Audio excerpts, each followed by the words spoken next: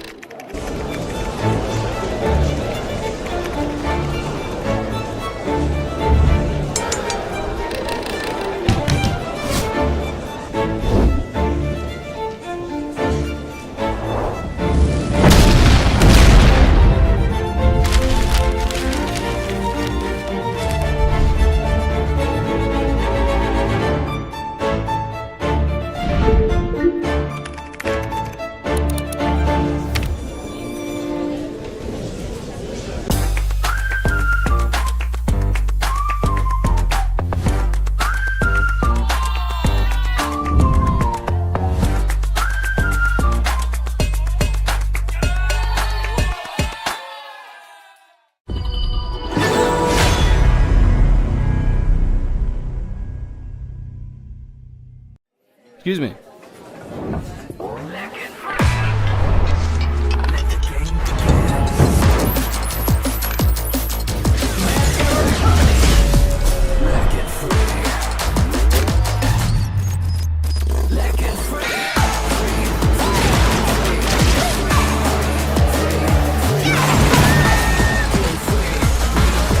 Hugging steam!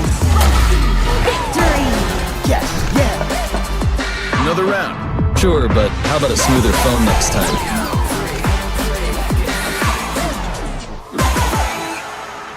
Realme 14. Performance beyond limits.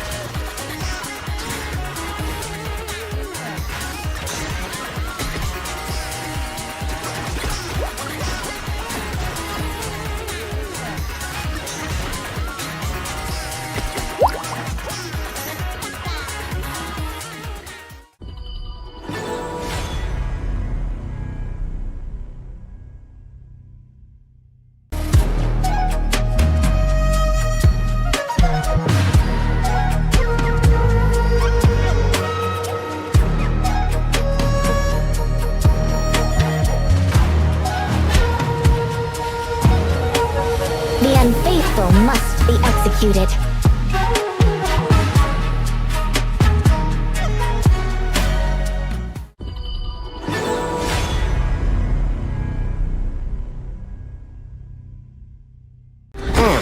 Sometimes working in a different way can be the best vacation.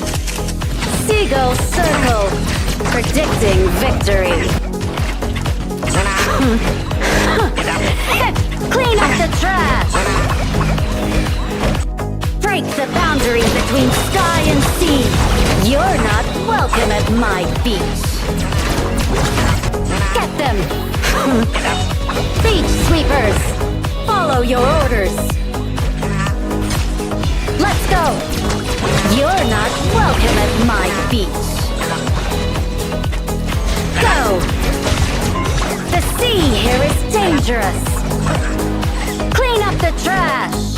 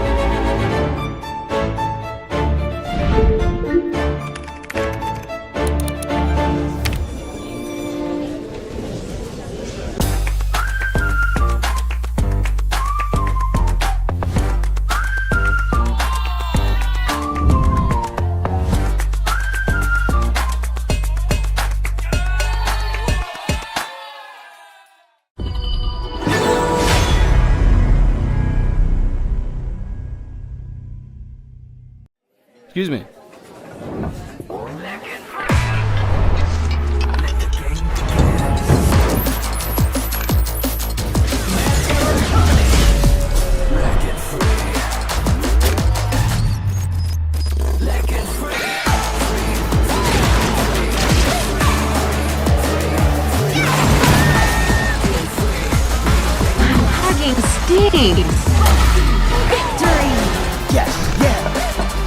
Another round. Sure, but how about a smoother phone next time?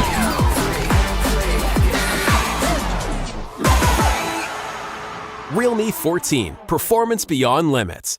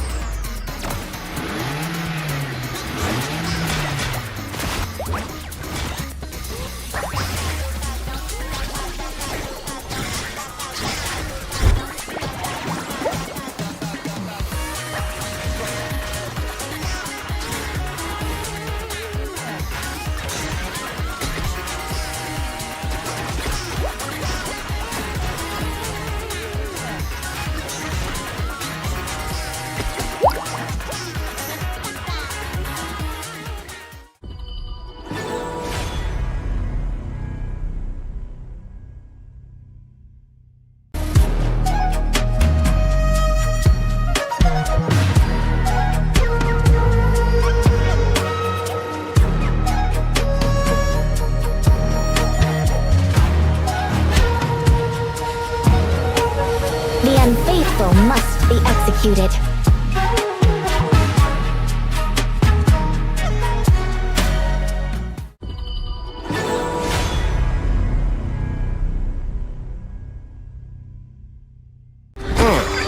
Sometimes working in a different way can be the best vacation. Seagull circle, predicting victory. Clean up the trash! Break the boundary between sky and sea. You're not welcome at my beach. Get them! Beach sweepers! Follow your orders! Let's go! You're not welcome at my beach. Go! The sea here is dangerous! Clean up the trash!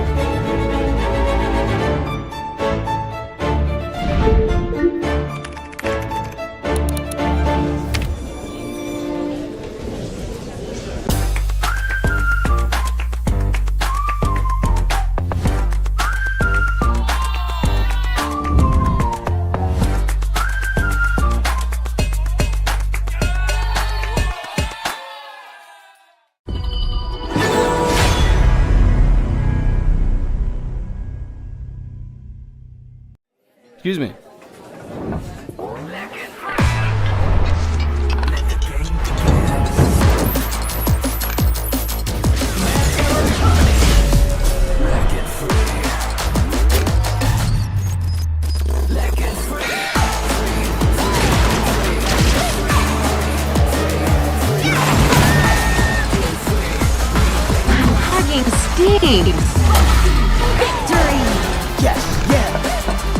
Another round. Sure, but how about a smoother phone next time?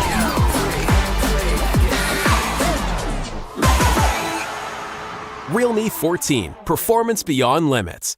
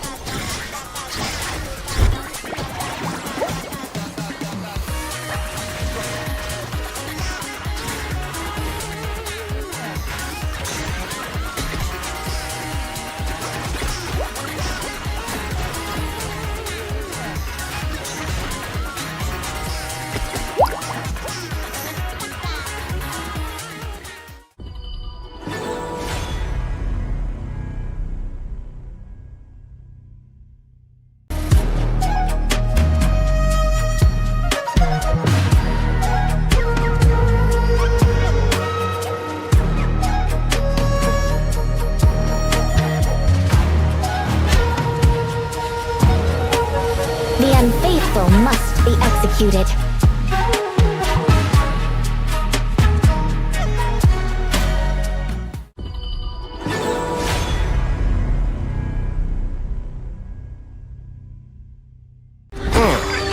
Sometimes working in a different way can be the best vacation. Seagull circle, predicting victory. Clean up the trash. Break the boundary between sky and sea. You're not welcome at my beach. Get them. Beach sweepers, follow your orders. Let's go. You're not welcome at my beach. Go. The sea here is dangerous. Clean up the trash.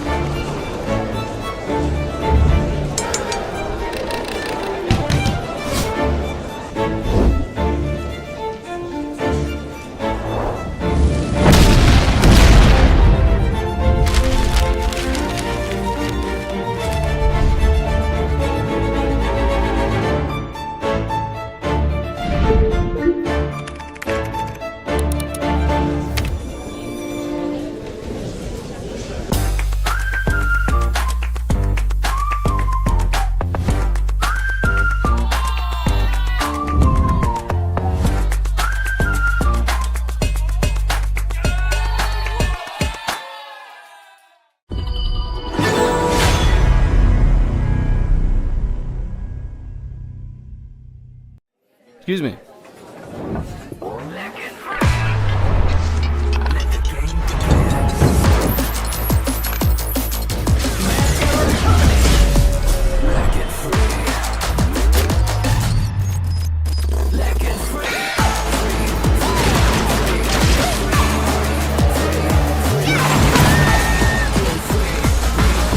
Hugging stings.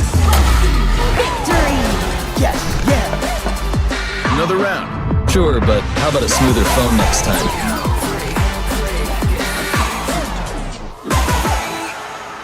Realme 14, performance beyond limits.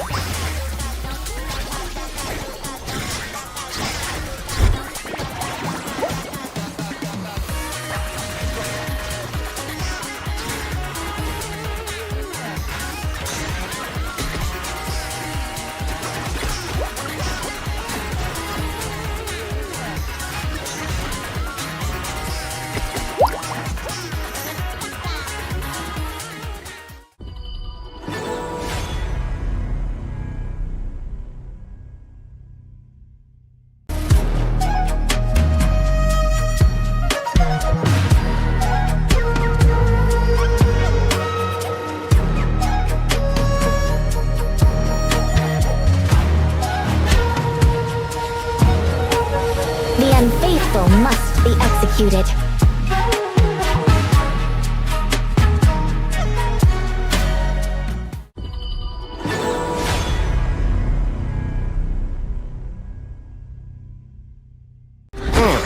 Sometimes working in a different way can be the best vacation.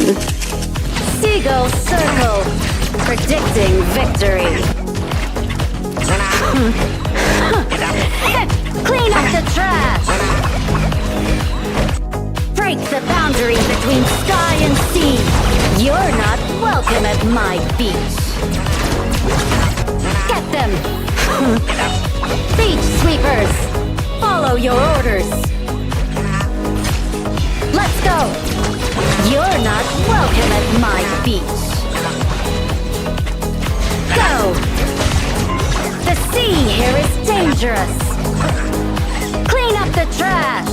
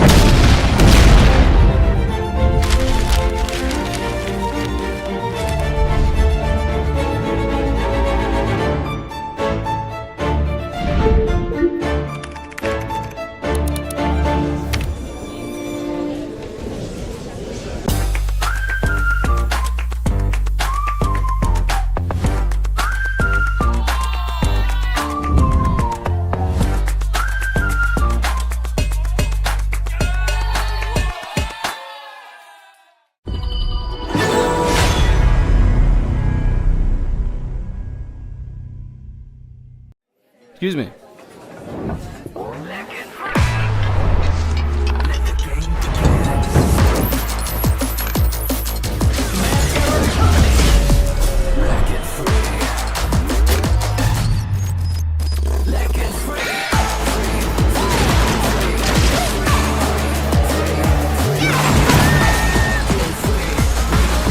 Fucking stinks.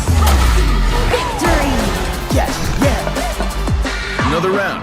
Sure, but how about a smoother phone next time?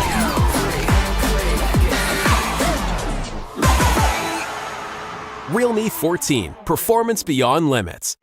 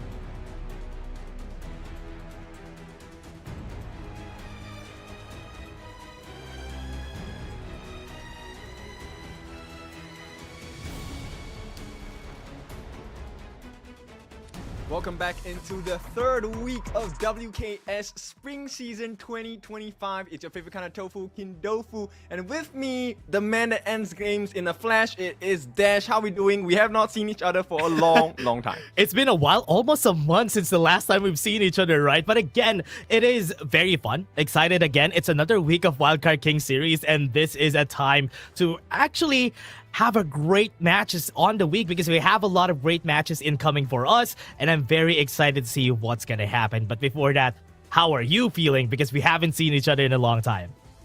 Oh, this one has been a long time coming. I think it's been 1 month at least. Yeah. Or at least three weeks. Okay, yeah. Minimally. But of course, with that being said, right, I think we have come from one region to another. We came from the Major East. Now we are in the Wildcard series here, 2025. And I believe there is only one slot for the Wildcard sector to go into the Kings World Cup happening in July. So every game, every point is very important. Yeah, it's gonna be tough. It's also a single round robin compared to the other regions in where we have like a double round robin for them. So there's only one chance for them to get onto the top 2 and even to the top 6. So these are the teams that we have for today. Fearless Esports and Paws Gaming still lossless so far. Maybe it will change once they fight each other today this week. Impunity Esports is trailing down on the 3rd place. Ultra Rare on 4th. Paradise and See You Soon is the first Cambodian team who was able to get their first win, and Team Max and Pro Esports are still at the bottom. Ooh, interesting. Okay, so the last time I was on, Impunity didn't manage to get points, but today is also a very important day for Impunity Esports, right? Today they're going up against Paws Gaming. That's going to be our first series of the day, and based on the results that both teams have provided so far, I think this one is quite spicy. This game is going to be really tough just because of how Paws Gaming has been finishing games in like 9 minutes, 8 minutes, and Impunity Esports still on their very slow type of playstyle, and I would love to see more from them. For sure. I think we've already seen them have a decent growth. I think at this point it's more to solidify their performance and get ready for the playoffs, right? I think they're in a pretty good position. We want to make sure that they are in the best Yeah, they will be. Oh yeah, they are really needing to get to the playoffs. So before that, everybody, you saw that a while ago, like Fearless Esports, there's no way they're gonna go down. They're already in the playoffs at this point because they're in the first place. They have 12 points. There's nobody that could take them down. I mean, if Paws Gaming wins against them, it's okay because Fearless Esports is still gonna be in the top. So it's still them who is gonna be running to the playoffs. But this two, they're still fighting for that 2nd place spot. So this is gonna be a tough match. I think it's more like a preview of what's to come in the playoffs, right? Yeah. These are the strongest teams in the league itself. I'm really excited to see what this goes. And of course, based on the picks as well, I think a lot of assassin heroes in the jungle have been played. I'm curious to see what the result is going to be like. But Impunity taking over the scoreline here. 80% of defense against the 20% of Paws SG. I can understand though. I can understand why the fans would think that Impunity would be winning here. Because yeah, they have a lot of history already. They were the 1st place on the last wildcard. They have a lot of fans. And also, they only lost against Fearless Esports. So Paws Gaming hasn't fought against the top 3 teams. So they're thinking that, yeah, they haven't fought against the stronger team. So Impunity might be able to edge it out. I mean, you can win a lot of games, but you need to win the important ones, right? Like you said, they almost made it. It was tough. It was tough. It was close. They almost got it, but let's take a look at the team again. Impunity Esports, X-Hero, Jimmy, Shaolin, Up, and Megami. These guys have been really strong so far. They have a playstyle reminiscent of what the KPL does. They're very slow, they're very calculative, and a very defensive team. Yes, and they pull off their combinations quite well as well, right? Very clean execution, and so far, a lot of teams find it very difficult to keep up with the pace of Impunity Esports. Yeah, they slowly take over the map. It's like they have a lot of things going for them. But again, let's take a look at Paws Gaming first. Yep, so Paws Gaming represented by Snow, Myosotis, Xiaoyang, Fengjie, and Qingling. These 5 members are very strong. We've already seen their prowess on the gorge here. Very big variety of picks as well as clean execution. Some might even say cleaner than Impunity at times. So today's a day, right? We will see who's better in making sure that their combinations are completed and who has a more consistent performance in the league.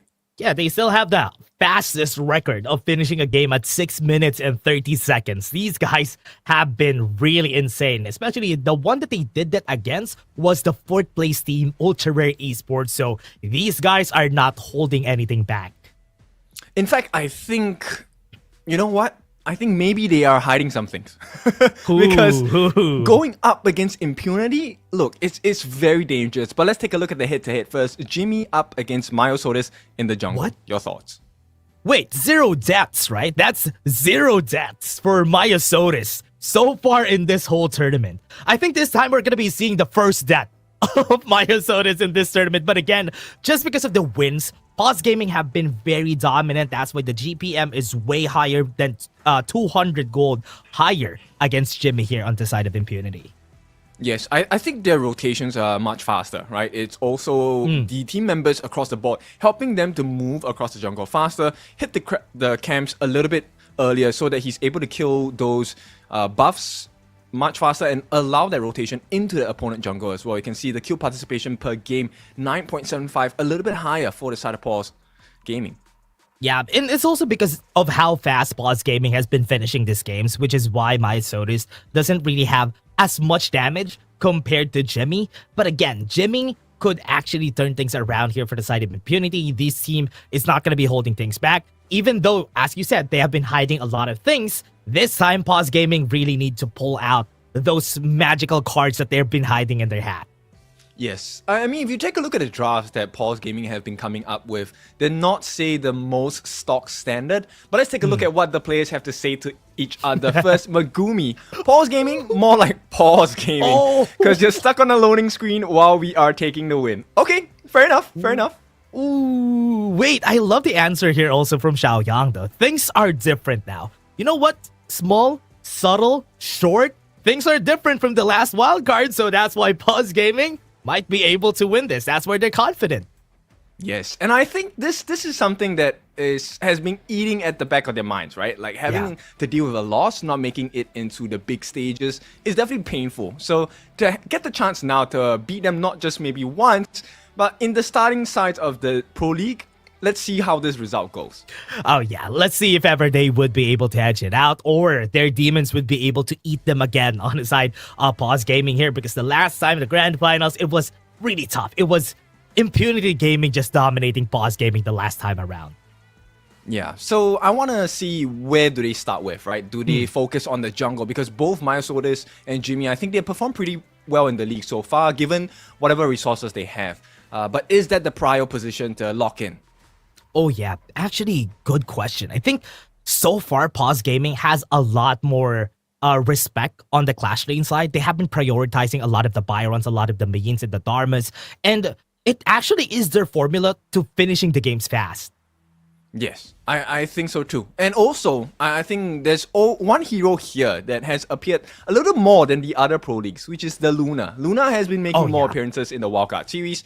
But you know what? Questions are questions. Let's get the answer. Paws Gaming will be on the blue side, so prior pick for them. Yeah, let's see what they're going to be banning here. Paws Gaming Impunity, as you said, yeah, Luna has been respected a lot when it comes to the bans on most of the games that we've had, just because all of our junglers really know how to play her pretty well, and they also prefer picking up the assassin junglers every time. Yes, I think the pacing here is so much faster than what you expect out of the usual leagues that are coming, alright? We're looking at a lot of tank jungles and whatnot. But stock standard so far, Dharma, Diadea, Arlie, maybe the Mai will be taken out from the side of Impunity. No. Oh yeah. Ooh, still Luna though. I mean, Bai Shiranu is going to be open. Xiaoyang is going to be happy to take that for their side. But no, as we were saying a while ago, Paws Gaming really loves prioritizing their Clash laners. I agree, and I think for good reason, right? Because if you can control the waves on the side of the Clash lane, not only do you rotate faster, you're also able to lock them in lane, and it instantly becomes a 4v5, especially if you win that space break. Yeah, and also they're going to be following this up with a pay, right? That's what they always pick whenever the Byron comes out. They first pick Byron, then the second pick is going to be pay unless the other team will be taking it. But no, Paws Gaming is going to take that for sure. There you go. For sure. I think they want to play this very early pace game, and having the Yixing as well. Look, the moment he hits level 4, then the board is going to be so useful because it also puts you in a situation where they have to consider, do we want to burn that Infinite Vastness from the Loom, right? Do we want to take that dragon out into the skies? Yeah, I think what needs to be done here for the side of Impunity is to have a Clash laner that could hold this off pretty well. Just because I have seen a lot of games of Paws Gaming that they are just destroying the Clash lane, then they put all the pressure on the other sides of the map. And it's a trickle-down effect, right? I mean, when you have extra gold, you want to share with your teammates as well. Yeah. But in this case, I think for Paws Gaming, their draft is so strong. Early game pay, once it gets a snowball, your mid and your roam and your farm not going to be safe at all. Oh yeah, they're gonna be challenged every time. And looking at the Impunity draft, these are very safe drafts. It is a very, very safe draft here for other side of Impunity Gaming, but I hope they have the speed that Paws Gaming wants to do here for their team, because this is a very fast draft that they want to go with. I'm just curious, what are they considering on the side for Paws Gaming in terms of the farm lane, right? Because Lady Stone actually one of the prio targets you want, able to deal burst damage against the Ogren. It's very good in the late game as well. But with that being taken out, you're left with a few options. Ho-E is the next ban as well. Ooh, just because they're also on their first pick, this could be a Futsu Dachao combo that they do. They did it once already. I think this is also a chance that Paws Gaming would be able to do it here also, if they don't really want to challenge the Loom on the kill department and just have more pressure around the map. Could be a good answer here for Paws. Yeah, I'm kind of thinking, okay, what other win conditions are they trying to make here? Because on the side of Impunity, right, you want that huge burst coming out from the Loom. But Jimmy also needs to have a good time as the Ogren. If he falls behind, Myosotis is going to walk all over. And I like this answer. The Liu Bang, able to hold you in lane, also gets a very good split push going in. And with the Battlefield Command, able to enter the fight to help you change a 4v5 into maybe a 5v5. Yeah, and also answering the weak lane aspects of fighting against a Byron. So might as well just hold off the lane, wait for clashes around the map and where the Byron is not going to be there. So really smart answer. But Marco Polo to the Yarya on Paws Gaming, just so they have a win condition here in the bot side and maybe just have better clashes together with that Yisheng. I mean, the Verdant Protector is also one of the big turnaround conditions against the side of Impunity, right? Because if you have the extra shield, you don't have to trade your life for it. You trade the shield value, which in a long fight against the Ogren benefits you more. Yeah, that is really true. What is going to be the last answer here for Impunity Gaming? Because what they do need for their composition is a bit more of a lockdown just to help out. I mean, they do have two already. The Lu Bang together with the Zhangfei already has a bit, but their mid laner needs to be somebody who, Mai Shiranui on the last one. Last pick, Mai Shiranui. We don't see this every day because she always gets picked first. Yes, but going up against the Yisheng is not the easiest of lanes as well. I think it's a pretty even lane, unless positioning errors and stuff like that. But the early game, you can be sure both teams will be looking for an opening into the mid lane and see what they can get out of that first rotation. Oh yeah, it's all gonna come out to what they're gonna be doing for the first 20 seconds of the game. If they're gonna be going for the invade or not gonna go for the invade, because the Ogren could actually turn things around if they would be able to help him out in the first 20 seconds. Because what we expect is that the Pei is gonna try to invade himself. Yes, and also with the sheer state, right, from the passive of the first skill, I think it's something that is going to make a world's difference. If it allows you to steal the camps much faster, right, in comparison to Myosotis. Oh yeah, that is why. And again, with what we're going to be having here for our teams, this is going to be a tough one here for the side of Impunity Gaming because they don't really have a lot of targets for that Mai Shiranui, except for that Yisheng who is going to be in the mid lane. So most of the priority here on that Battlefield Command combo that they're going to be doing is most likely just to find a way to kill the Yisheng after the passive has been popped. Yeah, and it's a very good save condition as well, right? The Liu Bang ultimate. I mean, we've all been in that situation where you kind of think like, okay, we got the kill, and then, you know, that Battlefield Command comes, and you're like, no, why do we have an extra guy that we have to fight against? And you get stunned, and then you die. Yeah, it's very tough. It's very tough whenever you're fighting against a Liu Bang. Just because of that, it's always hovering around your mind that you're not going to be getting this kill. Just because you know that the Battlefield Command is going to be there every time. Yes, but this is also dependent on whether he gets a good laning phase, right? Because in this case, if X Hero, let's say he doesn't get the farm that is necessary in the Clash lane against a Byron, which very few people have a good time against, it's going to be a struggle. Oh yeah, it's going to be really tough, especially Myosotis, when we start this game, most of the pressure is going to be coming to the Clash lane. Myosotis is going to go to this to Snow, get him to like 2-kill advantage against X Hero. And if that happens, it's already done. Paws Gaming is going to take over the map, and that is almost always their win condition against the other teams. Yes, and you know what? People will talk about let's try for the lane rotations instead. Let's try for the lane swaps. But nonetheless, I think it's still a big danger, right? Even if you put the Long up against the Byron, still very prone to getting ganked by Myosotis and Snow as well. Oh yeah, it's going to be really tough. But looking at the composition overall, what do you think about this composition that Impunity built? I mean, there's a lot of very high priority heroes here, but what are your thoughts about it? I think, honestly, as long as they don't get caught out by the bot, they're kind of okay. Because if you take a look at Up, as the Long, he does have some answers against Feng Jie on this Marco. Like, ride the win. Sure, you just push him out of his ulti whatsoever. I'm pretty sure Feng Jie would have taken the Purify. If he didn't, then that actually is going to be a huge risk against the lineup of Impunity. Yeah. But knowing the pros, yeah, Paws probably did go with the Purify. Yeah, there's going to be a lot of stuns too for the side of Impunity Gaming. So most of the carries that they have, or rather the Marco Polo and the Yisheng, are not going to be having the greatest time if ever they don't position pretty well. So Impunity Gaming has that going for them. Yeah, a lot of knockups. The My uppercut, and then you have the dash from the X-Hero Liu Bang as well. And if necessary, right? If necessary, we also have that Unbridled Outburst, which I think could potentially change the situation. But then it comes down to how good is this board by Xiaoyang? Oh yeah, Xiaoyang has been playing a lot of the Yixing so far in the tournament, and I would love to see a lot more of this. I mean, he has played this like 3 times already, so we are really expecting him to make sure that this game is going to go in favor of the side of Paws Gaming. But just based on this lineups here that we have, Kindofu, who do you have?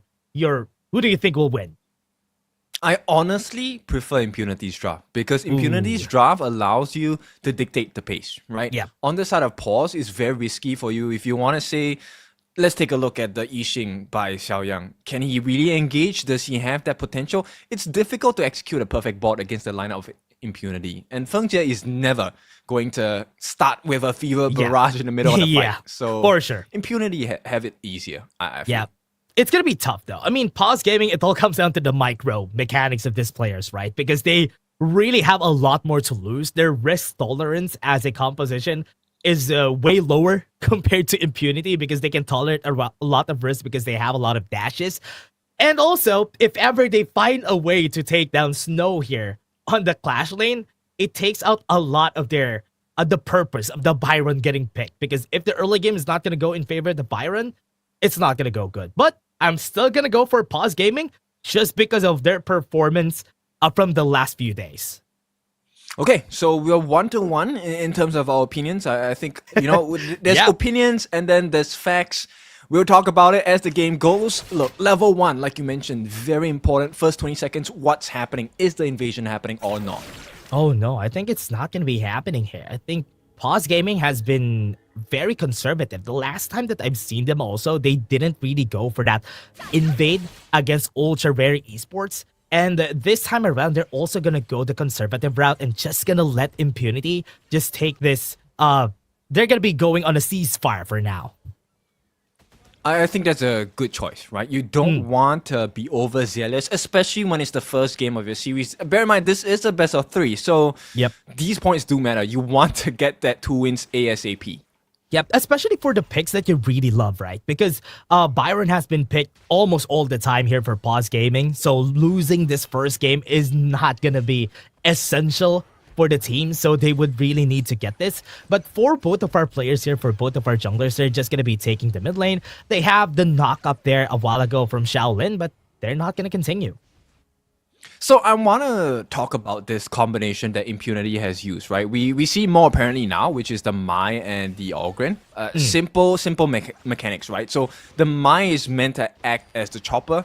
He will deal the damage first, and then Jimmy is supposed to come in with the Seer State as the executioner star, right? And if the mid lane is an advantage for Xiaolin, then this game is going to be much easier for Impunity. Yeah, this is the right idea, right? Whenever you're picking an Ogren, you need somebody to start the fight for him. Because if he starts the fight for himself, it's not going to be ideal. Feng Jie has been hit by the riding the wind, but he's not going to be enjoying that because he needs to back off. I like this patience from Impunity though. They're hiding in the bushes to make sure that number one, they have information. Number two, seeing if they can sneak any more kills, the rotation comes in. Wait, they have the same idea here. Jimmy is already here on his side of the map while they're trying to take the Crimson buff here for themselves. But Myosotis, would he be able to find this out? I think not. As we said a while ago, Myosotis is going to be camping the Clash lane as much as he can just so Snow would get that priority. It's also to help him ramp up his EXP, right? Getting that space sprite also helps him with the rotation as well, which is one of the reasons why Xiaolin is kind of checking things out on this brush here. Yep. Also, everyone, gift code is going to be here. You have it on your community tab and then CD key. Put it in there and you're going to be getting the reward. So this is going to be first come, first serve. So whoever gets it first will be getting the skin that you have here. But again, bot lane, Xiaolin might be going for the setup, but not going to work out just yet. Right now, they're going to be trying to go for as much fights as they can, but it's not going to happen. I find it quite difficult. Oh, hang on. X-Hero is falling so low, forced to back off. And this camp steal might not seem the biggest, but if you take a look at the gold, it's neck and neck. I think every camp matters at this point. Yeah, at this point, every camp that they will be able to take would be good. But also, you were talking about Purify is going to be taken by Feng Jie a while ago, but no, he actually went stunned. So this is going to be very spicy. Okay, we will see if this greed was worth it or not, because personally, I would love the stun over the Purify, but it requires you to not make mistakes. That's true. Now a mistake is going to happen. The knockup's going to be there with the Battlefield Command. He needs to back off. Verdant Protector could get them some shields, and he's very much alive. They have the board to answer. They have the reaction. A bit too late on the reaction here for the team, but they will be able to fend them off in the end. And this is what I'm talking about. Roll too, so they always need something, or at least a good setup for them to start the fight.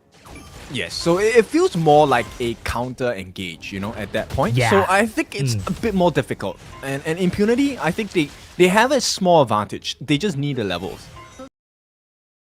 Sure. They're going to be on. Going to be trying to take this. They have 4 people here, but the Battlefield Command from X-Hero is up, so this might be 5 in just a bit. Now they're going to try to go to the backline. They got the knockup. They might be able to get the kill. Yes! Feng Jie is going to be down, but Jimmy might be next here on the chopping block. They got the damage. Super low in HP. They got one more piece on the board, and that's a 1-for-1 here for Paws Gaming. Okay, so Jimmy for Feng Jie, look, these are the main prio heroes on both sides, so it hurts for both of them. But there is a rotation coming in from Snow on the top side. There is value provided.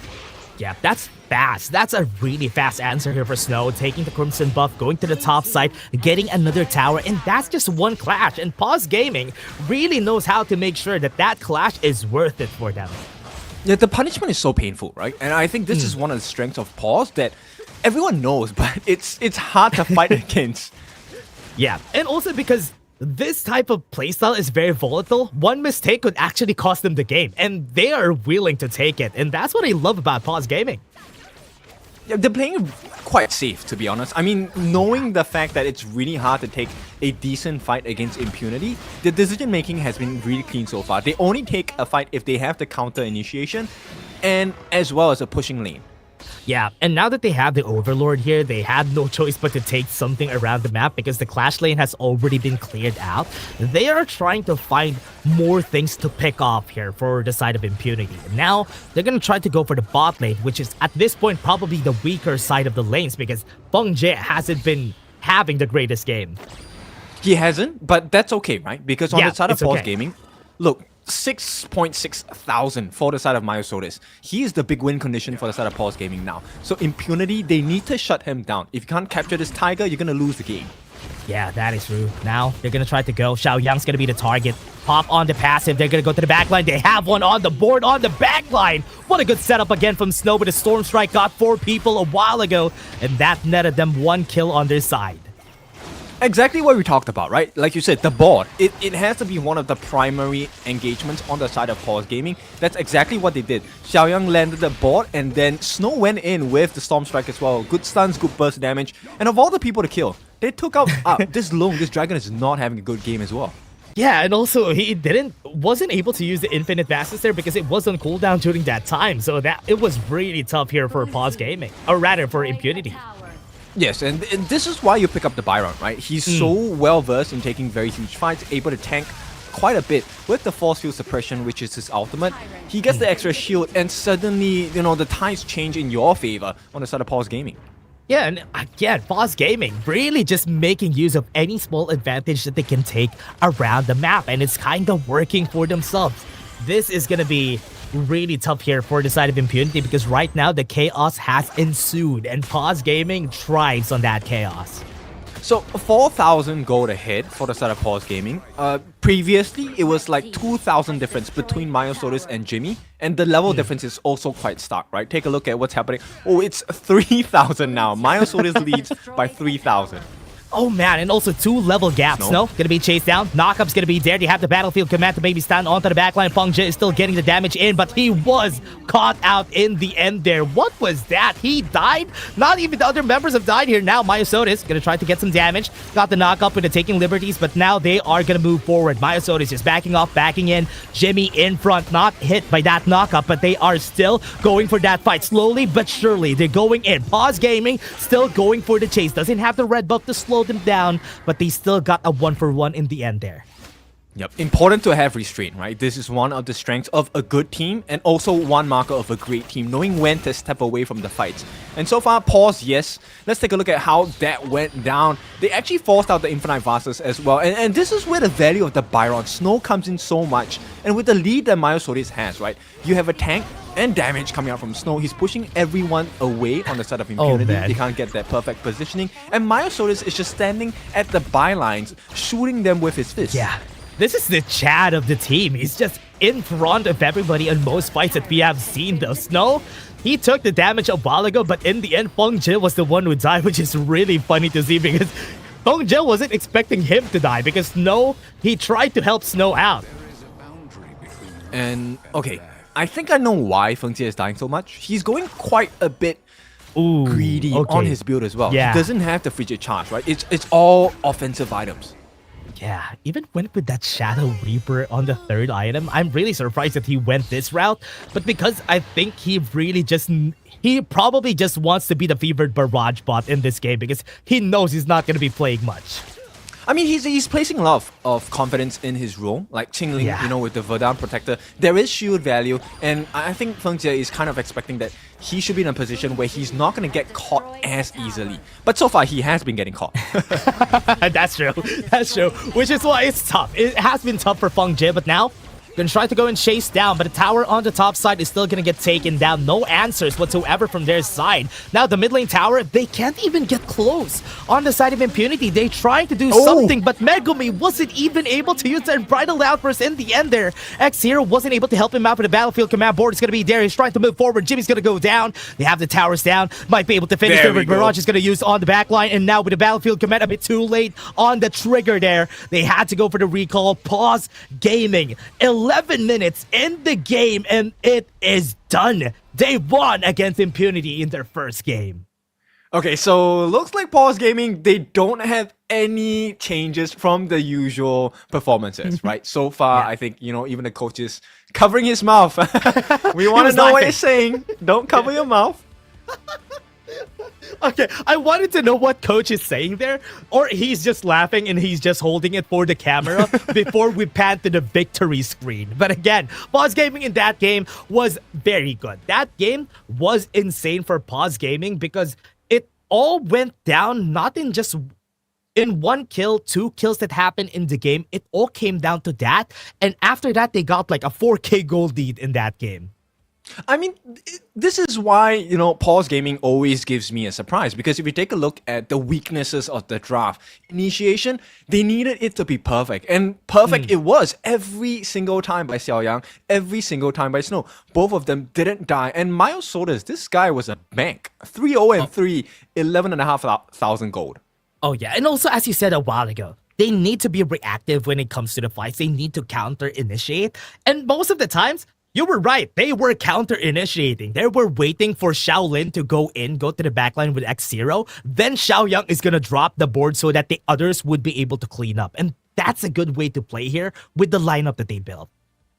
It's insane because, you know, based on how Impunity was playing, you could see Feng Jie was having a very difficult time. But somehow, later part of the game, I think Jimmy started to struggle because he couldn't find those openings. He could no longer enter the fights with just the path of passing. Yeah, and also playing on Ogren on a composition. I mean, he was third pick. I mean, it's not his problem that this was what was happening during this whole game.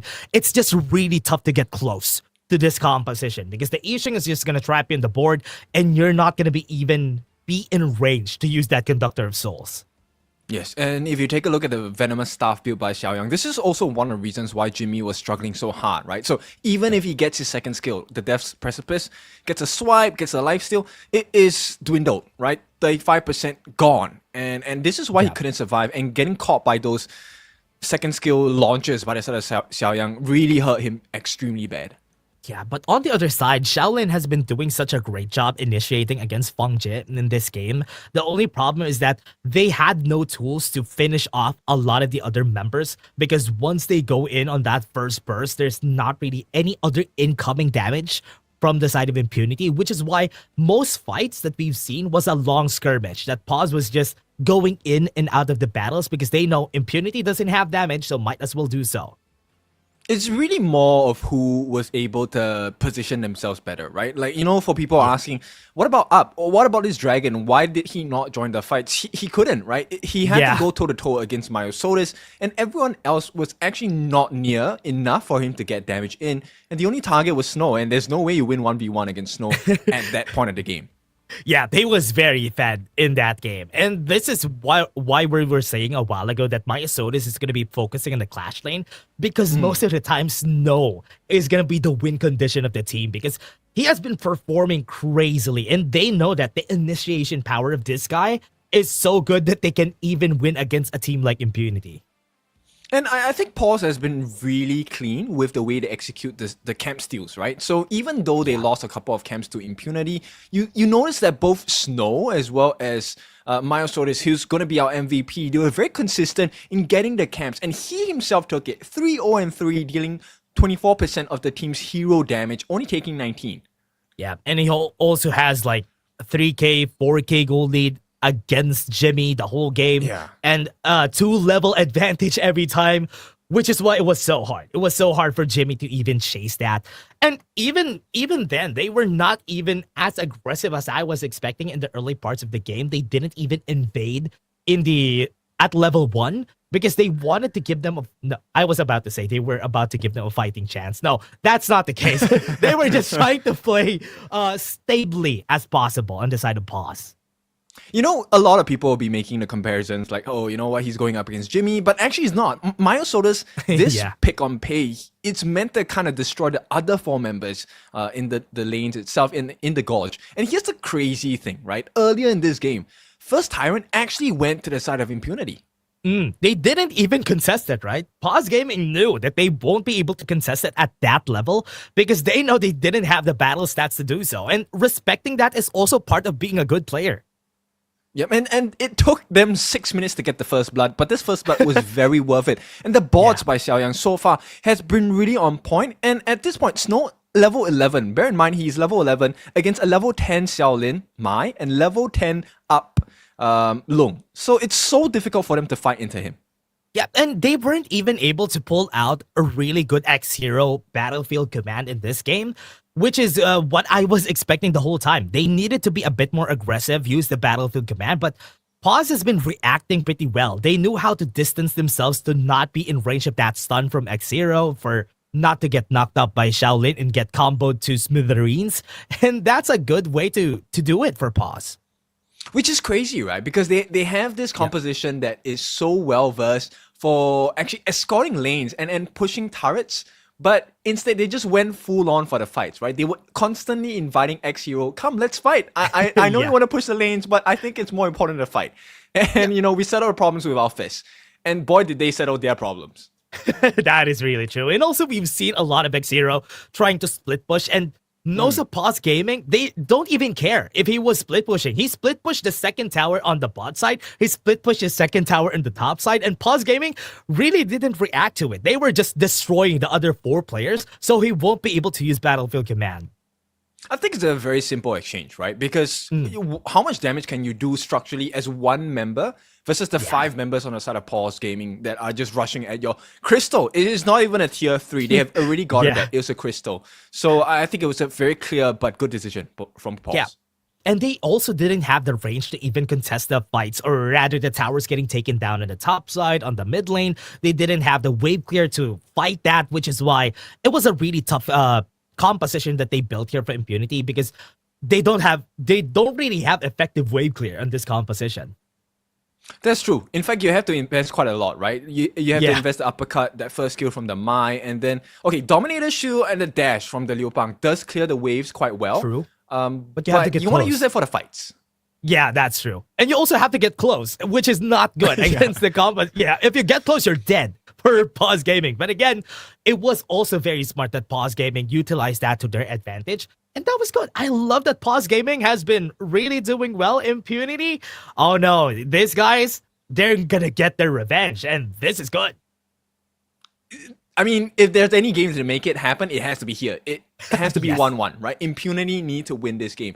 But to do it without big picks like the Algren, even the Mai. Mai has been a staple ban in every single pro league in HOK.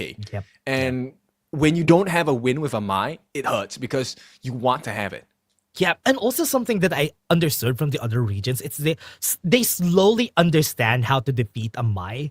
And this is also shown in this game. They also know how to deal with a Mai, even with a composition that you don't really have a lot of tanks. They were able to do so in this game, which is really good for Paws Gaming. I like the thought process behind it. I like the fact that you said it because, look, Marco, squishy.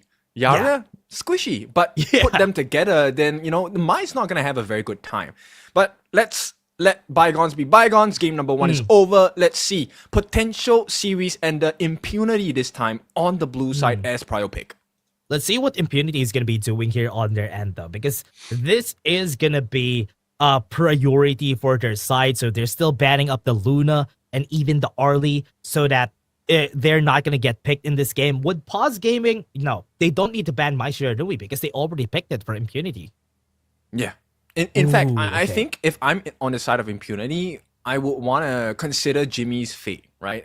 It's something that they use, but Dharma is a good choice as well. It's a great pick to start off, very flexible with most drafts. Oh yeah, they have the Dharma. What else are they gonna be using here for Paws? If they want to prioritize what Snow wants to pick up, I think a Yin. Oh, they went for the Charlotte. That's actually good. If it's against a Dharma, this is gonna be a good pick up. But Paws Gaming, what else are they gonna be using here? They're gonna go for the Dun so that they have at least a bit of a tank, or they don't really show much of their cards here for the first picks. I think they want to play something that's really long range, right? A Noir or a Garemo will work wonders for Paws. All they have to do is to get the Dun and the Charlotte to the backlines, and everyone will have free reign to kind of shoot at the members on the side of Impunity. Impunity, I like the fact they have the Agudo. I think rotations-wise, jungling speed, very fast, good burst damage, but not a lot of answers. The lineup of Paws is very tanky now. Oh yeah, it's so tanky. Almost all of the members could go to that route that they're going to be very tanky. So it's going to be tough for the Lady Sun from up to actually deal damage against them. But Impunity Gaming, what else are they going to be banning here to their side? They could ban the Chano, which is going to be good. They could even ban the Direnjet so that they don't really have a choice here for Paws Gaming. I think the strength on the side of Paws Gaming now is the fact like they have very clean initiation. So very different from game number 1, right? This time they want to be the ones to set the stage and get the rush in. And you can't allow this Hano to get those hits on you because then it becomes a very difficult situation to defend. Yeah, and also they have good wave clear already. Let's talk about the wave clear now because that was the problem with Impunity's composition the last game. So with this Paws Gaming already has really massive wave clear just because of that Hano. So Impunity Gaming needs to think about that on this next one. As you said a while ago, they do have range from that Agudo and Lady Sun. So Anua could actually be a good pick here just to make sure that that range advantage could be capitalized on for Impunity. I mean, the question now is, they want to do like a burst composition, right? That's why you pick up the Dharma. That's why you have the Agudo. That's why you have the Lady Sun. All of them offer the burst. But in terms of like survivability, I don't see anyone with that capability yet on the side of Impunity. I think they need a little bit more CC, or at least someone to give them a shield. Oh yeah, that's true. A bit more. Zhang Fei has been out of the picture here. If they want more CC, a Leon Po is also something that they could pick up here for Impunity. Good touch here for Paws Gaming to ban that Ming so that they can't do the classic Lady Sun Ming combo in the bot on the farm lane. I mean, yeah, it's banned already, right? So Yeah. so it's such a difficult position for them. And on the side of Paws, they're just gonna keep poking you. The Morse is gonna keep throwing that cannon blast, Yeah. and then Xiaoyang as this mid Hano, he's just gonna keep throwing his scepters. And for every scepter that lands, it's one situation that is getting more and more difficult for Impunity. Ooh, I love that. I love that they picked up the Lady Jun so that they have an answer to that Dun and the Charlotte if ever they try to get close. So they have that Destructive Deluge to slow them down from initiating on the back line. What do you think about Impunity? Okay, they have finalized the lineup. We see the strengths, but once again, it comes down to the itemization and the level goal lead, right? Like, can they actually do it? This lineup, it all comes down to for me, it all comes down to the initiation here. But while I was saying, the Shoyu is actually a good answer here, because if they want to play range for Paws Gaming, a Shoyu is actually the perfect one, perfect marksman to pick in the end there. And playing with the distance, I think having experienced Dharma and taking a look at Lianpo as well, you will put yourself in a pretty risky situation if you have to commit flashes and ultimates to try and start the fight, because there's quite a lot of movement available on the side of Paws Gaming, right? Oh, yeah. Qingling, okay, not Qingling. Feng Jie, he has the getaway. We have the dash from the Mozi roam. There's also a dash on Xiaoyang, also a dash on Myosotis, also a dash on Snow. Yeah. So, yeah. It's hard to catch them. That's the only thing that we want to say here. Impunity, it's going to be tough to catch them, especially with the Leon Po, in where his Tremor Smash is kind of slow. Compared to Zhang Fei with the Unbridled Outburst, which is instant, this is going to be slow. But again, everybody, this is game number 2 of the series between Impunity Gaming versus Paws Gaming. So if you just tuned in, this is already midway to that. And Shaolin, oh no, half HP already. Yeah, it's gonna be a pain. I can feel the pain already, because like I've experienced playing against a lineup like this, and it's no fun at all. Oh yeah, it's gonna be really hard here for Shaolin to even play the mid lane. Good thing they rotated some of their members here onto the farm lane, rotated Shaolin there, so that at least he's gonna be mitigating a bit of that pressure. So that's a good answer. And now Impunity trying to go for the steal here is also a good touch, just to give up a bit of that resource. Yes, I like the fact that they recognize that, hey, we don't win this 1v1 or 2v2 in the farm lane, right? Let's rotate to the top. Not only did they secure one camp away, so Up is in a better position. Not the best, but a better position to try and salvage this game. Yeah, and also one thing that they have here is that they do have a lot of late game on the side of Impunity. If you want damage from a Lady Jun in the late game, you're going to be having that with the DPS. And Up is going to be needing like 3 items in order for her to be activated. So we might be lacking on that damage department once we go to that first objective. I agree. In fact, I think based on how they have drafted, right? A Lady Jun, one of the big markers is the deal against the Dun when he dives in. Oh, yeah. But is Myosotis really the problem here? Yeah, good question. Because he's not. He's not the problem here for sure. Because all the problem that you're going to have is the range. Look at these guys. They're playing in range. Xinglin and Xiaoyang. Just these two. It's going to be tough to fight against these two because they're going to poke you from range. Yeah, Myosotis is like the television on your phone when there's homework to be done, right? He wants your focus. You're wasting time going on Myosotis. You need to get the actual job done, which is to get to kill some Feng Jie, Xiaoyang, Qingling even, or Snow. I love that analogy so much because we have a lot of people like that currently. So yes, it's going to be tough. But again, they already got it. Feng Jie going to be chased down. Getaway is not going to be enough. He needed that flash a while ago, but now Up is going to get the kill on him. And they already got the double kill from that. Okay, Impunity knows what is homework. They need to get the correct targets. Of all the people they went for Feng Jie, and to get the first blood gold and EXP, that's huge. And of all the people we went to, it went to up. Oh man, it's gonna be tough. Look at this. They tried to go for it. They invested a lot of flashes just to get this kill, and I think that's good. As you said, they did their homework while watching something on the side, and it's working for Impunity. Yeah, and it takes a long time for Feng Jie to come online, right? Even if it's the fastest farm, you need at least 10 minutes. Yeah. Yeah, it's gonna be one thing that you want whenever you're playing a Shoyu is to have that. Get the farm as much as you can. Once you get the Daybreaker, then you start to fight back. But now, it's gonna be really hard for them to do anything. Right now, a fight is already happening. Unruly Blade has been used against X-Hero, but he's gonna be backing off, not committing on that Truth Mantra. And I don't know if you noticed this, but it looks like Impunity's solution is just sheer manpower. They want they always bring an extra guy to the fight. Oh yeah, they have been doing that, right? They have been doing that on most fights, but Maya Sotis has been keeping up the pressure against Jimmy.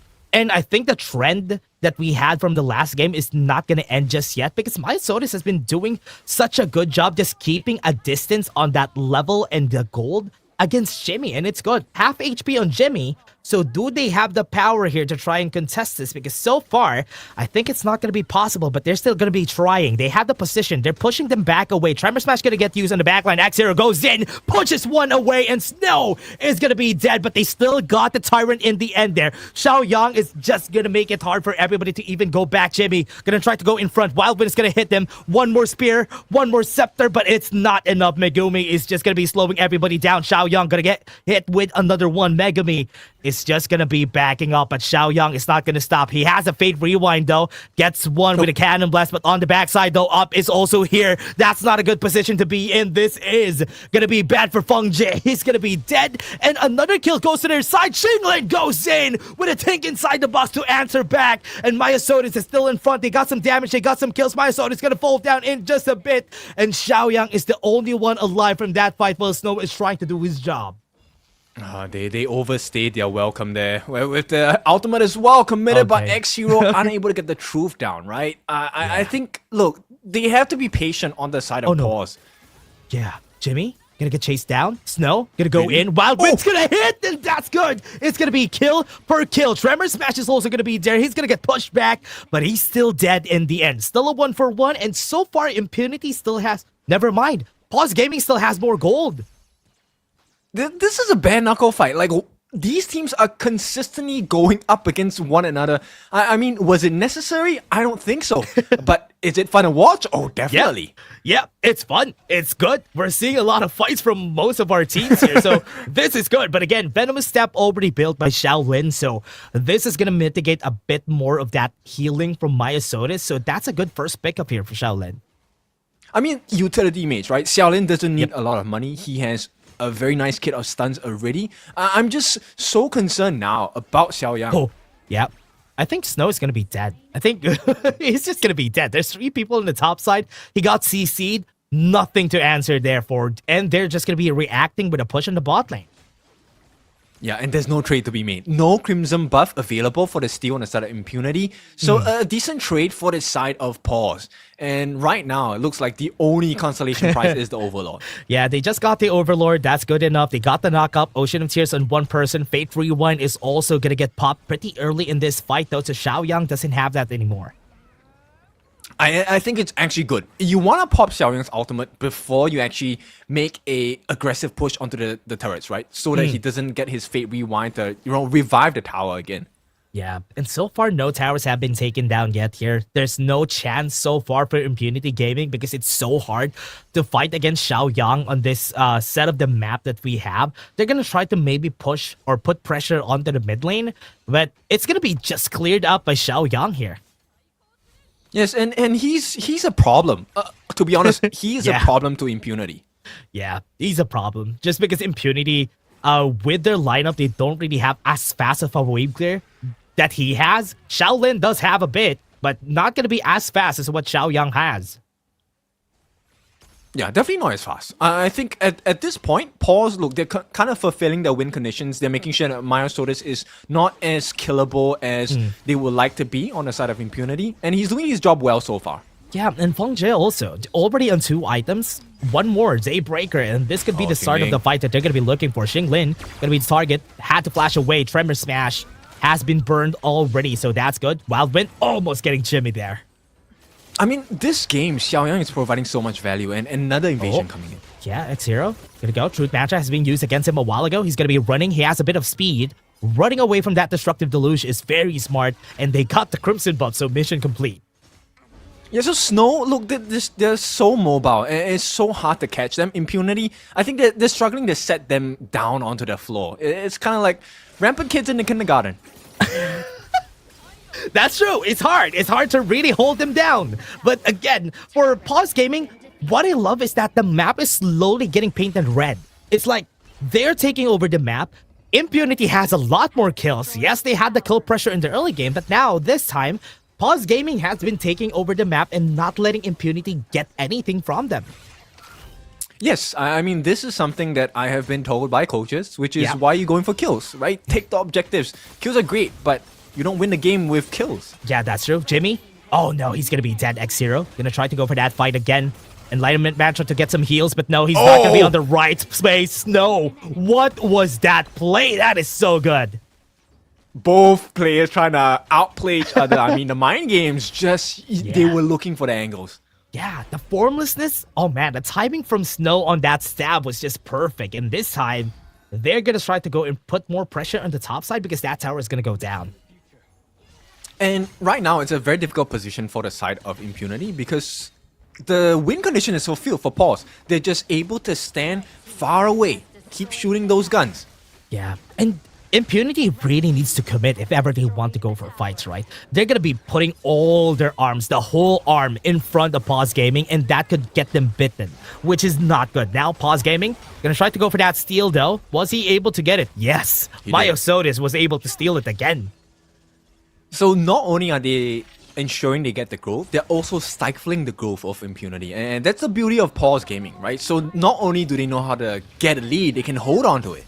Yeah, and they also know how to just put pressure on Impunity, and Impunity doesn't know how to answer it so far. They have been very reactive. I mean, that's their playstyle as a team, but against Paws Gaming is just taking over the map slowly, and that's not good because they might lose before the critical mass for up even comes up. I mean, we haven't really seen a lot of interactions between Xiaolin on this Lady Zhen against Myosotis on his Tun. And I think that's also one of the reasons why Impunity find it so difficult. Because that potential situation changer is not happening. It doesn't exist for Impunity just yet. Yeah, and also that's the reason why you pick up the Lady Zhen, because you want to do that against Myosotis. But Myosotis has been keeping his eye up every time. Xiaolin is going to be there. He's just going to try and put pressure. But not even an interaction in that Destructive Deluge yet. Yes, and you know what? Xiaoyang is just standing behind Feng Jie as well, throwing all the shots. Qingling, I mean, the three of them are just throwing pies at the faces of Impunity. That's true, and they don't even need to commit. They have to force Impunity to even go in right now. Xinglin has been pushed back. That's good. That's one down onto their side. They used a bit of their ultimates, but here comes Feng Jie. He has some damage onto the backline, though. X-Hero is going to be chased down, and Xiaoyang onto the side, just getting the scepters in on dismembers, but no kills so far. But that's good. At least now Impunity got a bit of a kill. They pushed them back, but is it a big win for the side of Impunity? I would say no, right? No. Xiaolin, they committed so much to get the kill on Qingling only. Yeah, X-Hero still has the Shrewd Mantle. Might be able to get the stun on Snow. They got them back up. They still have the Wind Slash up here a while ago. X-Hero trying to find a good Truth Mantra, but he wasn't able to find it just yet because there's only one person in front of him. Xiaoyang dealing damage with the Scepters, but he's just going to be backing off. They're just not letting them get that Overlord. I think that fight ends the moment Xiaoyang gets his Scepters of Fate onto more than 3 people on the side of Impunity. You can't afford to take these fights. Like, actually, if you take a look at it, do they really have a lot of burst damage? From Feng Jie, maybe. But like, Myosotis, Xiaoyang, Snow, they don't actually burst the members on the side of Impunity. It's a long fight. Yeah. They won't even have the tools to do so unless they find a good Truth Mantra coming in from X-Zero, like what happened from Xinglin a while ago. But that is conditional, and you have to have flash from X0 to be even able to do that. So it's like a 120-second cooldown aggression, which is Yeah. not in your favor. That's true, and you don't want to give more minutes to Paws Gaming because Feng Jie is the time bomb. You're waiting for the time bomb to explode. Yep, and it's ticking. The clock is ticking. Yeah, gonna go to the back line. Snow gonna get the kill on up. Very low in HP. Almost getting the kill there, but he has been pushed back on the tower. But they got the tower here on the bot side. Megami gonna get chased down. Wildwind is gonna hit, but not enough to actually get the kill. Feng Jie is being chased down here, but it's still not gonna be working. Xinglin used a tank inside the box just to be a wall in front of them, but they still got a 1-for-1 in the tower bot side. They can't. There's one more wave coming in. The T3s are going to be taken. Feng Jie gonna start working on their mid. Yeah, they got it. Mid is down. Top side also gonna get taken down. No answers here from Impunity. They need to make a play. They have the flash on X Hero, so they may be able to find a setup here, but no, they won't be able to. Now, Paws Gaming is just gonna back off. And we talked about, that late game Feng Jie, right? Earliest you can hit is about 10 minutes. And this dive, this sacrificial play by Snow is so important because look, the goal here wasn't really to get the kills. If they got the kills, that was the perk. They wanted to get that T3 so that even if they lost that situation, the reset happens. There is still many waves crashing down. And now this final objective, it could be really well the last fight. Lane pushing, Tyrant is gonna be taken. They can't afford to stay here for so long. And Paws Gaming stole that pretty well so that they won't be able to stay here. And that is very smart here for Paws. Now they have an 8k gold lead. They have all the towers down. They can go for this last push. Impunity are running on fumes now. This is going to be the last fight. If they take it wrongly, Paws win this. Yeah. Unity, they need to be smart. They have Flash on X-Zero. They might be able to get one very good. No, the Truth Mantra missed X-Zero. That's not good for the team. Now Impunity is just going to be losing this fight. The stun onto the backline. They got it. The tank inside the box to even finish the kills. And the crystal is going down. Revenge has been served. And Paws Gaming takes it to the ground. And what a way to do it, right? It's so dominant. Like, there is no other way to see it, right? They just stampeded them down from one end of the gorge to the other. Oh, man. Man, it's so tough. Oh, man. X-Zero, all the pressure was on him this whole game because the 120-second cooldown initiation that they always have, he needs to be perfect. And that last one probably tripped him up. If that hit, that could have been a potential turnaround there for their side, but they were just so ahead for Paws Gaming. Yes, and it was also a force error coming in from the side of Paws, right? They were spread out very cleanly. And at this game, I mean, MVP to me, yes, it has to be Xiaoyang. The amount of value he provided in this game is absolutely phenomenal because every time those scepters landed, then Impunity instantly becomes in a very difficult position. What can he do? Yeah, and you were talking about this, right? I mean, we talked about this on a broadcast from another region and how you should be building Hano whenever you're picking him up. Look at him. He picked up the Ominous Premonition. He picked up the Eye of the Phoenix so that he's not as easy to kill as, for example, a normal mid laner like what Shaolin has. And this is good. He just needed that wave clear, and he fulfilled that role pretty well. Okay, so I have some lessons to learn from Xiaoyang. I would have gone like, I normally go for the Mask of Agony, but it looks like the Twilight Stream works better, right? Because with every hit, you get an increase in your magical pierce. And I mean, based on the damage that this guy was doing, okay, I'm never gonna build Mask of Agony again. It's Twilight Stream from today onwards. I mean, Twilight Stream really works well. Also, that extra cooldown that you get from it also. But again, for this time alone, I love that Paws Gaming just played this pretty well. This looks like there's a big shake up on the power rankings that we have. At the start of the season, I thought that Impunity is the best team, but now Paws and Fearless, I'm waiting for that fight so that we can declare the best team here in WKS. Yes, a very convincing win. This was not something that they were kind of edging out, throughout the entire duration of the match itself. Paws was very dominant in their display of the game, and I think in terms of the draft, just thinking one step ahead, and the goal lead was just tremendous from the side of Paws. Yeah, it's a big goal lead here coming from their side. they really just know how to snowball a game in their favor. Even if they don't get a lot of kills on their side, it's gonna be okay. I think Paws Gaming right now is in their best form, and Impunity might need to do some homework this time around. And Xiaoyang getting the MVP, we talked about this a while ago. Yes, most of the damage, even if he didn't get a lot of kills, I mean, we didn't really have a lot of kills this game, so it's okay. 31% damage, 20% damage taken, and 22% total gold.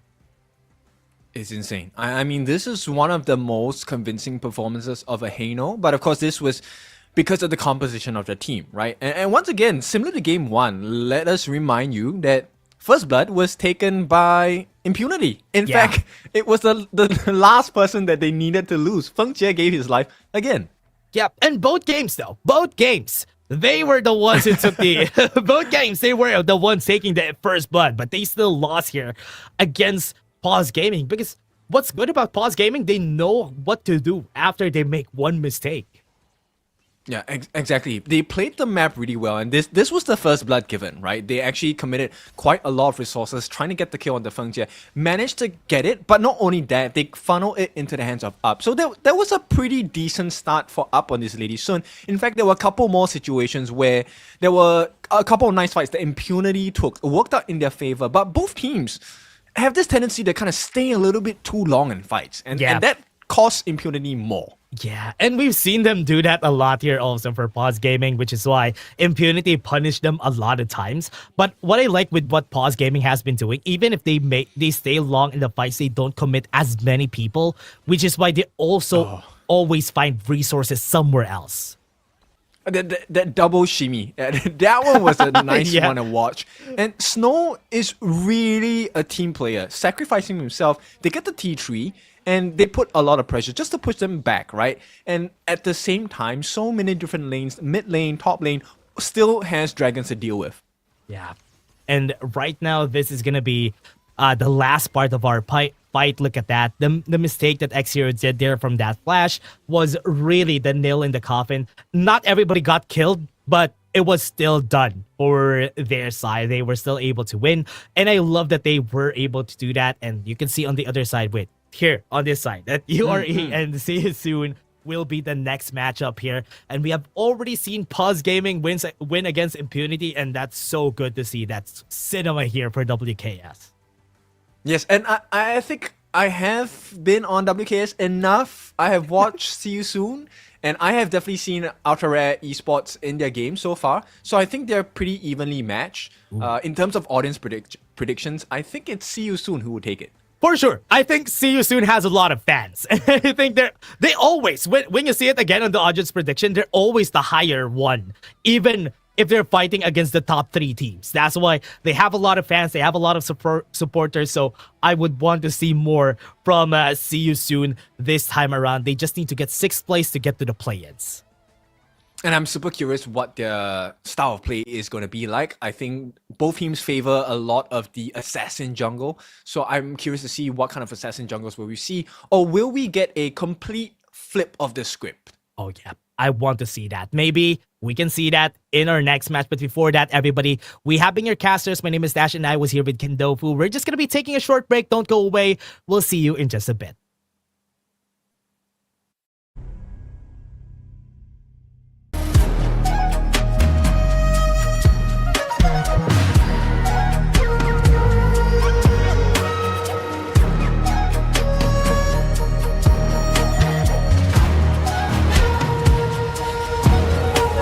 The Unfaithful must be executed.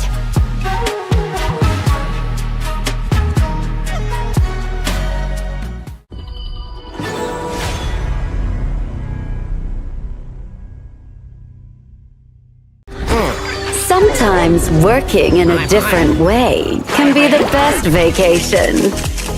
Seagull Circle, predicting victory. Clean up the trash! Break the boundary between sky and sea. You're not welcome at my beach. Get them! Beach sweepers! Follow your orders. Let's go! You're not welcome. Welcome at my beach. Go! The sea here is dangerous. Clean up the trash.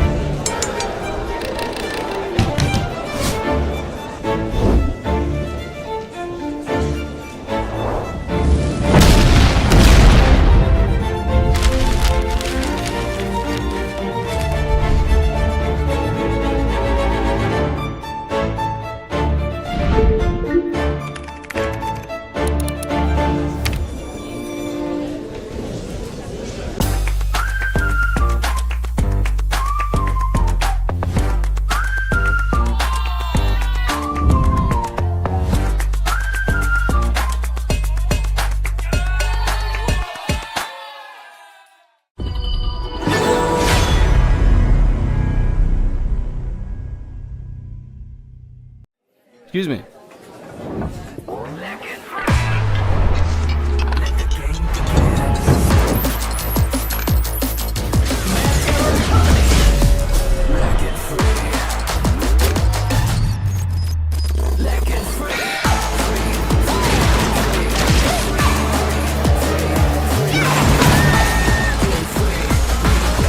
Hugging stings. Victory! Another round. Sure, but how about a smoother phone next time?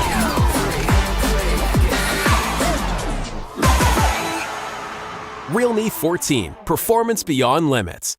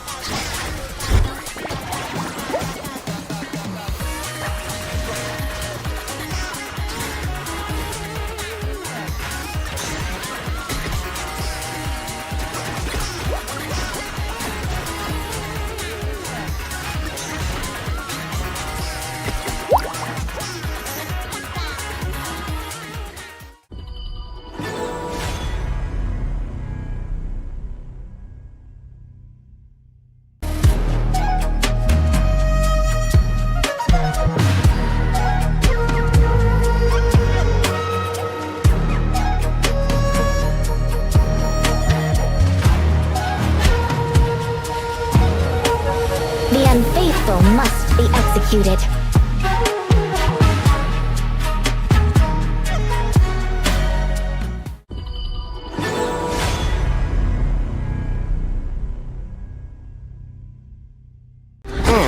Sometimes working in a different way can be the best vacation.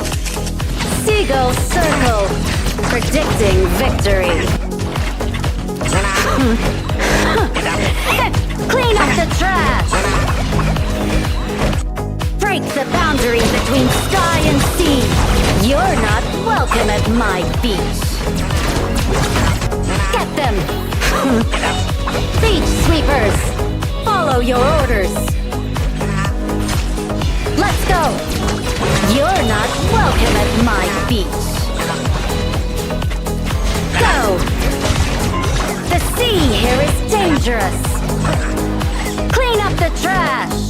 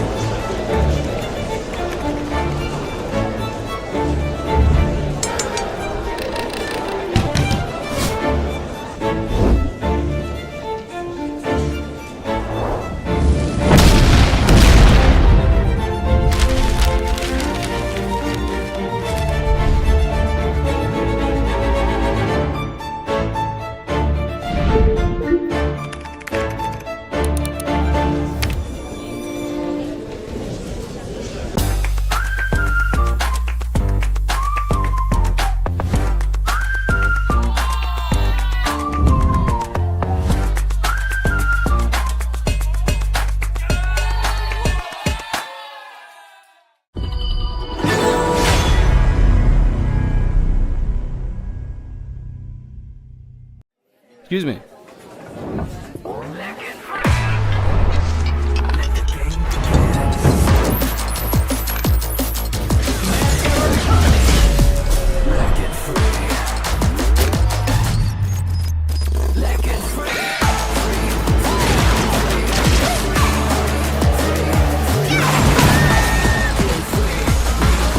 Hugging stings. Victory! Another round. Sure, but how about a smoother phone next time?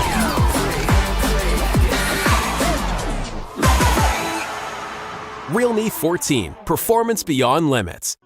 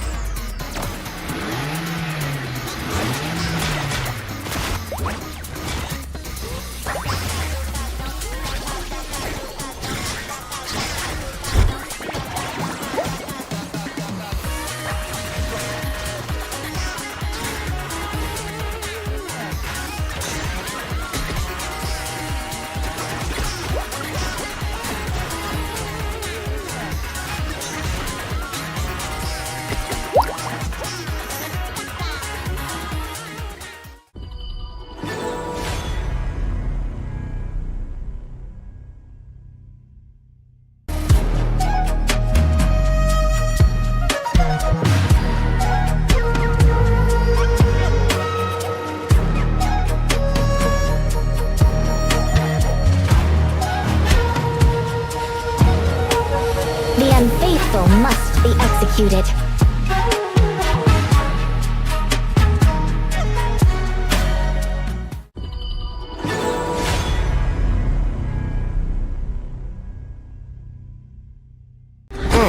Sometimes working in a different way can be the best vacation. Seagull circle, predicting victory. Clean up the trash. Break the boundary between sky and sea. You're not welcome at my beach. Get them. Beach sweepers, follow your orders. Let's go. You're not welcome at my beach. Go. The sea here is dangerous. Clean up the trash.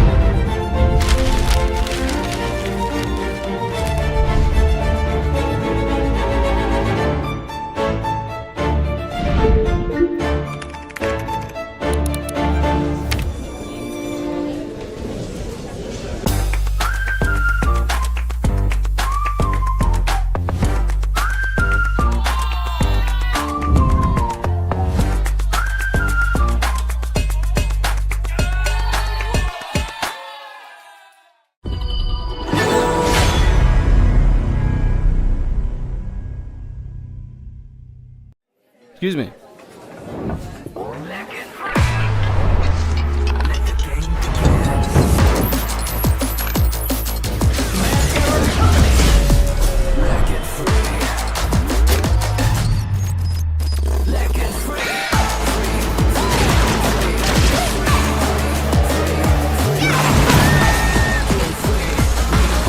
Hugging stings.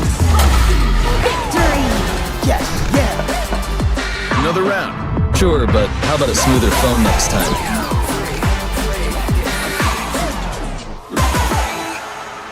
Realme 14, performance beyond limits.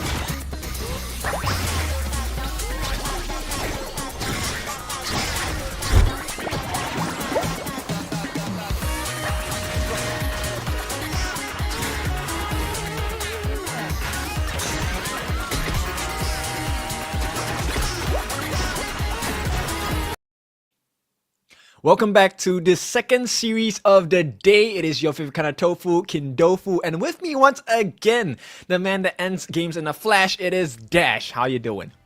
Man, really excited for this game. I mean, a while ago I was also excited, but I'm happy that I'm gonna be seeing these two teams that are gonna be fighting for today. It's gonna be Ultra Rare Esports and See You Soon, who has been a fan favorite of all the players, or rather all the audience, whenever we have like audience predictions down here. So it's gonna be fun to see. They need to channel off that support into their actual strength, right? And I think that all starts with the ban and pick. And so far, I think we have witnessed quite smart BPs from both sides for this upcoming match. Oh yeah. Especially with Ultra Rare, I think the only problem that this team has, I mean, they do prefer a lot of assassin junglers. I mean, both of them prefer a lot of assassin junglers, but I think One Real Boy really has more flexibility when it comes to picking up those tanks. So that's something that they could utilize for these games that we're going to be having. Oh, okay. This one is much closer. Okay, Yeah. 60 to 40. Not what I expected. I thought it's going to be a bit like 80% more. Yeah. for, Like 80 for 20, See You right? Soon. Yeah. But I think there's also a lot of fans here for Ultra Rare Esports. So that's why we have a 40% here, because this team is very young. They have been growing throughout the whole tournament, which is why I think people see the potential of Ultra Rare Esports.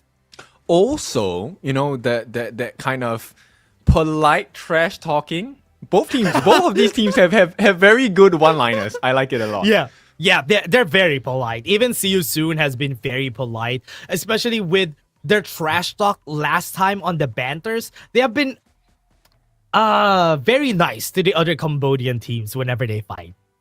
Yeah, I think respect begets respect. I think it's important to respect your opponent, but disrespect them in the game. Like, no, you're not that good, you know?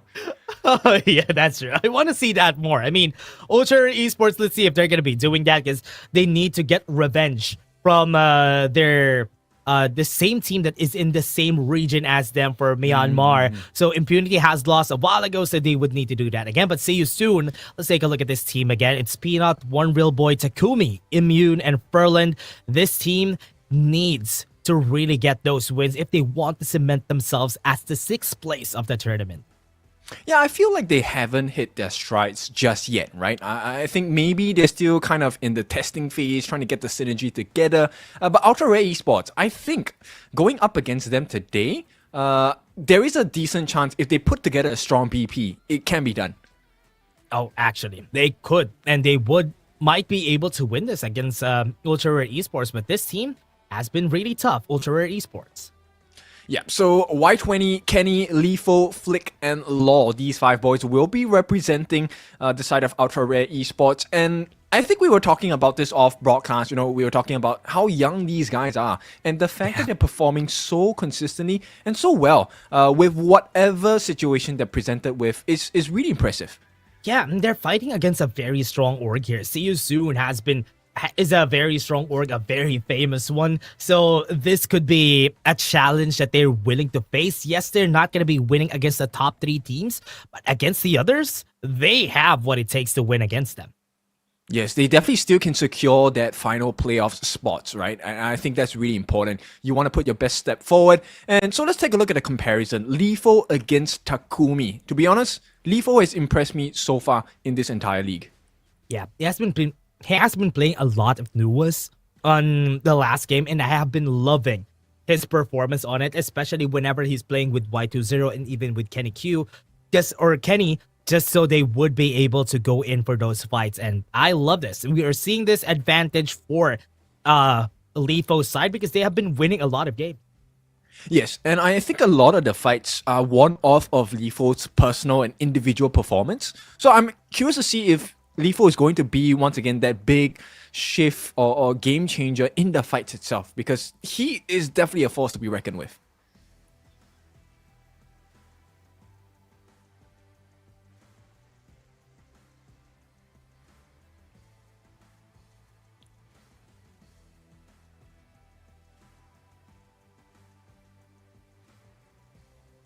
Could be really good here for the team. Yeah, and you know what? The kill participation in game a little higher for the side of Lethal. I think he's very involved in the team plays, in the team fights as well. Like you mentioned, Nua, very good. Oh yeah, and this time we are gonna be seeing the other teams that we have here. But again, with what we've seen from this two, this is gonna be a very tough matchup. Even though that this is not the same as we kind of expected here for them, because See You Soon and Ultra Rare Esports, they both have good set of fans that they are putting it. But hey, let's take a look at this. Kenny saying bye-bye see you home, bro. I think you were safe. You were right. You were right with them being very, very, what do you call that? Very nice. They're very nice with their trash talks. Yep. Ultra rare, more like ultra invisible. Did anyone actually see them play? Okay. What? Well, this one is a bit shots via bang. Okay. I always see Furlan. Whenever somebody needs a trash talk from See You Soon, it's always Furlan's face that I see. And it fits well with what he's saying every time. And I like it.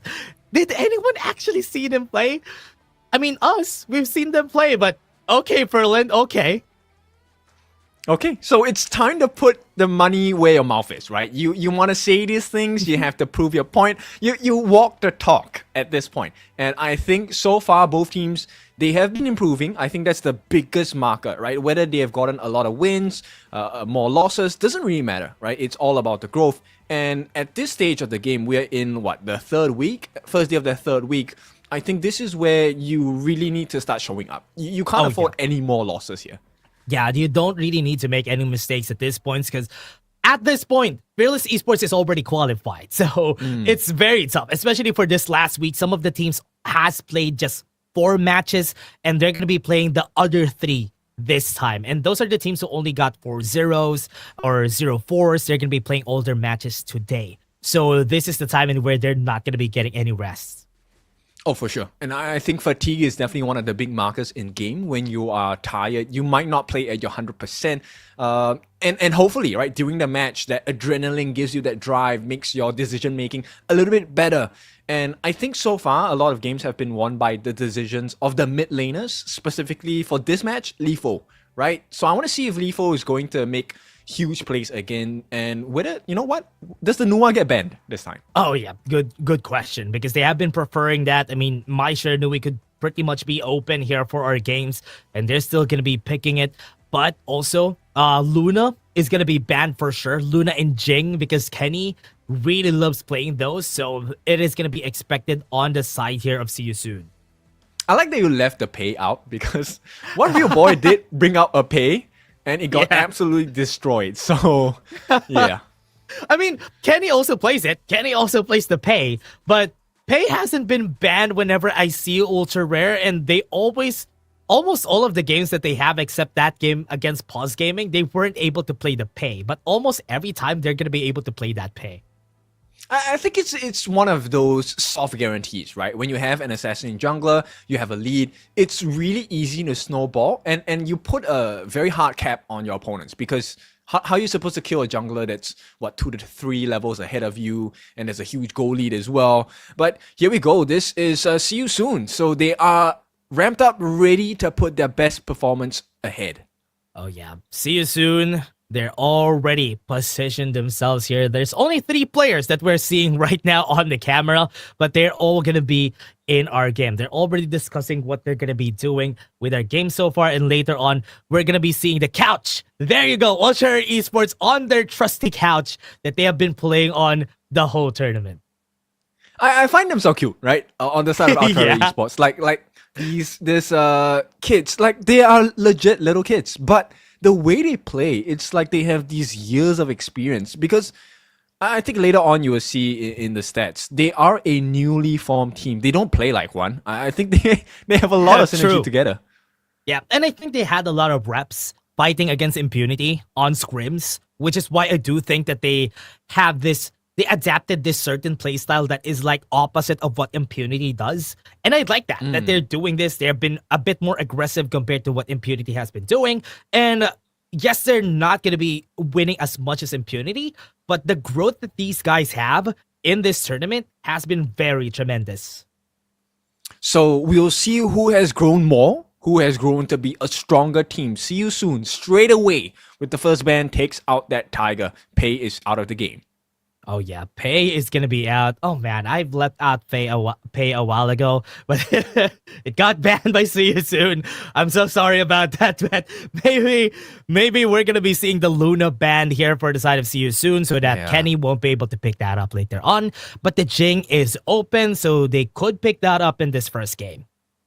I think URE, they will ban the Arlie as well. I don't think you want to give... Oh no, they actually open it up. Oh no, that's gonna be a first pick Arlie here for Immune. So this is good. See you soon. We'll be having that Arlie, which is almost always one of the win conditions of some of the teams that we have here. But URE actually fought against a lot of Arlies already, but no, never mind. They're gonna be leaving it open.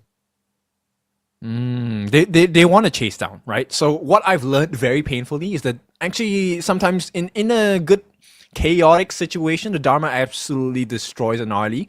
But with the protection of a Zhang Fei, that's also one of the reasons why URE has picked that up. Now, do they go for an assassin jungler like the Jing, who's able to get that huge burst? Ooh, is this gonna be a Dahlia Dun on their Alin, side maybe. for C? Okay. No, Alin.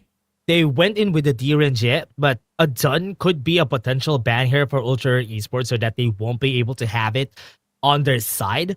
Really surprised about this that they didn't pick up the Dun so that they have that easy combo that teams have been doing. But Ultra Esports, will they pick that up? Because there's no more Liang potential for See You Soon, so they can pick up the Jing now. Never mind, they pick up Lipo's Noah. Okay, now this is a good situation for the side of Ultra Rare, right? We know the proficiency of Lifo on this Nua. I think that's good trust. But do they really want to ban the Dune out? If they're fighting against a Dune, this is actually good, right? This is actually good because they already have the Noah. So, yeah, I think they don't really need to ban it. They need to ban the mid laners. Then Yixing on that last one could be their last ban. It's okay to have the Dune out, not the Yixing. They ban out the Lady Chun on the side of URE, so that they're really concerned about close range engages. They want to play from range, right? I think this is the strength of their composition. They need a tank jungler, in my opinion. Ooh, if they're gonna, yeah, actually, they need a tank jungler here for the side of Ultra Rare. They can even pick up the Dun themselves. They don't really need. They even pick the Dun. They can pick up the Ogren. There's a lot of choices though. They can pick up anything here for Ultra Rare. I mean, that's why they banned the Lady Chun, right? Because Lady Chun is a natural counter to close range heroes like the Ogren and the Dun. So they might very well pick it up for themselves. Yeah, they could actually pick that up. But Ultra Rare, what are they going to be picking up first? Because they still have a choice of picking up the Clash lane. Y20 could even go for that Guan Yu for that pick if they want to go to that backline. I mean, they have access to it because they don't really have a lot of choices anymore in that Clash laner because both the Sun Tzu and the Bai Yin has been banned already. Oh, there's a Byron. I mean, yeah, they could go for the Byron, right? But do we want to put a Byron against the lineup that See You Soon has? Like, I don't think DMG is like a prio meta pick, right? He's good, but like he's not someone you want to waste a Byron pick on. Did they pick the Agudo because they're expecting See You Soon to pick up the Ogren? Is that? I mean, that's one of the options. Dune is also available. Oh yeah, they could just pick that up here for See You Soon. The Dun could pretty much be the pick here for See You Soon. And Ultra Rare, they are just going to be reacting on that Clash lane pick on the end because that is going to be their last choice for this one. I'm thinking Lam. Because Lam is a natural counter to the Agudo. I think that could be something that is worth their time. But no, they want to pick the safe route. They go for the Dune first. Yeah, they have the Dune classic counter. Wow. Hey, no. They've been watching. They watched our last game. And that's why they pick up the Hano on the first game here. So that also the combo and that Fate Rewind could also be used. And the wave clear coming in from the Hano would also be good here. But I feel like Ultra Rare Esports' draft is a little too fast for the Hano. You know what? That's true. You know what? That's true. Because he's going to get killed pretty fast before he's going to be able to pop that Fate Rewind. So that could be the challenge here for that Hano pick. But yeah, as we were saying, the Guan Yu is going to be something that they need so that they could push the backline out of the way. So this is a pretty expensive lineup coming out from Ultra Rare, right? You need farm on the Nua, you need farm on the RD as well. Guan Yu, maybe not as necessary, but then in the mid lane, I think Takumi doesn't need to have that much farm. He can just be that slow but burning spear of pain. Yeah, like what happened a while ago in their last game. Just clear the waves, make it hard for them to push anything on their side, could be what they needed here for the side of Ultra East or for See You Soon. But with their lineup, this is very, very basic here for the side of See You Soon, and I like it. This is easy to pull off with what they have. Yeah, I'm okay with both the lineups, but it then really comes down to these to the initial rotations, right? Where do they want to get that lead from? Oh yeah, good question though, because a while ago we know that for Paws Gaming they know that Snow is gonna be the early game win condition, but this time it's gonna be a bit different here for their side because with this, right now Ultra Rare Esports would want to get that on Flick, but on the other end. Yeah, good question. What would they do here for the side of See You Soon? I mean, honestly, if I'm playing on the side of See You Soon, I think it would be a great idea to kind of mess with Y2O, right? If this Guan Yu horseback rider doesn't have decent farm, then he's just kind of charging into his death. Because he's going to try for that heroic charge, the Razor Cavalry. He's going to try and push. But if he doesn't have the farm, doesn't have the items, he's jumping essentially into a 1v4 with no defenses. Oh yeah, and also against Adolia, it's not gonna be easy to get once you get slowed down by the Adolia. Once he starts singing, it could also dwindle down a bit on your charge, so it will be way harder to do so. So you need to be smart about getting that first Razor Cavalry in against them. So that will be the challenge here for the team. They just have to think about it first. But again, these are our players, and we're waiting for 2 minutes before they actually get into the game. They take a pause. How do we fight against this? No, I'm just joking. But you're taking a screenshot. That's so funny. Yeah, but it's difficult, right? It's difficult because I think it really could go either way. That's the beauty of Honor of Kings, right? Like if you give the Dharma a bad game as well, like this Guan Yu is definitely going to go fishing with the horse. Oh yeah, it's gonna be hard here for them. I mean, the lineups are both of our lineups really are gonna be having a challenge, especially for See You Soon. They really need that setup coming in from that Dharma in order for them to get that early win in their favor. They need to make sure that Peanut would be able to get those setups. Okay, I have a very important question for you. Is it an actual lizard? Or is that like... Yeah, Dude, that's an important real. question. It looks real, though. It looks like a gecko. It's huge! Yeah, man, yeah. It's been there since the start of WKS, though. Oh, really? Yeah, it's been living there ever since. Okay, well, that was an important question that don't need to be answered. But so Clash Lane. Back to our topic here, Clash Lane. And also you're gonna be seeing on Ultra Rare's side, they have stickers of the WKS logo and Ultra Rare Esports logo at their backs. And it's been there ever since the start. But not as good as this gecko that we're seeing. Yeah, this one hit me. I did not notice that before. But in any case, let's hope the teams are able to figure out a little bit much faster than me. But in this case, Clash Lane. I think that will be the lane you want to win, right? Oh yeah, and from what we've seen from the past few games that Ultra Rare has been doing, the reason why Fearless Esports had a hard game... Oh wait, Flick? Oh no, that's not a good damage from them though. He already popped the Frenzy. He doesn't really have a lot of HP. And the heals are coming in, right? The Ode and the Wave Breaker provides a slow, but it also provides like consistent heals. Yeah, that's why it's gonna be harder here. Even if they try to go for that poke down that they want to do, Gorge Mobilization is gonna get used, the Emergence is gonna be there, the pushback is not gonna work, and URE is just gonna back off. They did force out the Flash though, so Furlan is not gonna have a decent time here if they choose to dive again. But like you said, no Frenzy, so even odds, I feel. Yeah, this is still gonna be good. They still have the flash on immune. Once they get to level 4, might be a fighting chance here if ever they try. But again, everybody, gift code is gonna be here.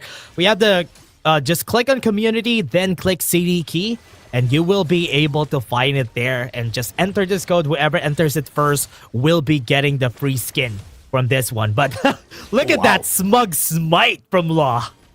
Yeah, he was just an outlaw at that point, right? He just wanted to make sure that there was no advantage. And I think it's a safe decision. Yeah, just going for it, just denying them that extra gold. And you know what? The Firehawk has been getting... Wait, Emergence? Gonna get used. Resplendence is gonna hit on Immune. Been a bit too late in that legal immunity, but it's okay. Nothing serious on the bot side. Yeah, but you can start to see, right? Takumi is trying to play and give the same function that was played in the previous series, and it's working so far. So every time that Scepter lands, then, you know, Flick and Law, they don't exactly have the ability to stay in lane. Yeah, they always have to back off, right? Whenever the Scepter hits, they have to back off, they have to respect it. And it has a very decent range too, which is why it's going to be way harder. Oh, wow. Oh man, this guy has been doing it twice now. Yeah, okay, so there's a reason why his name is Law, right? So he lays the law, you listen to it. There is no other way. But Diren Jin is the enforcer. Yeah, but Law is the government. That's true. He's the boss. He has to respect it. He has to respect it. Oh, man. Oh, okay. Let's go back to the game. With this, they have been getting a bit of an advantage here for the side of Ultra Rare, but they're not as like their aggressive self compared to what they have been. Is he going to do it again? He's going to get close, but... Oh, he does. He did it again. He hasn't bridled outburst, though. I mean, that was too risky. Emergence is going to be there. They have one real boy, but they had to back off. Good respect coming in from URE.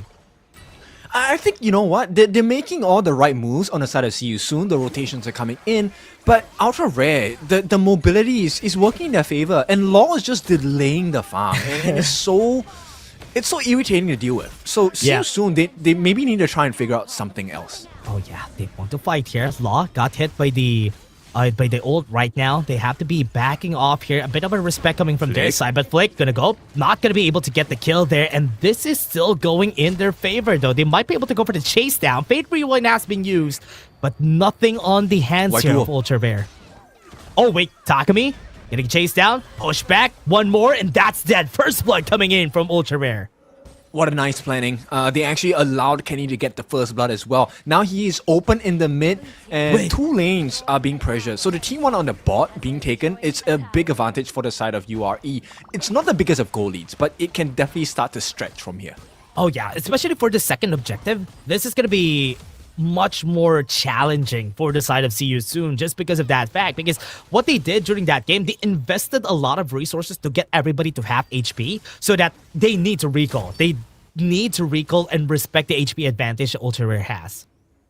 And you start to see the benefit of Y2O, right? The Guan Yu. And when things are neck and neck, it doesn't really matter. He's able to get that rotation, and even if he doesn't get the kill, he should be able to make it back in time to clear the waves. He did at least lose his T1 though. That's the only thing. That's the only bad thing of what's happened there, because he lost his T1.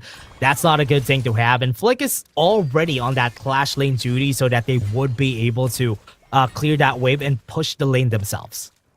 And they're giving so much space for Flick, right? So this early for Flick, he is at about close to 4,000 gold, which is not bad. 700 gold ahead of his competition Immune. Oh yeah, and look at the positioning here coming in from Ultra Rare. They're really just pushing everybody back. I mean, Fate Rewind is available, so they won't be able to do it, but Lethal, oh no, has been caught. But they got the tower already. The Fate Rewind's not gonna hit, but the pushback coming in here from their side. Y20 is just gonna go for the chase down, but the backline, though, Flick is gonna get chased down. He has nothing to go for him, and he's gonna be dead. 2 for 1 for See You Soon. Okay, a little overzealous by Flick to go in. It gives his life, right? Even though Lethal was the first sacrifice. And now Peanut King caught in no man's land. Oh no, he's not going to be able to survive this. Never mind, Truth Mantra was able to push back Y2O, and that's enough. Cleaner decision. I like it, right? Attempted steal by the Annihilation did not happen for the side of Lethal. They didn't want to waste time, right? The buffs are coming up. I think it's important for Kenny to get the Azure Golem. They need that CDR. Yeah, they're going to be giving as much as they can here, but Flick losing his life a while ago really has its merits here for the side of See You Soon, but they weren't able to capitalize much on that early advantage except for that Overlord that they have taken. And I like the way that, URE are playing the map, right? You find yourself in a position where you cannot get your T1 back up with the Fate Rewind because Takumi is nowhere near when the turrets are being destroyed. That's true. He tried. He tried to go for the Clash Lane a while ago, but he was pushed back. That's why Flick just tried to go for that aggressive push so that Takumi would need to back off a bit so that the Fate Rewind is not going to be hitting. Fate Rewind has been used on the top side, and we have 40-second cooldown on that again. And this is those small decisions, but Furlan... Oh, look at the pushback. They're going to go for Furlan. They're going to go for the chase down. Annihilation got the kill on him, and the knock-up on Takumi is going to be enough. They got 3 kills in the end. What a play from Y20. Crazy team fight. This one is synergy here. And look, they can't even do anything. Peanut King can only try to make a trade with a T1. Oh, also, this is tough. Immune doesn't have the range to actually fight this or even clear the wave just because of the presence of Lipo in this fight. They got the tower in the bot side, but at what cost? They lost 2 in the mid lane. And this is a situation where, look, the rotation, this draft and lineup coming out from URE is so painful because once they box you in, then there is a lot of burst damage, and it's a position where Lifo loves to be in because his matrices are much more valuable in that space. Yeah, and it's so hard to even go in, especially if you're playing a DRNJ, you don't really have any dashes, so it's more risky to fight against the Nuwa because you will be zoned out by the matrices. Now, Tyrant is getting taken, and as we said a while ago, the investment that they did was take down the T1 on the bot lane so that the next Tyrant is going to be theirs. Yes, and the map is so much more open, right, for the side of URE, because now there isn't any safe place for vision. There is no turret vision for you to keep people at bay. And URE, with a lineup that is as versatile as they are, they're able to zip in, weave out. You can't really catch them out. Yeah, and something that I have seen here from Kenny that has been interesting is that his first item always goes to Defrost Siege, which gives you that slow, which is nice, and that extra attack speed and health. And it has been effective against most teams. And I like this innovation that Kenny has been doing with this Agado that he's been picking. These small decisions really make the world's difference, right? And now Y2O, he just got his hands on the Frigid Charge. So those dashes, those Soaring Green Dragons, the second skill, when he dives in with the charge, he's going to be much more potent. Yeah, especially with that stun from that Frigid Charge. So this is going to be tough once Peanut King could get caught here. Look at the positioning from Y2O. He's just going to the back, maybe. But the tower is going to get pushed for sure. They're trying to challenge here. One Real Boy has been left alone, but hasn't been pushed back by Y20. And that is going to stop the fight from happening there. Ooh. Okay, that was close. Annihilation didn't really hit the mark. Lifo kind of missing a couple of situations today. But not to his own fault. I think the push from Law and Y2O hasn't been in synergy with him just yet.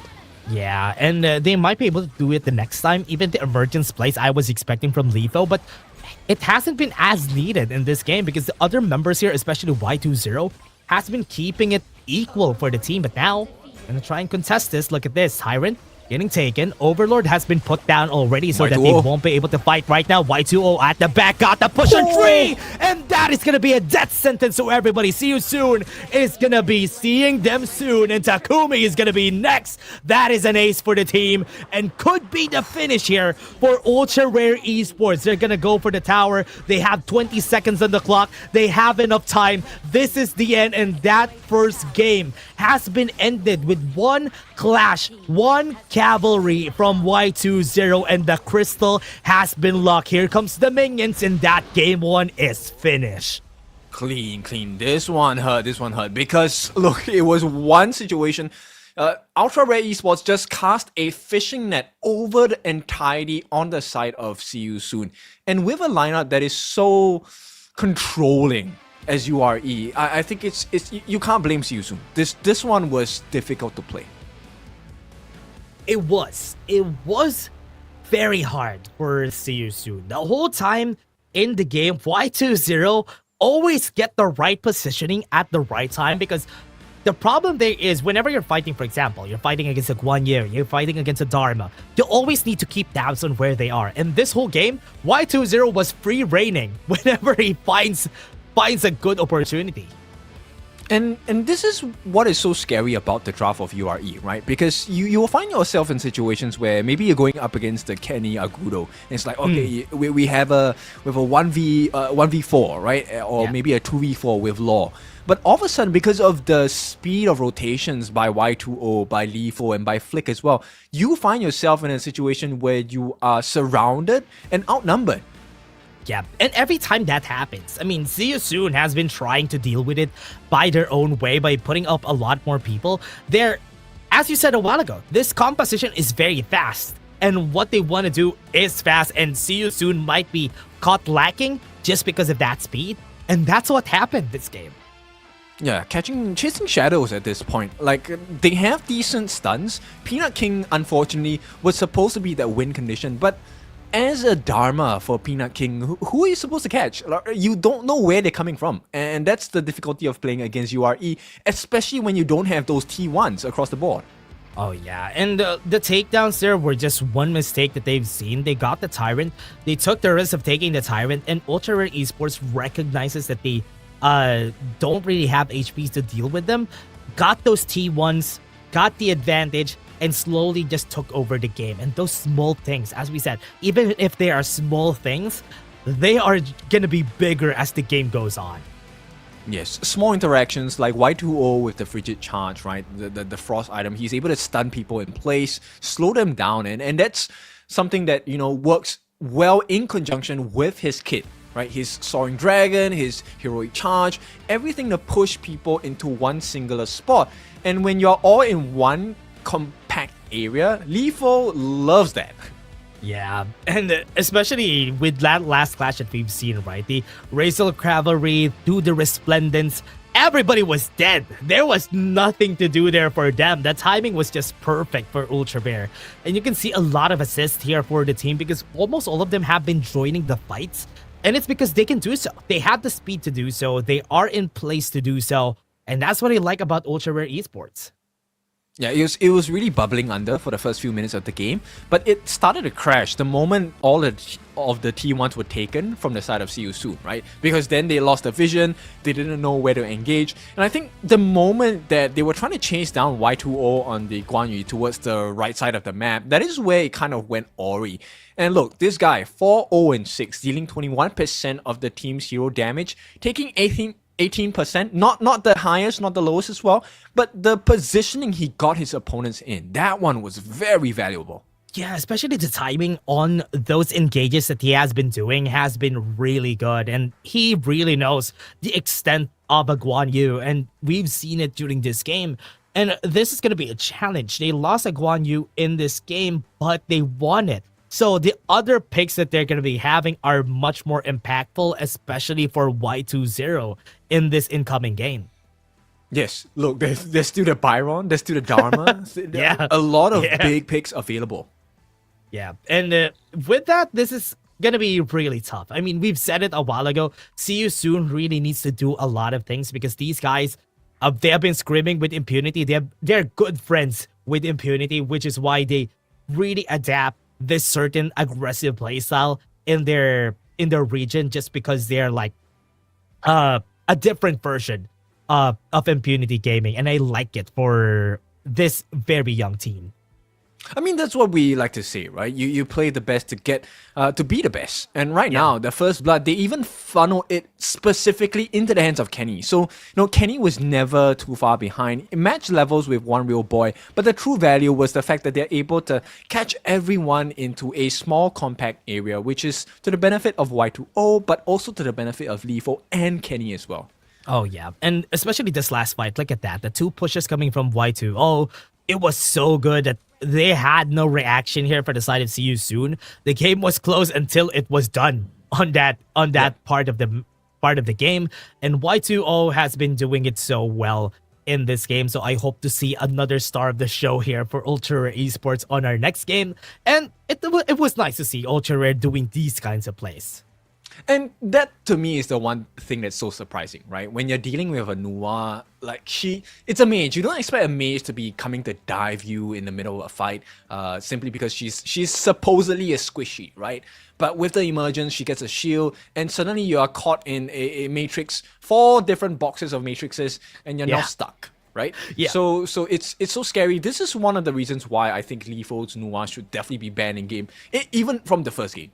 Oh yeah, he's very strong, especially when he's playing the Nuwa. Even if it wasn't hitting a lot of the annihilations this game, it didn't really matter because some other people in the team will be stepping up on the side of Vulture Esports, and that's a good thing. And it's hard, especially when you're playing a D-Ranger, when you don't have any dashes. Yes, you have the legal immunity, but against matrices, you won't be able to do anything. You can't even move past it. Okay, so while we like to take a look at the wins and we'll talk about the reasons for loss, but let's talk about the solutions now, right? So for See You Soon, we have the option of the Arlie, we have the option of the channel as well. These are all available picks, and I think maybe they will want to pick up the Arlie this game. Oh yeah, I think the Arlie could be a good option here for See You Soon. If ever it's not banned by Ultra Esports, because if they're gonna be the first pick here, they're gonna be banning it for sure. So it wouldn't be allowed on the other side. But again, in this game, could be possible that they could use the same formula that they did in the game that they won. I think picking up an Ogren in one of their games could actually be good because the Agudo is not available anymore. So there's not really that counter that we see every time. I mean, you can consider the Musashi as one. I mean, it's an old school. Okay, it's just been half a year, but old school solution, right? Yeah. There is also the Dun. There's also Menki. So some options available for the side of URE. But I think See You Soon. Yeah, I would very much prefer an Ogren start. Yeah, I think Ogren would be good here because the last time that they picked up the Ogren on their team, they had the Yuhu one. They even pick up a Zia sometimes, but it was against stronger teams. That's why it didn't work. But maybe this time it could work against Ultra Rare Esports because they haven't really tackled that type of composition just yet. So that could actually surprise them. I was about to call you out, man. Why? I was about to say, are you saying that URE is not a good team? But anyway. No. I mean, they haven't fought against that yet. So maybe it could surprise them. URE is good. URE is good. URE is good. Okay, so See You Soon. They start off the bench with the pay again. Pay first ban. They really respect Kenny, right? They really respect Kenny. They banned the pay and the Luna again. Look at them. They're smiling because they know that was coming. Those bans were coming. Okay, but they banned out the Zhang Fei and the Mai. Mai, we understand why. Zhang Fei, I think they want to give them the Arlie. But there's a Arlie Diadea combination that's available for See You Soon then. Yeah, they could go for that. The Arlie Diadea, or they could even pick up the Arlie themselves for URE, just so the combo couldn't happen. And there's really a lot of options still for URE, so this is still not really bad for them. I think they could get away with picking up a Jing here for their side just to force if they want the Diadea to get picked, they can force out the Jing for Kenny here. I mean, I'll play the devil's advocate. Look, they haven't banned the Liang. Would you really want to pick up the Jing? I would instantly pick up the Liang if I saw a Jing though. But there's a Diadea already though, so I think it could be an option unless they want to go mid lane Liang, which is really not usually what you see. And you're going to be lacking on the damage department if that happens. That's true. Okay, so we see the Diadea picked up from See You Soon, and URE, they pick up the Lady Chen with the Dharma. So close range engages. I think they are expecting the Ogren pick. Not letting them pick it for themselves, and right now, not seeing any movements yet for any of our teams, so maybe they have already picked it up. Okay, so they do pick up the Arlie and the Yixing. Okay, there you go. Arlie and Yixing have been picked up on their side. We were expecting the Arlie, right? We were expecting the Arlie to get picked up, and the Yixing on their side could actually mean that they don't want to even consider that combo on the other side, because with the Iching and the Arlie, this is good. They have a good or the Diadea, they already have a good amount of lockdown, so they could use that for this game. I'm just concerned about the catch potential. Once again, same issue as Paws Gaming, right? I think the initiation power on the side of URE isn't as strong as what we have on the side of See You Soon. See You Soon, they can just play the kiting game, right? Go in, get a few licks, poke you out, and then decide whether they truly want to engage in the fights. Oh yeah, and now that we're seeing it, Leon Po has been picked here for URE, so it's looking like they want to go for a lot of executions for their comp position. So they have a lot of ways to get in the fight. What they need now for their comp is somebody to deal the damage and to clean up the mess that they made. Yeah, I think it's important to kind of pick a tank jungler. I think both teams need a tank jungler. Maybe URE can benefit off of an assassin jungle instead. Oh yeah, they could really offer that. And actually, they banned the Lamb also, so could be an indication that they're expecting it from Kenny. Interesting. Musashi ban as well. It all says Ogren to me, right? I'm just waiting for that potential Ogren pick coming out. I think it does well against the lineup of URE if there is a good board. But I also don't think it's a good idea to pick up Ogren against a Lady Chen and Dharma. That's true. It's gonna be hard though. It's even with the Lee and Po on your side, this is still gonna be tough. It's hard to even get close. I mean, you will be able to get the Conductor of Souls in, but the Chano, I like it. Against the Arlie, I think I very, very like this pick already. Yeah, I think all teams kind of figure out this combination so far, right? And then we want to leave it into a skill matchup here and see, right? Does this already make any mistakes? Because if you make a mistake against a channel, it's quite punishing. Oh yeah, especially the pokes that you could have with the Chadong, and even after picking up the leader stance, most of the time you shouldn't be taking the fight against him. Just wait out the 8 seconds, then try it again after it is on cooldown. But See You Soon would be picking up the Menki again with the Byron. So overall, See You Soon has a very well-rounded composition. Yeah, they were kind of, I think they're worried about the initiation, right? Right, Menki is able to offer quite a bit of initiation with the Dream Roam as well. I think that's a good strategy to start with. But the lineup of URE to me seems more robust.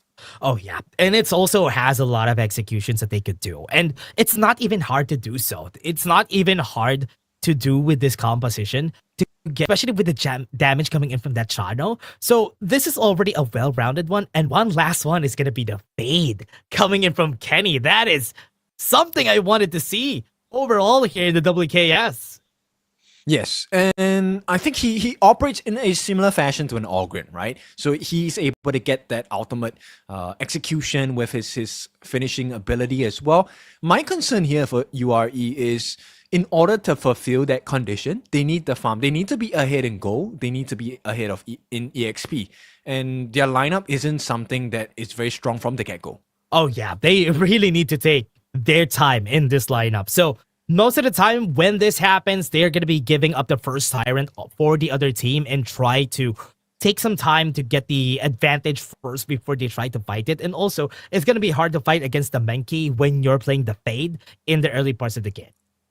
The wave clear, I think, in mid is the one that kind of sets the stage for me. Level 1, I think the wave clear is a little bit easier for Yixing going up against Lifo in the mid, right? So unless URE can kind of fix that, maybe put more people in mid, then it looks like See You Soon is going to have a good time. Yeah, or just put out Fade every time on the mid lane. That could be something that they could use here in order for them to get the advantage here for now. But right now, they are really taking their time. They're waiting. And we have a pause, a 2-minute pause before we go into our game first. Yeah, we'll take a bit of a short pause. I want to figure out and kind of do some theory crafting with the draft we have, right? So Dharma, Lady Chen, I think it's difficult for the Lady Chen to start an initiation. We do see the possibility of the Dharma going in and trying to set up team fights with the Truth Mantra, maybe. Oh yeah, and one thing that I love about it is that they have somebody in front. They have the Lee and Poe in front just in case they're gonna have a hard time setting it up. And that's what I like whenever somebody picks up the Dharma. They need somebody to be in front so that all the attention is that on that somebody who is in front rather than on the Dharma going for that setup. Okay, then this kind of begs the question where I'm wondering, right? As a Byron, what kind of decision do you make? Do you go to put a leash on the Dharma, or do you say, let's make a trade, I'm going to go for your backlines instead? Oh, that's a good question. Because most of the time, the answer that everybody has been doing is go to the backline themselves. They find a setup themselves, do a mini Dharma, storm strike people in the backline, and just push them away so that even if the Dharma gets the setup, there's no follow-up damage. So I think that is what they're going to be doing here. Yeah, that's true. I think it's, I mean, okay, let's consider the resources considered for that or required for that, right? If you're looking for the entry on the backlines as a Byron, you most probably need to commit your flash. So the other option, I think I would really much prefer to keep an eye on the Dharma instead of going for the backlines. Ooh.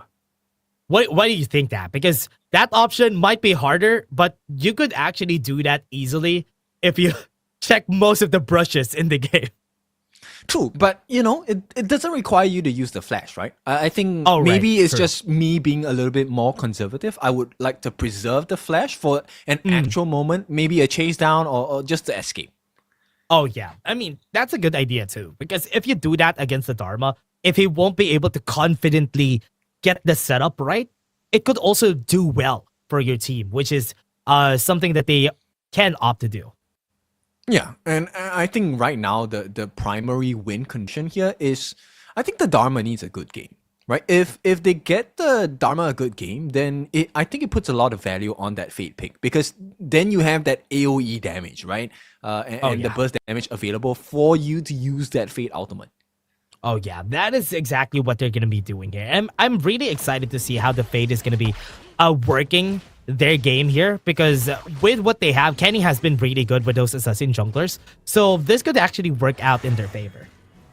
Okay, so it looks like See You Soon, they kind of gave up the mid lane prio here. And in fact, now the rotations will be a little bit faster on the side of URE. Oh yeah, this could be what they're looking for here. And I like what they're doing. Look at this. See You Soon has been trying to maybe stop the Fate from getting that level 4 in the first rotation. And that's very smart. Get them out of resources as early as they can. Yeah, you really need to stop the growth, right? You can't allow him to snowball.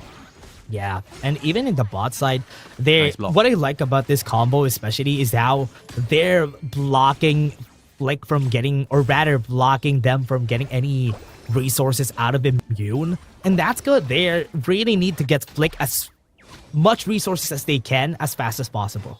Yeah, and I think it's those really little moments, right? So they actually use that second skill of Immune, the Maple Dance, to kind of block the hits coming in from Flick.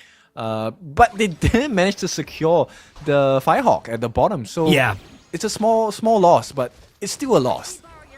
Oh yeah, especially in the early game, you want to get as much as you can. I mean, getting early game item advantage is really big here, especially in the farm lane. So they could opt to do so. But right now, we're seeing a fight maybe brewing in the top side of the map, because Kenny has positioned himself right here already. But I think Peanut King already smelled that coming from far away. Yeah, in fact, both teams actually know something's up, right? So the positioning has been changed. Look, they're running a little bit deeper towards their own backline on the side of URE. Oh yeah, Takumi looking for a setup here in the bot side. Maybe get a good World is My board, but it's not gonna happen just yet. Right now, they're really waiting for that first objective before they make their first move. And that's very smart here for both sides. Okay, 2.5 minutes. I think there is still some chance for aggression. Oh, hang on. That's a pretty yeah? nice start to the damage here. Oh yeah, they're Oh, no. already starting board. Got 2 people, that's good, that's big. They're gonna go to the backline. They got the taking liberties on 2 people. They might be able to get the takedown. First blood already has happened.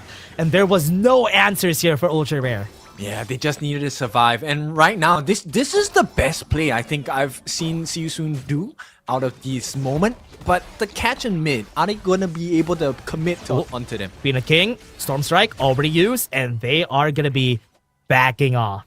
And Y2O. that is a good way to start it. Y2O might be able to get the setup. Immune is going to be the target. Goes with the Truth Mantra, but not enough to get the kill, though. Even committed the flash. He might die here, but at least they were able to answer. Dream Roaming is going to be there. Y20 was able to get away with the dash, and there's the help from the teammates. Peanut King trying to go in, and they were able to fight back. There's a lot more people on their side here, so they are still getting the 1-for-1. They're going for more. They're looking for it. They go for the backline. They get the execute on them. Takumi is still alive, and Kenny is going for the chase down. He's not going to be able to pap that off, and that's double kill or maybe a triple kill even here for Kenny. Never mind, that is still 3 kills on their side.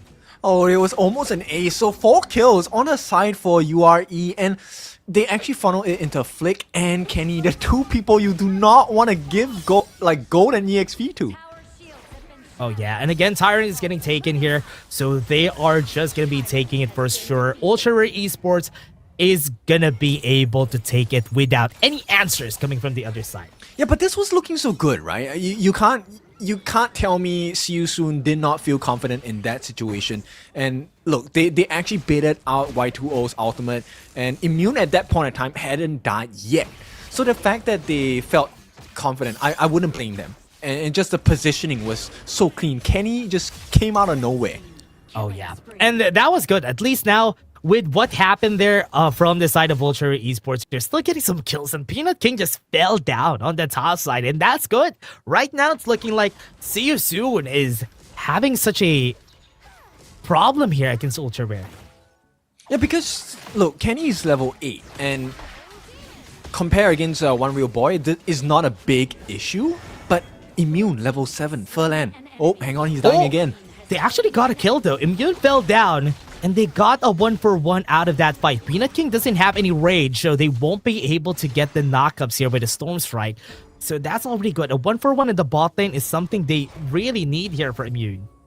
Yeah, but it depends on who fell first, right? I think it looks like Flick fell first. So then, yes, it is a good situation for Immune because he needs the gold in EXP. He's trailing by about 900 gold at this point. Yeah, he needs as much as he can though, and that's a good thing here for the team. Right now, with what they have, they already are looking pretty nice here for the side of Ultra Rare Esports. A 2k gold lead this early is something they desire.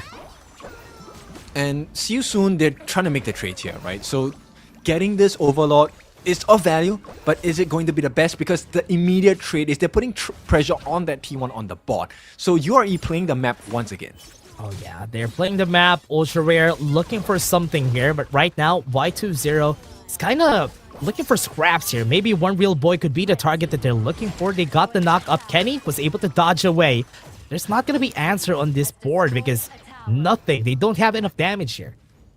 Yeah, they have the life, but they don't have the damage. I think it's pretty clear that they need the farm. So maybe try something else. Oh yeah, they're looking for it. Right now, Ultra Rare answers back with a tower of their own on the bot side once they got the takedown a while ago. So they might be looking for something else here. Right now on the mid lane might be the tower they're looking for, but looking at the reaction, I think they're going to go for that Clash lane. Yeah, I like the speed of rotation as well. Kenny. Yeah, doing well to get vision.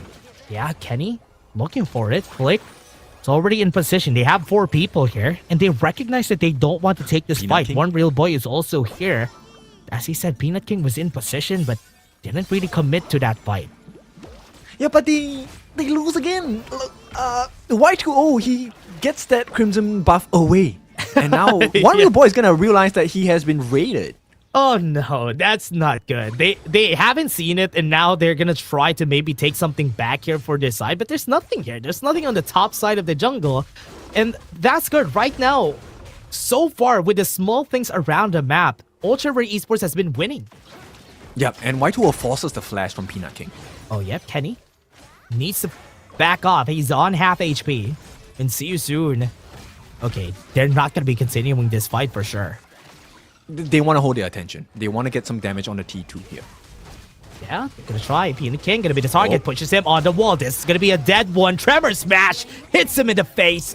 One real boy tries to go for the dream roaming to go back away. The world is my board is gonna be there to try to fight back. Law is already low in HP. A lot of them could be taken down. Flick is far off the fight, and he might be dead too. What a great bitter farewell to hold him down. And Y2O is the only survivor.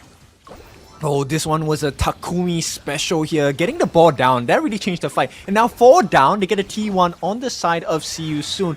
This is a good recovery. In fact, the gold now is swung in their favor. 8.5 minutes, one free tyrant before the actual 10-minute variants come up.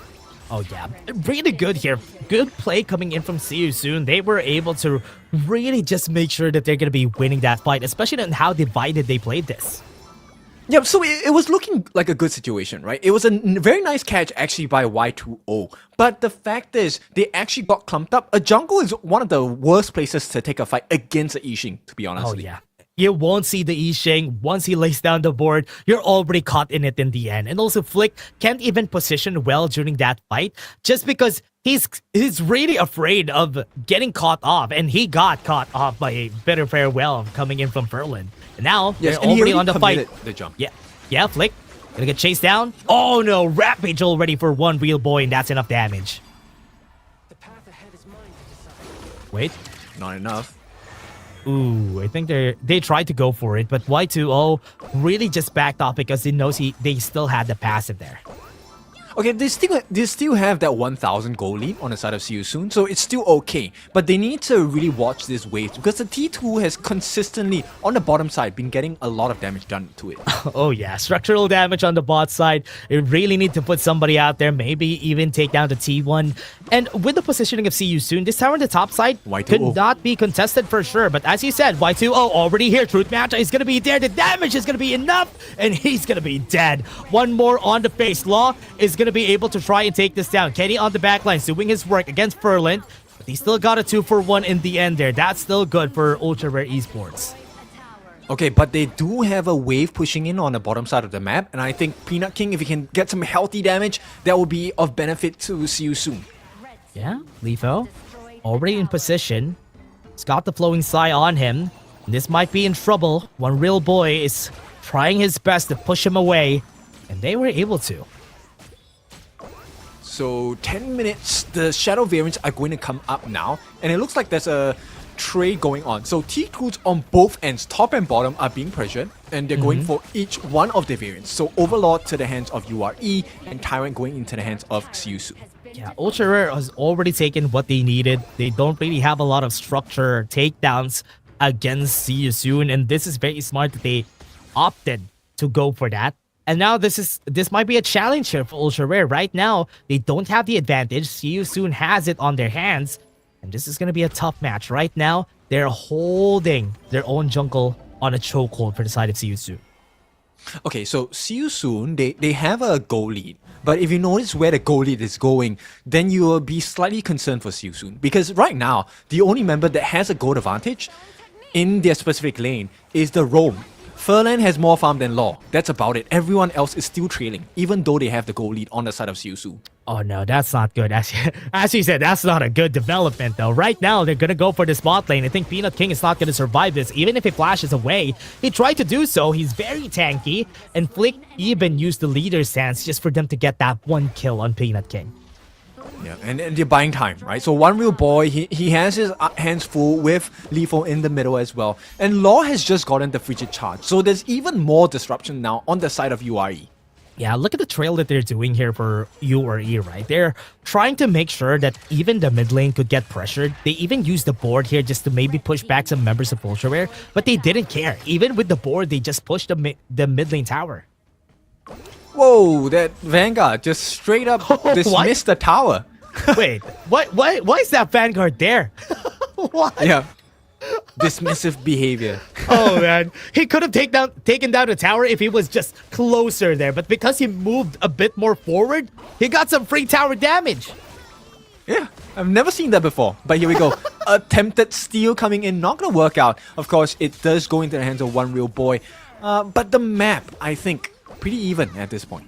Yeah, it's still pretty much even. Just one fight though. That's what we've seen a while ago, and Ultra Rare was still able to equalize things. And this time, they're putting up pressure. And right now, See You Soon might be up for a challenge. Peanut King has been seen. Kenny knows that he's here, but he doesn't know where the other members are. Oh, this one is gonna hurt. If they get caught out here and they lose the game from here, this is pain. Yeah, Levo, this is tough. The Bitter Farewell was there. Splendor has been used, and they won't be able to react from that. What a fast reaction Y2O. from See You Soon, and Y2O, as you said, could be in position to go for that really fat setup, but no, it's not gonna work out. Good thing one real boy is there. Yep, smart decision. He wanted to get immune, so he didn't waste his ultimate. Yeah, got to slow down. Law needs to go in if ever they want to take the fight here, but right now they're kind of afraid. Immune doesn't have any defensive items. That's why he's afraid to even get close, because Kenny might be able to execute him. They're gonna give it a try. T2 should be taken by the side of See You Soon. That will be a good development for them, but the T3 on the bottom, someone needs to defend that. Oh no, they need to back off. Somebody needs to recall. That's a really big wave, and that could take down a tower. So they really have to back off. They're gonna be waiting for the shadow variants. URE is already positioned for that Overlord take. Okay, so they maintain the 2,000 goalie, but Y2O, I like his positioning here. Oh man, he has been looking for those positionings even a while ago. Even the Truth Matter is not going to get used. World is My Board is going to be there, but Y2O is going to get chased down. Right here, Lifo is not going to be surviving for so long, and he's going to be dead. Law might be next on the chopping block, but URE can't even defend Lifo. That's a big game changer though. Taking out Lifo actually is one of the biggest markers in success in teamfights for the side of See You Soon. This is a great situation for them, but they need to make sure they capitalize on this. Maybe get a kill on Flick, or just get the Shadow variant on the Overlord, at least. And it's so hard though. I mean, they were trying. They were trying to do something. They were trying to find something, but Lifo always gets caught up on those World is My Boards, or even if he just get chased down, it's already done already. Ferland now gonna go with a Bitter Farewell, even caught him down with the World is My Board too. The knockup, Kenny's gonna be dead here. They had the Blood Rage, he's gonna be surviving, but here comes the squad. They got the kill on one, and that's good enough. Did you see the damage from Flick? This guy with the Crimson buff as well. This is one of the reasons why you don't really take a fight against marksman farm laners who have that Crimson buff. The pain that they inflict is so huge. This was a nice situation and a perfect board, to be honest. What was that board? That was the board was able to hit even though it was thin. But again, look at the damage, as you said, coming from Flick. At this point in the game, Flick is already activated, and it's going to be harder for them to even get close to him. So the challenge is, how will they be able to take him down? I think Peanut King needs to get more vision onto where this Dharma is. He's joining the team fights, that's great, but there isn't much value because he's not stopping the Dharma from coming in. And so far, Y2O has been quite successful in finding gaps in the defenses on the side of See You Soon. He just hasn't been able to lay hands on Immune. That's it. That's true. He was just looking for any opportunities that he could go for Immune on most of the fights, and it hasn't presented itself yet. And I like what Y2O is doing. He's looking for a really good setup, and that's very smart to do. Yeah, and right now, they actually get the double objectives on the side of See You Soon. This is going to be tough. They need to really think about what the next step is here for Ultra Rare. I think it all falls onto Takumi's board again, right? If Takumi gets his perfect the world's my board, then I think this is a clean team fight for the side of See You Soon. And maybe this would be that final one good fight that they're looking for to end this game. They need the 1-1. Yeah, they could even go for that last finish. Y2O again on a great position, but has been caught off by one real boy again.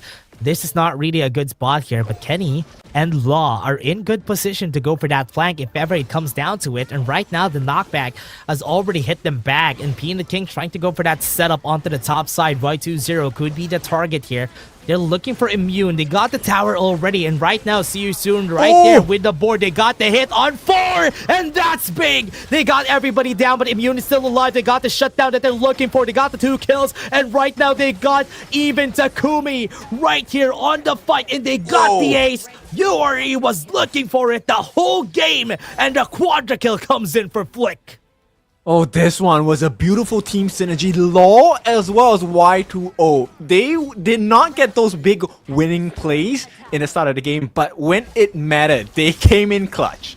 They came in clutch, and this might be it. The end of the game comes in 20 seconds on the clock, and that's what they needed. They were looking for this opportunity the whole time, and Ultra Rare Esports is going to be taking that win. Yeah, and URE, you can tell the boys, they were waiting for it. They're so excited by the performance. I mean, I would be excited as well because that was a perfect situation. A 5-man, was it 5 or 4? Multi-man catch with the Tremor Smash, leading them into that Truth Mantra by Y2O. Insane synergy. Yeah, and they were looking for it the whole game, right? Because they know that See You Soon has been sticking together the whole game. They were waiting for that one timing in where they stick together at the wrong time, and they got it, and they got the win from it. What a great play from Ultra Rare. Yeah, and it's about the moments, right? So actually, the moment where Takumi used his ultimate, the world is my board, most teams will be like, no, the ball is being laid down, we get out. But URE said, no, it means that See You Soon is going to come up. They want to come and attack us. So they went in, lost straight up, just went for the call. Whole team showed up. Yeah, I love that they pushed in. They pushed in. They were not afraid of it. Even Flick, he was caught in the middle of the board, but he was pushing in. He doesn't even care. And at this point in the game, this is what's scary about the Chano. Because it's going to be harder. The dogs are going to be annoying. And his damage is going to be crazy. Yeah, insane. This one was quite a performance by URE because let's be honest, See You Soon had a decent grasp on this game. Yeah, they had the game the whole time, and that's why I was expecting them to win. But, oh man, the performance here from the boys. Even Y20, the patience from this guy, he was looking for it also. He was looking for the gaps in the defenses. It didn't present itself until the last point. I mean, okay, this is where, Liempo performances are so confusing to me because there are games where Liempo just falls off tremendously. And then there are games like this where Law did not, show too much of a presence in majority of this game. But the one play that he did, game winning. Yeah. And this is why Lianpo, one thing that Lianpo that confuses me too is look how they always find it. Look at that. That's just one fight. That's the only fight that they got advantage from. Yeah, this is a rise and a fall of a kingdom because they actually had a decent lead. But unfortunately for the start of See You Soon, right, that lead did not translate to much because majority of that lead was actually in between the roamers, not even like the actual farm laners and the jungle. Yeah, Y20 was in the lead the whole time against Peanut King. And that was something, that was a marker too that I was looking for. Because what you want to do whenever you're playing a Byron is get the early game. And if you didn't get that, you lose half of the potential, half of the reason why you picked up the Byron. Yes, Byron more or less some sort soft guarantees you that it's a winning lane, right? Yeah. So when you don't do that, then it becomes so much more harder for the rest of your team. And this time, of all the efforts, everyone, they wanted to put the win condition back onto the hands of Flick. 9, 4, and 5, 26% of the total hero damage dealt by the team, done by this one Wolf Master. Oh man, it was crazy. The way he played this, he was just patient. He knew that he is gonna get caught up a lot of times. But it was okay. It was okay. He took the beating, and in the end, he got his own redemption era in the fight, and he was the star of the show to get that quadra kill.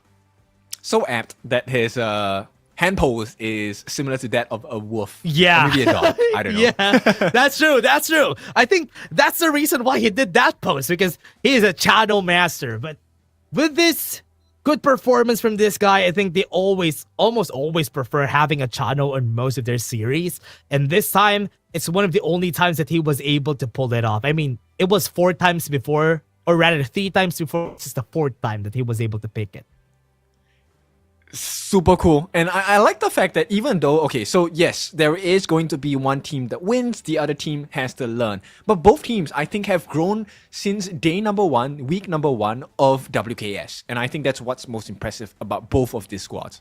Oh, yeah. And right now, there's much more to catch here. One thing to note is that this time, Ultra Rare Esports on the scoreboard is gonna be the 3rd place team. just because Oh, Impunity lost a while ago. They're gonna be at 4-2 after this. So that's crazy. That's gonna be crazy to see for Ultra Rare. Okay, spicing it up. Now, of course, let's take a look at the match itself. It was a decent start for the start of See You Soon, right? They got quite a couple of nice kills, but then this turnaround situation happened for them where Kenny just popped off. Oh yeah, he was just doing his thing here, especially when it comes to the execution. This is what, you know what, I'm always confused whenever a Fade gets picked, because most of the time in the late game, they don't really find opportunities to get in. Just because they want to execute, they want to hit everybody with that Jade mark. And that is the only win condition that he's looking for the whole time. And it's really hard for me to pinpoint his value on most team fights. But I mean, end of the day, what you expect to achieve with a Fade is the ability to snowball, right? You want to have that level advantage, a 2 to 3 level difference. That's where you really can get the kills. And I think he did achieve his job because look, he actually survived quite long here, allowed the room for Flick. And Flick was one of the 2 or 3 win conditions on the side of URE that was available, and Flick did his job so well.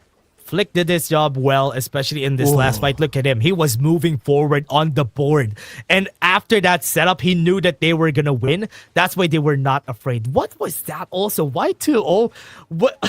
When somebody tried to move forward, he was there. He punches himself forward, get the truth mantra so that they won't be able to even react. That ace really just did wonders for the team there. And if you take a look at the positioning of Law on the Lianpo and Y2O on the Dharma, they kind of already knew that situation would present itself. Yeah. Which I think is super cool.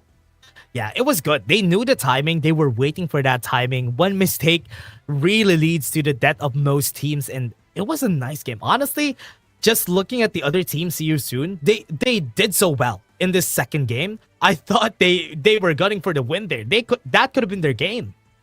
I think so too. I mean, if I was in the team, I would have been like, guys, the ball is down, let's go. And yeah, that happened.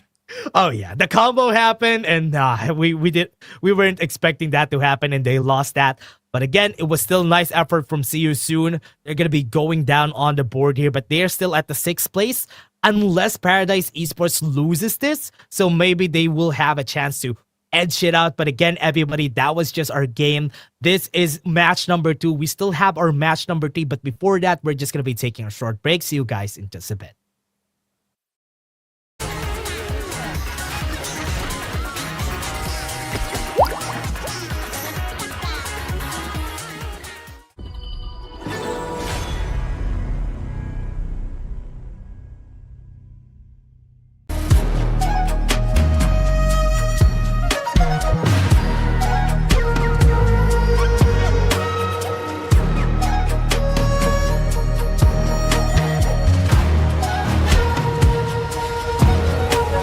The Unfaithful must be executed.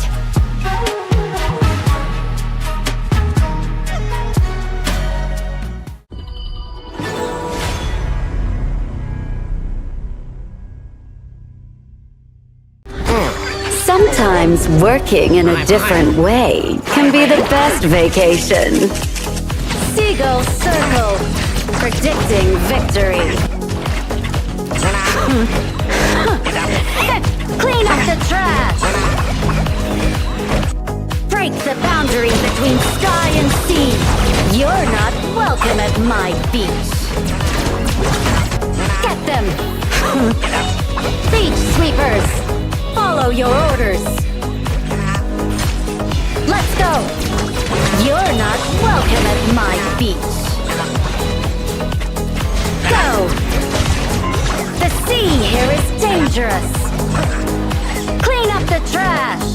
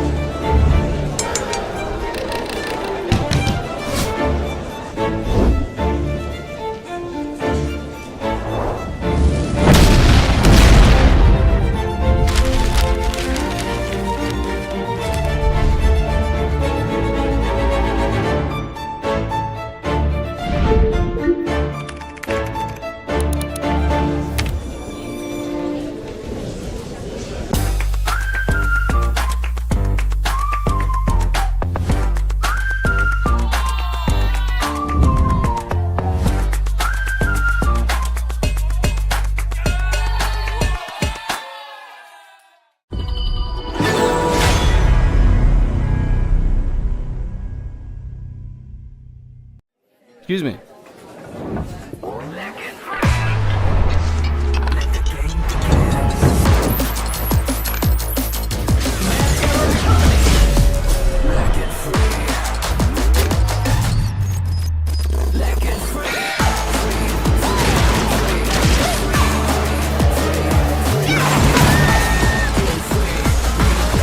Hugging stings. Victory. Another round. Sure, but how about a smoother phone next time?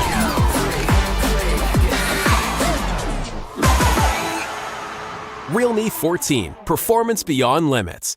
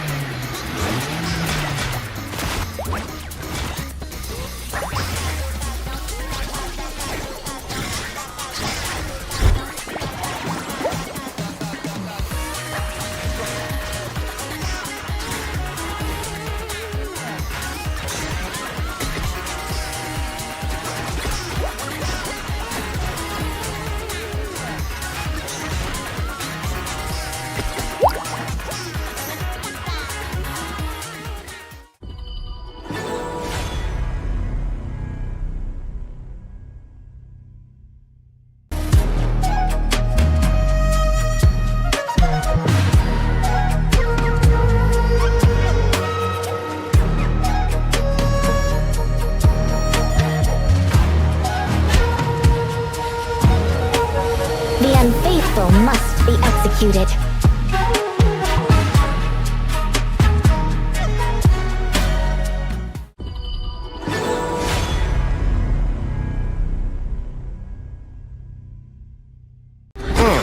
Sometimes working in a different way. Vacation. Seagull circle. Predicting victory. Clean up the trash. Break the boundary between sky and sea. You're not welcome at my beach. Get them. Beach sweepers. Follow your orders. Let's go. You're not welcome at my beach. Go. The sea here is dangerous. Clean up the trash.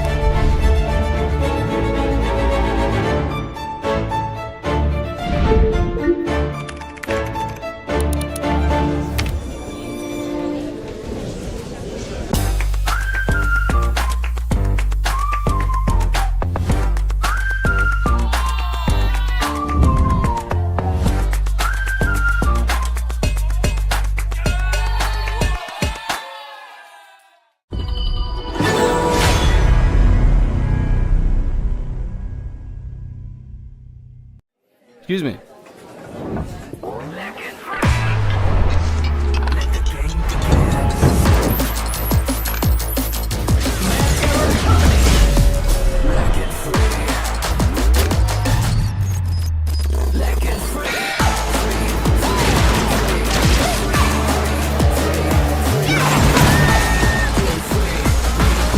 Hugging stings.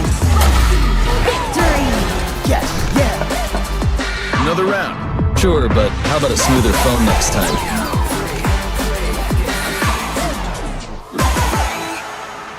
Realme 14, performance beyond limits.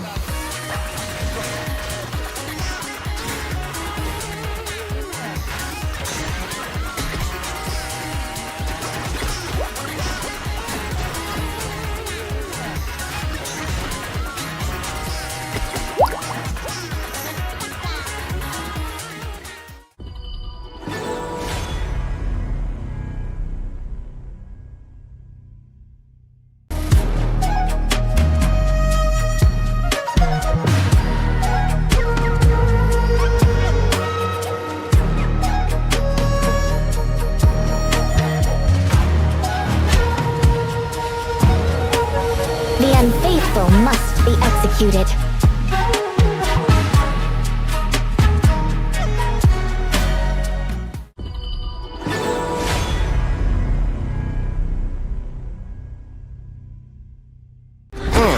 Sometimes working in a different way can be the best vacation.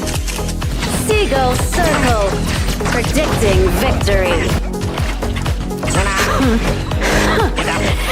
Clean up the trash. Break the boundary between sky and sea. You're not welcome at my beach. Get them. Beach sweepers, follow your orders.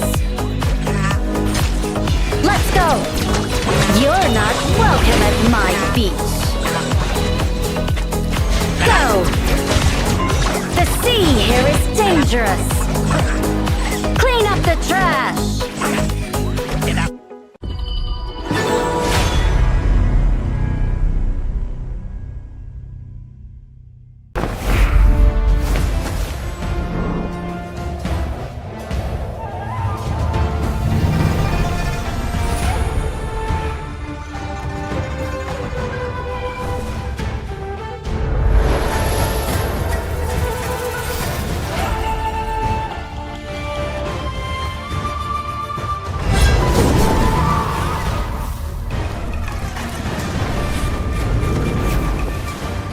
Welcome back. It is time for the last series of the day. Team Max going up against Paradise Esports. It's your favorite kind of tofu, Kindofu. And with me today, the man that ends games in a flash, it is Dash.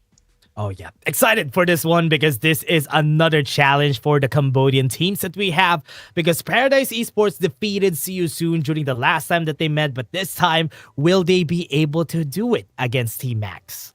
Interesting, right? I like the playstyle of Paradise. I mean, yes, they've been winning, but I think they have been very versatile with their ban picks, but execution also quite clean.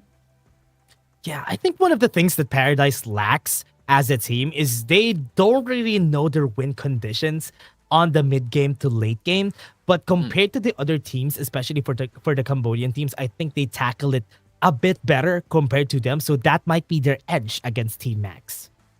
I'm curious to see what the growth is like for Team Max, right? So, of course, with that being said, we know the schedule, we know what's gonna happen. Let's take a look at the audience predictions, and then we'll take a look at what is the polite talkings.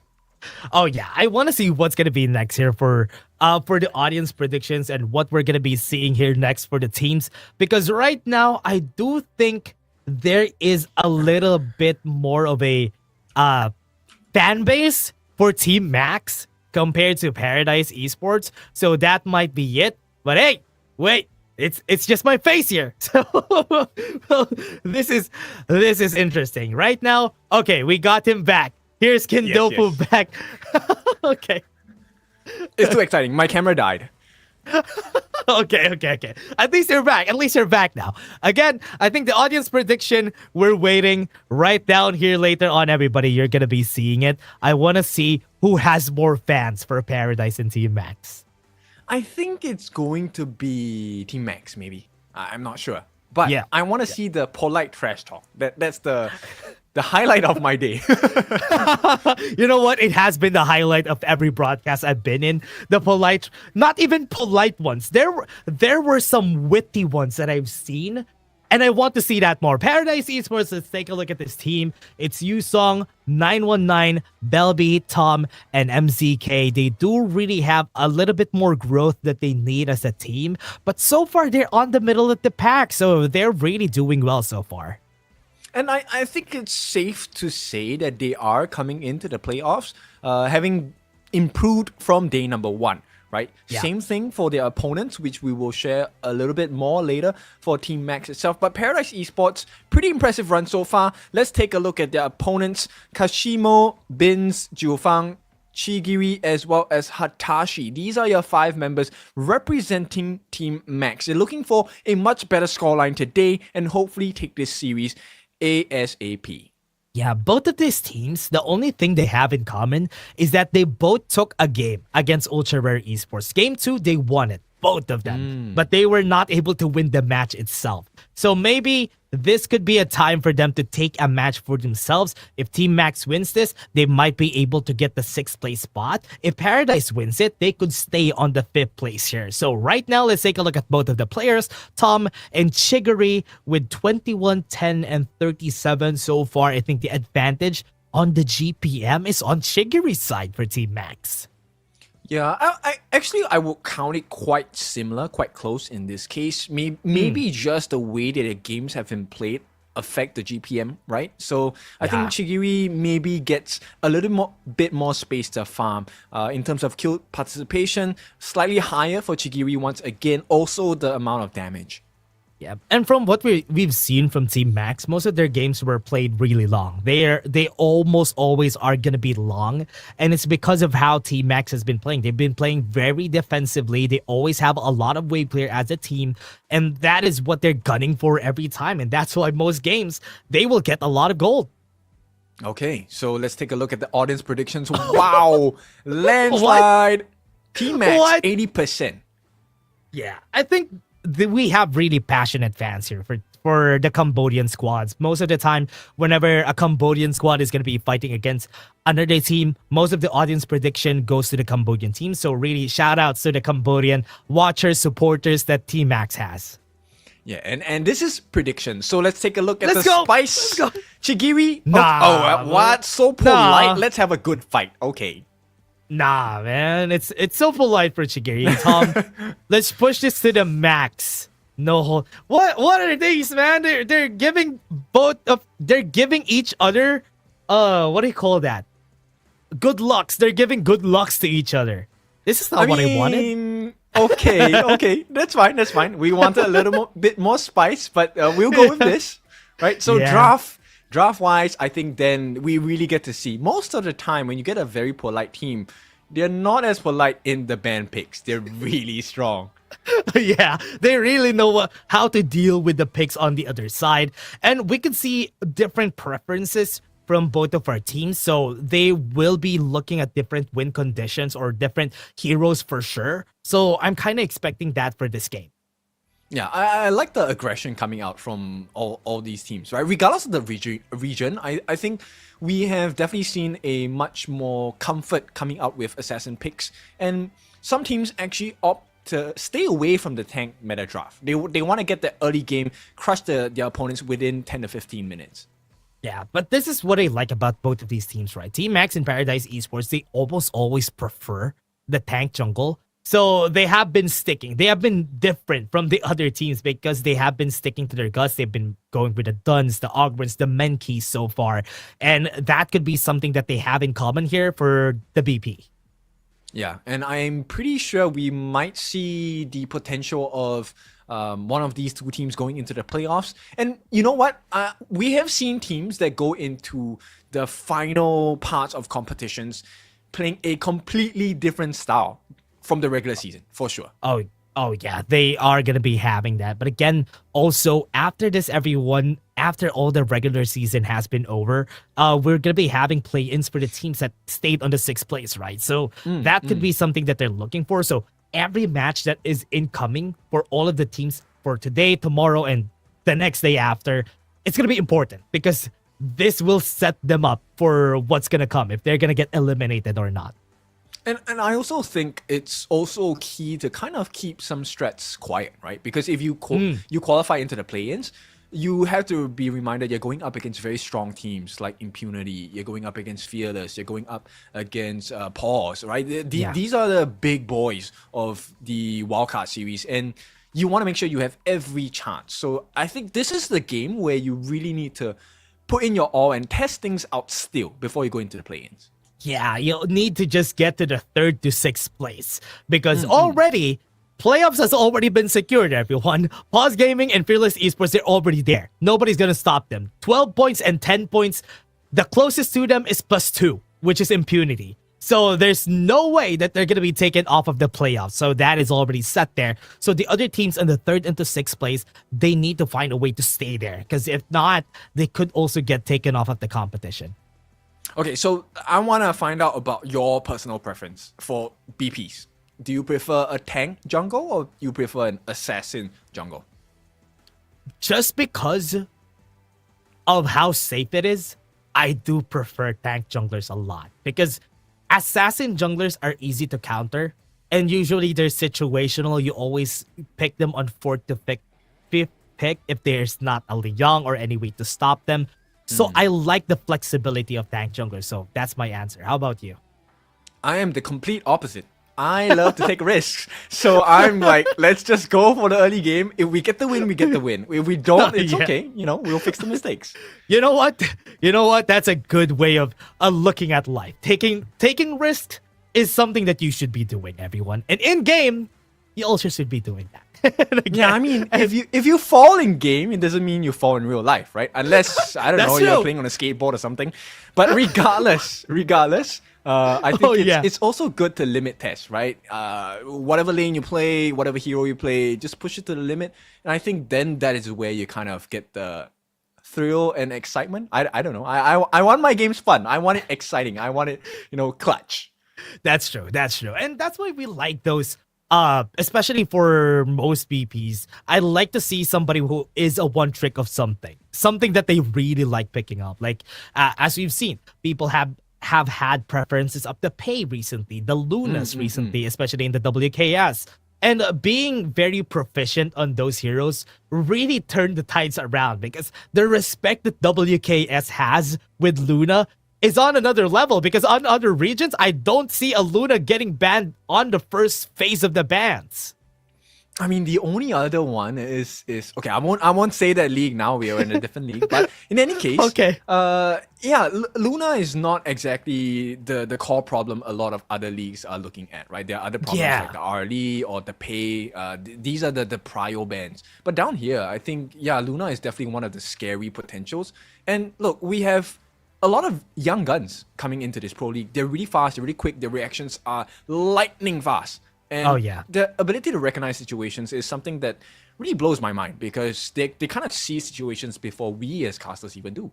Yeah, and I like that they recognize that. They recognize their ability and the ability of their junglers for the coaches out there, for the teams. And that is good. Honestly, having that on your arsenal and also having the tank junglers on your arsenal is also going to make it flexible for you, especially on the draft. Especially for the first to third pick, it's important to have that flexibility. Okay, so we will be heading into the BP now. So Paradise, they will be on the blue side, so prio pick for them.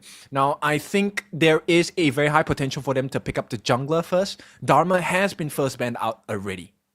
Oh yeah, Dharma gonna get banned. Kashimo, we have seen some plays in where Kashimo is the player to look at here for Team Max. He has been setting up plays for the team a lot of times. The only problem is that the reaction from Team Max hasn't been as fast as what Kashimo wants it to be. Oh wow, they open up the RD.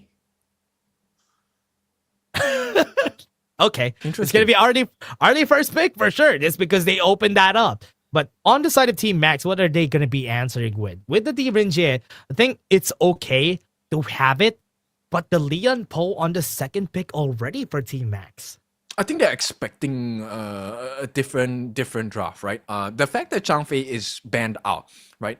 You want to have a tanky lineup, so Yeah. Lianpo is the next best option. So right now, I think you can only go with the soft supports, right? Dolia, Diadea, Diadea. and they pick up Ogren instead. And I think the Diadea could, there you go. The Diadea, the Ogren, the Arlie, good first three picks here for the side of Paradise, because you almost always see this, and the aggression coming in from that Diadea and Arlie on the bot lane could be unmatched most of the time. But I like the reaction from Team Max, just going for that Lady Jun so that they won't, the Ogren is not going to have an easy time. Okay, so now I think it's really about the burst damage potential, right? Which is why Max is also taking out the Garemo. They want to be able to play close range. Garemo, very long range, huge burst potential, actually does have the chance to destroy Lady Jun in the laning phase as well. Oh yeah, also tells me a lot of what they want to do. They want an engaged composition. If you don't want a Gan and Mo on your team, you're going to be playing close range most of the time because you already have the Lady Jun, you already have the Leon Po, and the range of the Direnje could actually be on the closer ones. So with this, Paradise Esports, what are they going to be reacting with? They could take down a bit more of the tank junglers if they don't want Team Max to do so. I think they have to be concerned about the clash lane. I wouldn't put the Lianpo in the clash at this point. I think there are better options. But they take out the Luna as well, which I think is a great idea because they may have the good front line, but for now, right, Paradise Esports, they will suffer with the entrance of a Luna. Yeah, and I've seen Kashimo even pick up the Guan Yu and even the Sun Ce, and the setups that he has been doing for the team has been really crazy. So yeah, as you said, the respect that they have here could be something that they need here for Paradise because he could do a lot of damage here on the side of Paradise. I think a Liu Bang actually makes sense for the side of Max as well, right? So, you know, the Liu Bang and Lianpo combination, I think that will be something that's valuable to the lineup of Max. But we'll see. But jungler-wise, it goes both ways. Okay, Agudo against the Ogren. I like that. Yeah, classic Agudo countering the Ogren and also outpacing him most of the time. That's what you want to do here for the side of Team Max. And Paradise Esports, their answer is most likely going to be having that clash lane. I mean, they have the Byron available here, which could be good, so that their setups, or rather their early game, could be well needed here for that Ogren that they need somebody to help him with. I would think that I would like an invasive clash laner. And I think, yes, so Paradise Esports, this is not an error. They missed a ban. Did they actually just not ban? Oh, wow. Okay, that's good, actually. Charlotte to the Nua, kind of expecting the Guan Yu pick here for Team Max. Think that's what they're kind of looking for. And what I like about that Nua is that they have the reaction that they need if ever the Ogren will be playing aggressively here. And laning is going to be, I won't say a breeze, but easier, right, for the Nua, because her range is really long in comparison to Lady Chen, who at times will require a much closer range to be able to be effective in lane clearing, right? Now, Hitachi going to help Team Max pick up that last pick, which is going to be the Byron. And I think it's quite difficult for the side of Team Max, honestly. Yeah, with their composition, you're really looking for a lot of engages here. I mean, they have a lot of ways to stun the targets onto the backline, so they need a lot of executions to work in order for this composition to really go the lengths. Paradise Esports has a lot of risk tolerance with their composition, which I kind of like because it's not as risky as what Team Max has. Yeah, there's a lot less punishment even if they make a mistake, right? There's heals coming in from the Diardia, Conductor of Souls, and then there's also the huge burst potential of the Nuwa along with the RD as well, right? And this Charlotte, I think, might be one of the big win conditions in the team fights if he's able to get his hands onto the Tyrants here, because Team Max is a pretty dive heavy composition. The Liempo will dive, Byron will dive. So your backline is exposed. Yeah, and that's what I like about the Charlotte getting picked a lot. Because she has been on the rise here on the picks that we have, especially if the other 4 picks that is the usual have been picked already. The Charlotte comes into play, and she usually is just annoying to deal with, especially for the backline. And if you don't really have any soft supports on your side, it might be way, way harder. Well, the benefit for Team Max is until this Charlotte hits level 4, right? This Byron is going to have a much better time. Then it really comes down to individual skills in the matchup between this Charlotte and Byron. But just to let you guys know, we have a technical issue, so we will be in the screen for a little bit. Okay, what speaks out to you for this Dash? Yeah, in this composition? Yeah, I think Paradise Esports, I really prefer this composition a lot more because it's really easier to pull off. And something that is easier to pull off really doesn't let you make a lot of mistakes. And that's what I like about their composition. Team Max, they need a lot of things to work. Maybe like what Ultra Rare did a while ago. They were waiting for the right timing, and that might be what they will be doing in this lineup. So I still will be going for Paradise. How about you? I think same train of thought. In fact, actually, if I want to just play the other card, right? For Team Max, I think if they are the ones starting the initiation, then there is a high chance of success. But they need to get the burst, which means this DNZ needs to do really well in lane. Ooh, actually, you have a great point. Because with this lineup, they don't really have a lot of damage going for them unless the DNZ would be able to get a high advantage against that Arlie. I mean, Arlie against the DNZ is a very decent matchup, and most of the time DNZ has advantage in the early game, but it might be really tough to really be the only damage source in the game. I mean, the golden token definitely is something very valuable for this DNZ, right? So the cooldown is pretty short. It's about 10 seconds in the later parts of the game. So you have a winning condition every 10 seconds, but yeah, you need to get the burst in. So, you know what? We will have those questions answered right now. Game number 1. Yeah, let's take a look at what's going to happen in this game. Game number 1, Paradise versus Team Max. It's going to be the last match that we're going to be having for today. And as we were talking a while ago, even off stream, this is the only Laos team that we have, which is Paradise Esports. Yeah, so the fact that they're doing well, I think is really impressive, right? Yeah. I mean, this is the first time we've seen them on this stage for WKS, so it's really impressive they're doing so well. Yeah, they're really doing well. I mean, they're the middle of the pack. The other teams are just so ahead, especially for the first to third place. But this time, at least now, Paradise Esports is decent enough to be in the middle. Yes. And right now, they're leaving the 1v1s for both the farm laners. So the result of the farm lane is going to be dependent on individual efforts for the time being.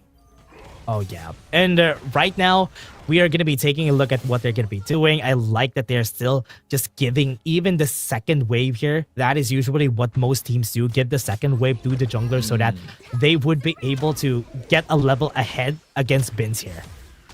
Okay, so Team Max, I like this play. So a very aggressive roll in from Bins to get that camp away. As long as they block off that invasion coming in from the side of Paradise Esports, this is a good advantage to have. Yeah, they're going to be doing really well here. And it will be hard for the Augment to even take a lot of the resources here because compared to Jufong, I think Belby would need a bit more resources, which is why 919 wouldn't be free reigning on the mid lane.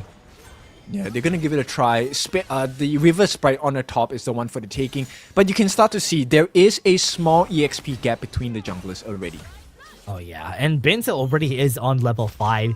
Had to force the teleport out there, and he's already fast. Look at how fast he has been clearing these waves, and this is gonna be significant on the first Tyrant battle that we're gonna have. Yeah, for sure. I mean, this is the benefit of the Agudo, right? With the release, it's one of the additional skills you get besides your smite. You're able to get those camps much faster.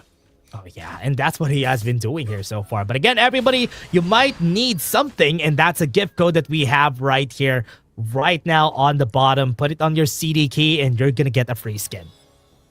All right, free skins and free wins for now. Hey. So, Paradise Esports, they leave the Azure buff alone first. They want to clear the wave. Ooh, they're going to be leaving that out. And I think the timing is just good. We still have 1 minute before the next wave of jungle camps are going to be coming. And that is when the next fight is going to be for sure.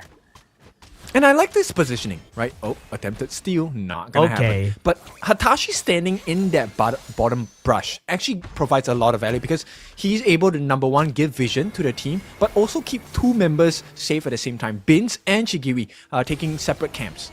Yeah, and I like that they're doing this a lot, right? They've done this the second time around. It's because Tom doesn't really have anybody to help him out in the bot lane, which is why they can freely do it so. Emergence is to be there for Bell B, but it's not going to be enough for them to get anything else. 919 actually equalizes the XP here. Oh, good growth, but right now they're pushing them away from the Tyrant Pit, and I think any extra damage taken now is to the deficit of that team. And it seems like Team Max is the one that's suffering quite a lot of free hits. Yeah, and also on the top side, look at the positioning here of Binz. He's going to be taking the Crimson buff. It's going to take a bit of time before he's going to be reaching the Tyrant. And look at the positioning here. Emergence already. Throw it at the Parasol just to push back. Tashi already on 1/3 HP. And this is not going to be good here for the team right now. They're going to try to take it. Positioning right now, Paradise Esports, not ideal. They're going to go for the steal, and that's good for Team Max. They got the first blood, and one more for Tom. Onto the backline they go, and here comes Yusong. The win condition, as you said, he's looking for more, but here comes Kashimo to go and try. But a pushback from Belby is enough to stop the fight from happening. Oh, what a save. I mean, it's still in benefit to Team Max. This is a good performance to start with. So securing their Tyrant buff for themselves is so important. It gives them the gold, gives them the EXP. So they were trying to push them away. Gorge mobilization dropped down. And this is where the benefit of having the Matrix, the Noir, comes into play. Not only does he block out the team from engaging into further fights, later on, this moment, Belby actually pushes away that Byron, played by Kashimo, saving two of his teammates' life. That's true. So good to see. And from what we've seen on that fight, right, Paradise Esports was not in position to take that. They were on the bottom brush, and they are not committed to go past that, which is why there was not enough damage there for the team. And they really don't have the staff of reverberation yet for Belby during that time, which is why they were kind of lacking in the damage department. I mean, this one doesn't really feel good for the side of Paradise Esports because they were trying to rush that Tyrant, right? Yeah. 919 maybe getting caught out if he's not careful here. This is not good. If you get Imperial Order this time and the Destructive Deluge is going to come in, might be tough though, almost. Jufang almost got killed there by the Annihilation. Yeah, that one was so close. Okay, they still got the kill though. Tom was able to just rush in, saw Jufang recalling. Okay, that's good. That's a kill for them. Okay, I think it's a little bit of a greed here, but Tremor Smash committed. Yeah, Tremor Smash, not going to be knocking up anybody. 919 still moving forward. Still in position here for Paradise Esports to take the fight. Right now, Shigiri is taking a brunt of the damage here from Paradise, but they're just going to be taking the top side now. And you can start to see, right? So Kashimo here, I think there's a couple of moments where he's still deciding, okay, do we want to help Team Max in their aggression or their defense? And it has costed them a little bit. Yes, there is breathing space on the bottom side, but I think he needs to make his decisions quicker. Yeah, he needs to really think about what he's going to be doing here. Look at this, Destructive Deluge. Nice try here for Jufang. Almost got it. I saw it at 1000 HP. Could have been a nice steal there. Yeah. Could have been, right? Yeah, nice try. Nice try. And from what we're seeing here, I think Overlord They won't be using it as much as a Shadow Overlord, which is much more valuable. This is just something that they need in order for them to get anything around the map. Right now, Ju Fong doesn't have the Destructive Deluge. They got the knock-up, and that might be good enough to just push back 919 here.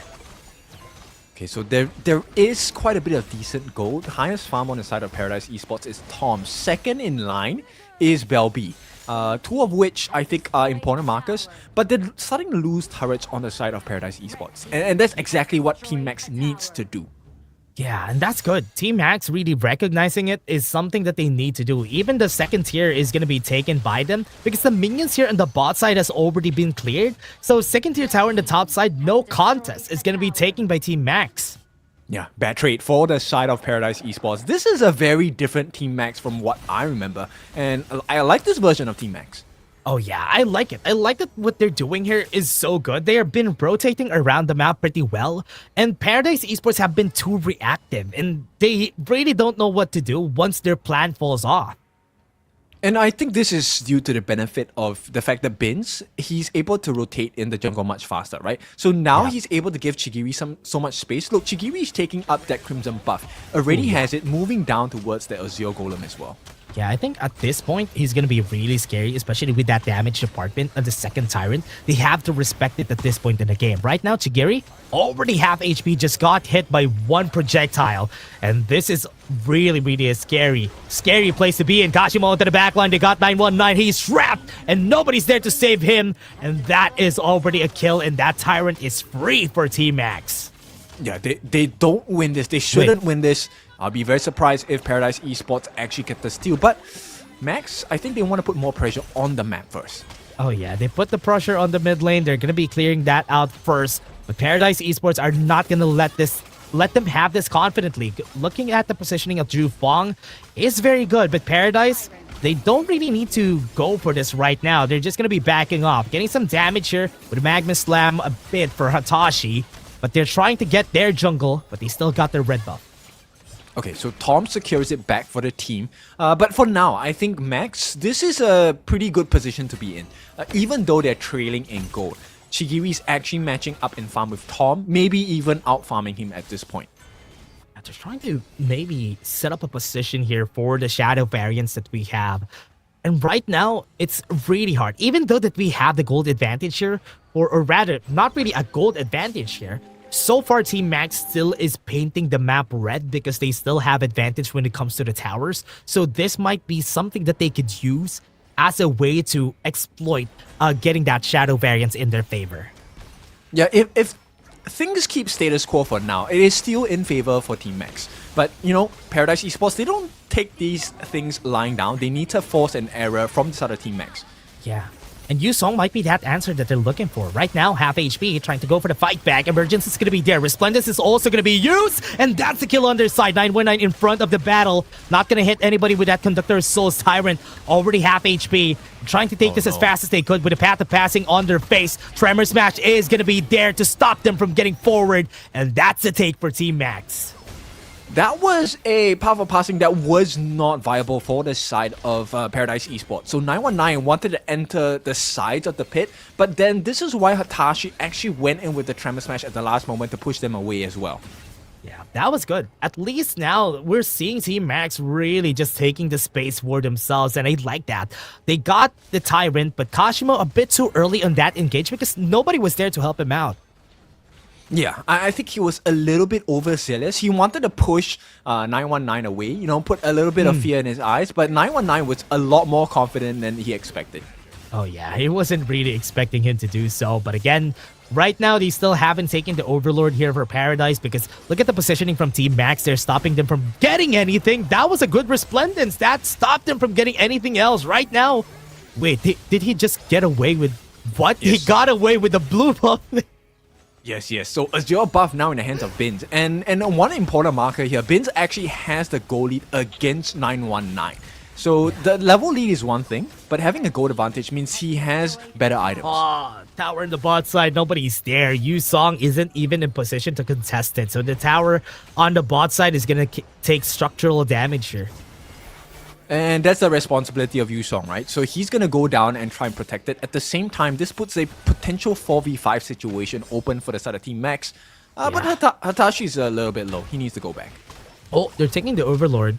They don't have the Primal Bond anymore, so they can take this as fast as they could. 919 saw this, smells this, but a bit too late on the trigger. Right now, they're gonna go for it. Kashimo got him on half HP, not even close to get the Conductor of Souls in, and Team Max takes over 2 people. And this is where the lead starts to show. Now, Kashimo, he's doing a good job of split pushing as well. So there's going to be 3 lanes of pressure. Max should be able to secure this T1. This is one of the strengths of their drafts, having that wild growth to help tank the turret and do damage as well. Oh, now it's so hard for 919 to do anything. Nobody is there close enough to even get a good Conductor of Souls in, which is why so far every Conductor of Souls that he has been doing hasn't given him any HP.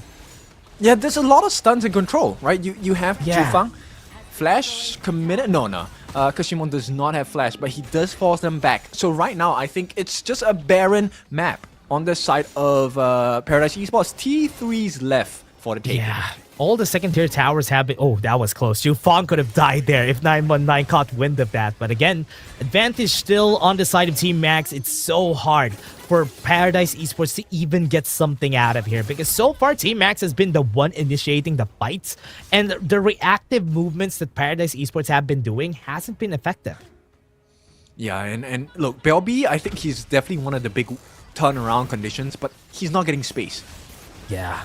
Even with the items that they have, look at this, bot side. It's going to get taken down. Tremor Smash is going to be there onto the back, and nobody is there to even contest that Tremor Smash. Yusong is in front, forced the flash out of him, and this mid tower could get taken down next, but there's no minions. Smart movement there. So if you notice, Hatashi is just using his Tremor Smash as a deterrent to push them back, just so that they have access into the towers. And I have to say, I don't recognize this Team Max. This is a very different squad.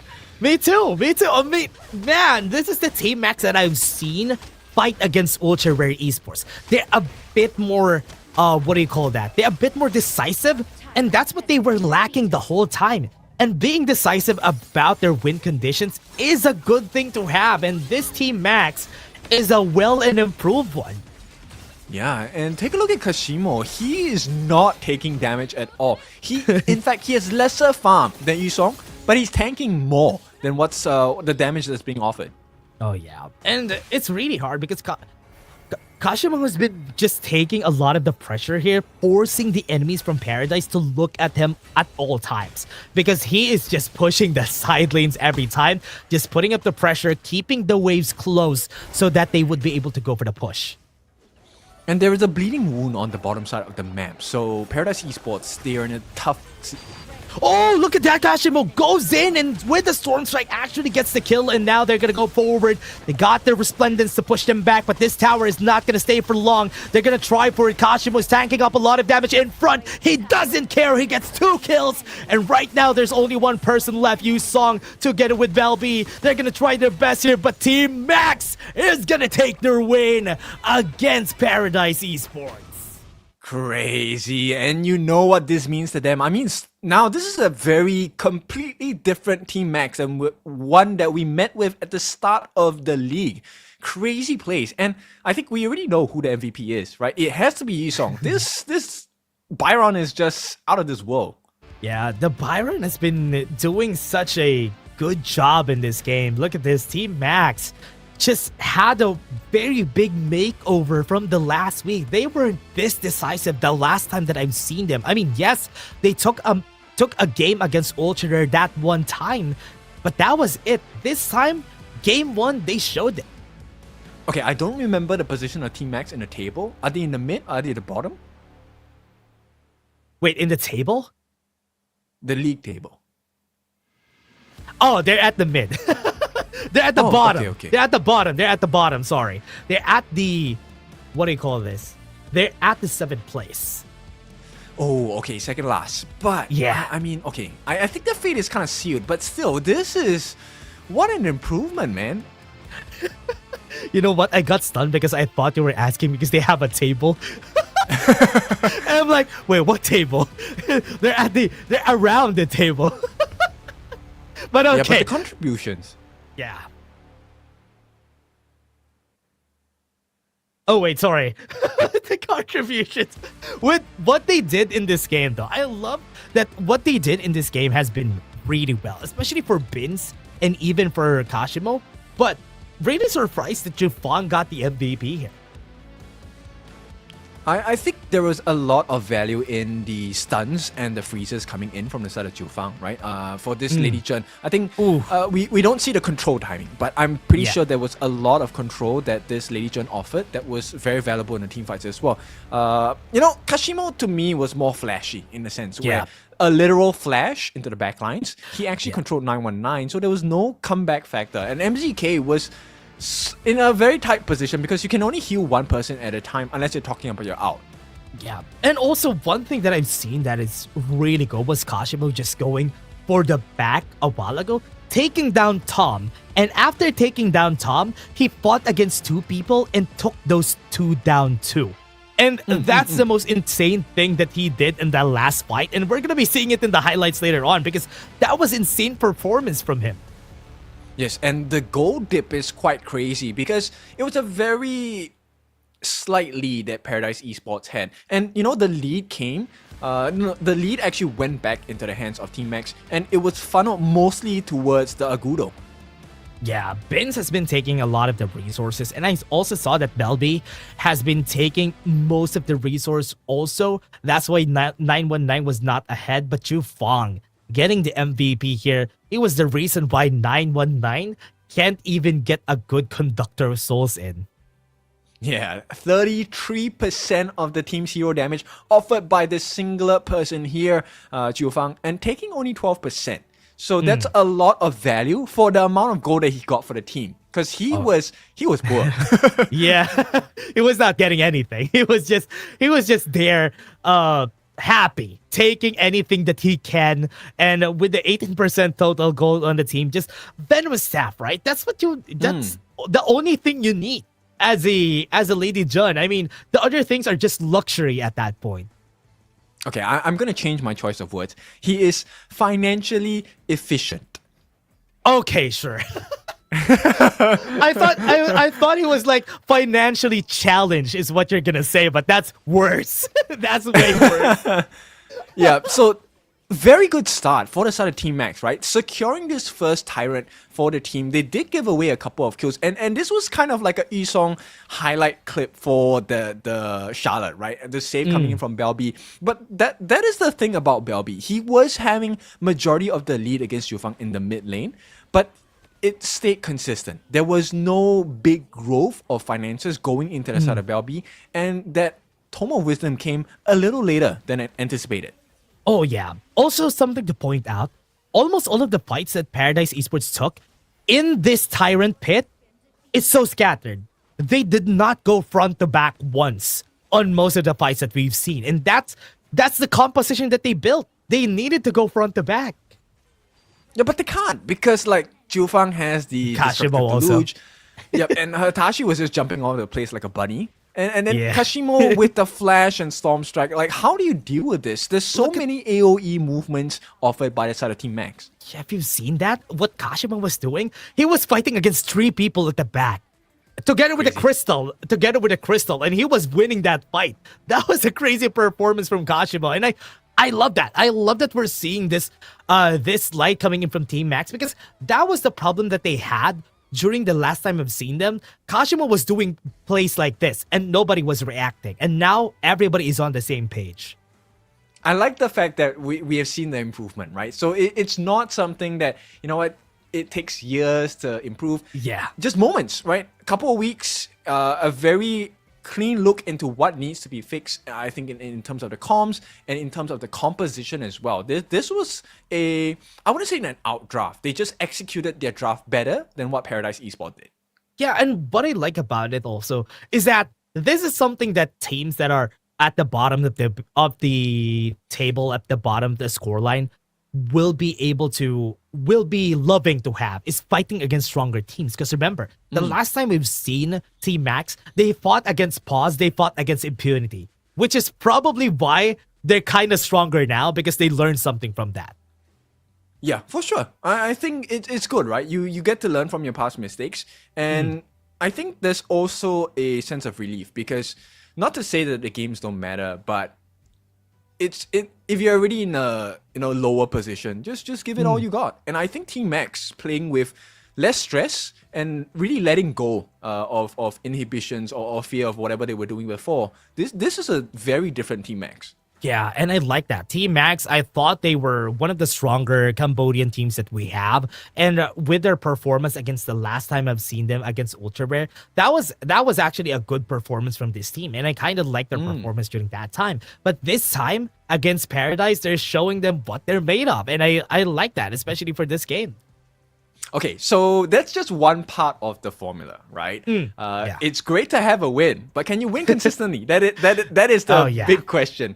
So Team Max needs to get one more game. They need to prove to their fans who are supporting, and maybe even new supporters, that they are here to win, even if their position is not the best.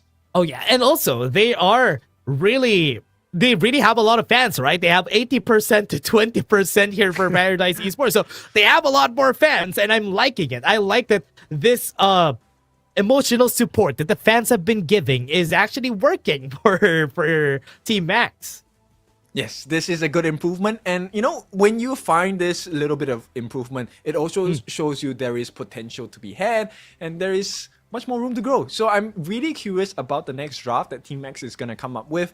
I think both teams have kind of invested quite a lot into this BP, right? Arlie, Diadia, Allgren for the side of Paradise. You do have the Agudo picked up for the side of Team Max. Byron as well. These are all big picks. So now we're left with a mixture of different meta picks and a very different composition. Yeah, and I like that both of these teams have been playing very standard, not really as flashy. With the Assassin Junglers, they picked up the Ogren, they pick up the Agudo, classic counters, and we're probably going to be expecting that again for the next game because both of our junglers are really tank jungle players. I like that you say that because we can be definitely surprised if they suddenly pick up a pay Byron combination on the side of Paradise Esports, and then maybe we get the Jing. I don't know. Yeah, I've seen also for Paradise Esports, they did one interesting lineup is that Lam Lubang. They did that once, and they won against Ultra Bear. And maybe that is their secret pick here against Team Max. Secret sauce, right? I mean, we want the secret menu, things that you can't see on the menu and secretly order. But we'll see. Yeah, people really love any secret menu things. Like they want to get that as much as they can just to get that exclusive feel and also to maybe win something out of it.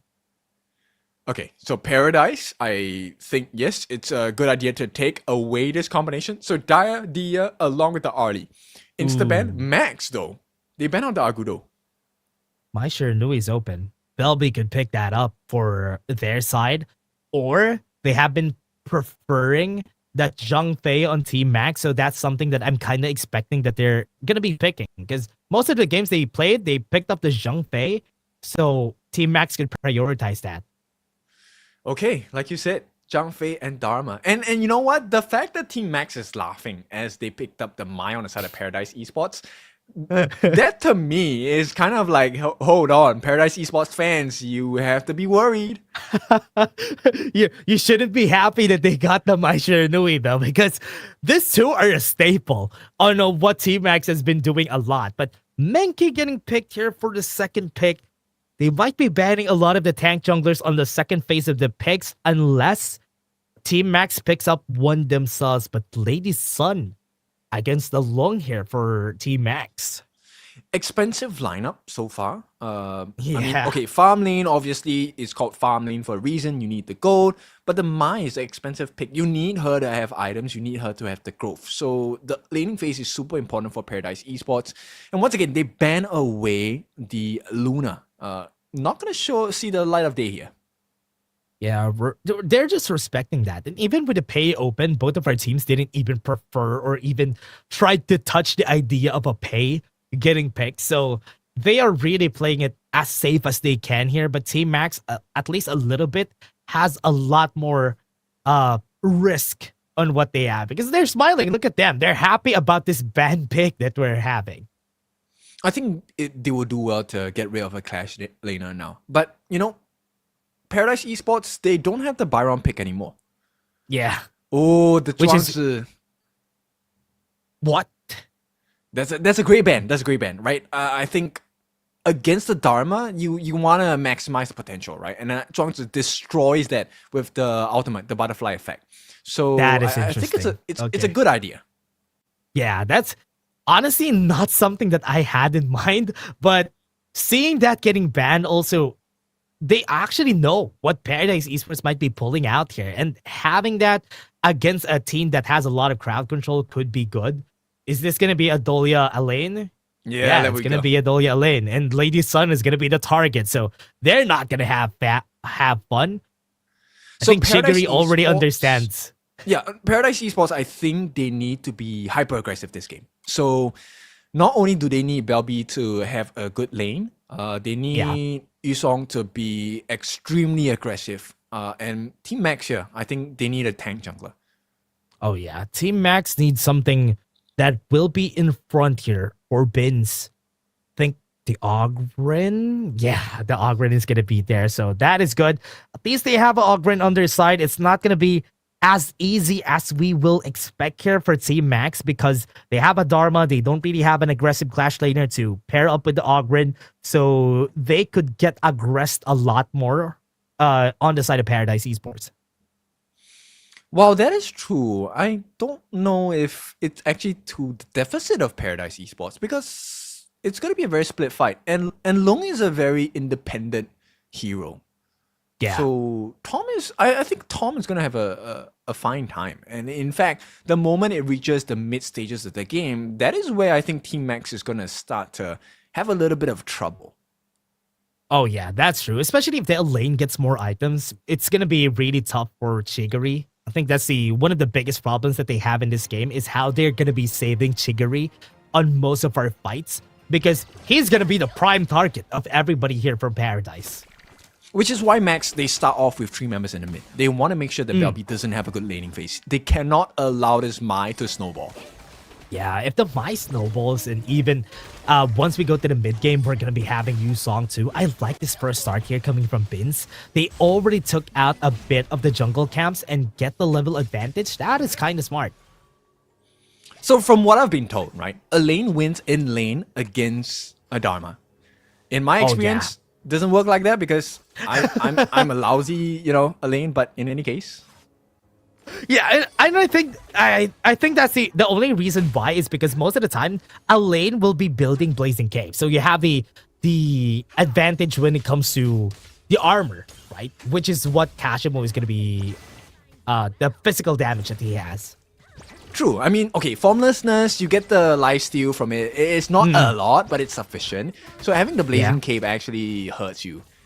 That's true, and that's why here we could definitely see them have the advantage in the lane. And most of the time, Dharma really has a hard time on most laners. And that's why here, this time, Team Max, what they're going to be focusing on is how they're going to be making sure that Bins is going to get accelerated. Because right now, I think I like this, that Ju Fong is giving most of his resources here in the mid lane on Bins so that he gets level advantage against 919. Yeah, he doesn't need that much farm, right? Jiufang at this point is going to operate as a utility mage, which means he's just going to help to set up stuns and maybe slows for the team so that people like Kashimo or people like Chigiri will be having an easier time to get damage in. Oh yeah, and I like that the reaction of 919 here after getting stolen from is just to take something else here on their side. So that's a very smart start for their side. They're recognizing what needs to be done after getting stolen from, and that's good. Yes, and it's absolutely necessary because it's a neck-and-neck race in the farm lane, right? Tom as well as Chigiri both are at similar levels for level 4. No kills just yet. Jufang tried to go in with a Mournful Temple, but it's not going to be hitting, so nothing very flashy is going to happen in the farm lane. They're gonna try on the side of Team Max, right? I think they want to try and force out this infinite fastness as Bins. He's gonna start farming a little bit more in the mid lane as well. Yeah, he's gonna be getting as much as he can here, though. I mean, he got the Sprite, so that's a good thing. Right now, Belby wants to go for that knockup, but Right now, it's not gonna work out because they don't have damage yet. Yeah, and slight EXP advantage for Bins. So maybe this might be that turnaround factor as we hit close to that 4-minute mark, about less than 50 seconds to go. Yeah, with this Tyrant, this is where our first fight is gonna happen. And I do think both of our teams are gonna fight for it. Just because both of them might have equal footing on the fight. But I'm kind of scared of what Yusong's form is gonna be on this Tyrant fight, because he's gonna be a key on how they're gonna be tackling this fight. I think it depends on what Kashimo wants to do. Does he want to hold him there? Is he going to commit his ultimate to try and get the kill? Because right now, they're just trading. And it's going to be up soon, Tyrant. Okay, they got Nice. it. Unbridled Outburst Bell B. What a timing coming in from Hatashi. Stops him from getting that kill. That was close. He actually stood under the turret. His yeah. positioning, Belby, was a little bit concerning. Yeah, but again, Flash already used, and even the heal from MZK has been down. But one thing good here for the side of Paradise is that Hatashi doesn't have the Unbridled Outburst on this fight. Right now, they're gonna try for it, and they have all it takes to maybe try and take this Bins. Onto the backline, they still have anything, so if ever they need to use it right now, they got the steal. Paradise Esports gets it in the end, and they're gonna go for the chase down. Belby doesn't have HP. Yusong onto the backline, who wants to go for it. First Blood comes in, but Bins is also gonna fall down here. A bit of HP, but they got it more. The knockup's gonna be there, and with the reset, they go for 2 kills, and they're gonna be trying to find more. Jofong doesn't have anything more except for that flash, and he had to use it. And this is where the experience starts to show, right? This is one of the reasons why Belby even made that rotation in the first place. It was a difficult position for Bins to get the steal in, because if you notice the difficulty that Team Max have at this point, no control. And why is there no control? Because Hatashi used his Unbridled Outburst very early, even before this fight, did not have his madness to come and complement that situation. And when there's lack of control and damage, this is what happens. Yeah, and I like the respect, or rather the setup that they did there. Belby even forcing out his flash just to make sure that they wouldn't have the Unbridled Outburst was a very good start. Truth Mantra from Kashimo just so Belby wouldn't be able to get that knockup. He was ready to throw his life, because a Zhang Fei with no Unbridled Outburst, not entirely useless, but doesn't provide the value that you would like. Okay. I thought you were gonna say that. Okay, but I'm kind. Okay. But again, with this right now, at least he hasn't Unbridled Outburst. It's gonna take them time. They need to find a play on how they're gonna be using this rage that Hatashi has right now. Because so far, Belby has been doing such a great job on going from lane to lane to maybe take a kill. I think they need to try and fix Kashimo's lane though, because Kashimo's struggling against Yusong. He's having such a hard time. He can't even stay in the lane because Yusong is just killing him there. Yeah, and he's missing waves, so he's missing valuable EXP and gold. And right now, look, rotations coming in. This is a T1 guarantee for Paradise Esports. Yeah, Belby tried to go for that knockup against them, but Bins, he is gonna get stolen from, and that's not a good start though. Bins doesn't really have a lot of HP in front. They use it onto the backline to go for the chase down, and look at this. Yusong is just being a menace at the back there. Unbridled Outburst was able to stop Belby, but Yusong is already in front. They're trying their best to do something here. MZK is getting chased down. Bins is already able to do the damage. The execute is gonna be there, but Tom wouldn't be able to finish a kill. He has the infinite vastness to just get away, and Team Max just won that fight. I mean, they did everything exactly as how you would expect out of the Paradise Esports lineup, but there were the efficiency of it. Yusong couldn't find the damage onto Chigiri. If you take a look at that Death at Sunset, right, jumping in onto the back, just the positioning of this Lady Sun was one that really changed the fight, because this kill potential of that Death at Sunset did not get realized at all, and suddenly you find yourselves a bit too deep in the jungle on the side of Team Max, and free punish, you can't chase this Bins Organ. You're just inviting yourself to get killed. That's true. The right timing of that rolling raid was actually so good for Chingari. That's why Yusong wasn't able to get the knock upon him and maybe even finish the kill, but he was too far forward, and I like the answer from Team Max that they used an Unbridled Outburst so that nobody could follow through.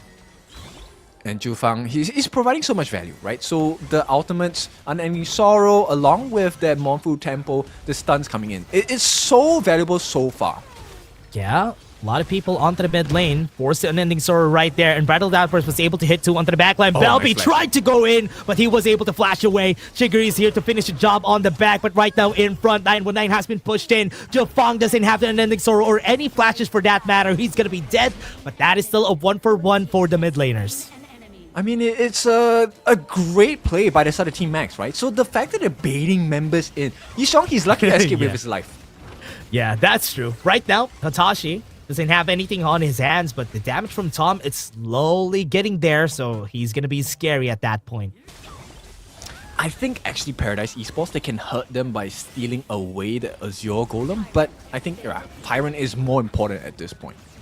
Yeah, Bins is just, tried to go for it, but again, right now, I think the challenge is to pinpoint where Belby is because he's been getting away with very cheeky angles to start the fights from. Yes, he has been dying, but he's been providing value from there.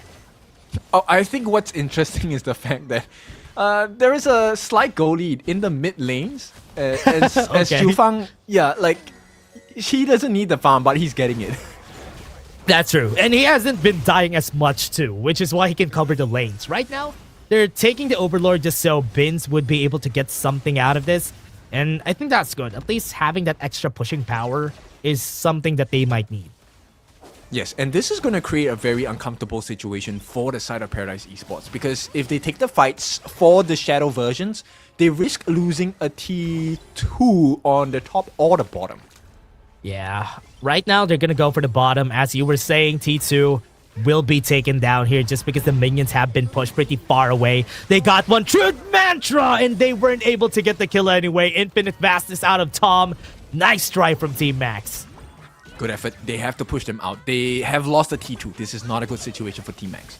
Yeah, I think that's not good. Right now, onto the backline they go. Jifong is going to be the target. Kashimo still gets the kill. Right now in position, Chigri will be able to deal the damage that they're looking for. Kashimo is dead. They'll be looking for that flash. Wasn't able to get the knockup, but they're still in front. The damage, the chip damage coming from Chigri is actually hurting quite a bit, but not enough to even be a threat.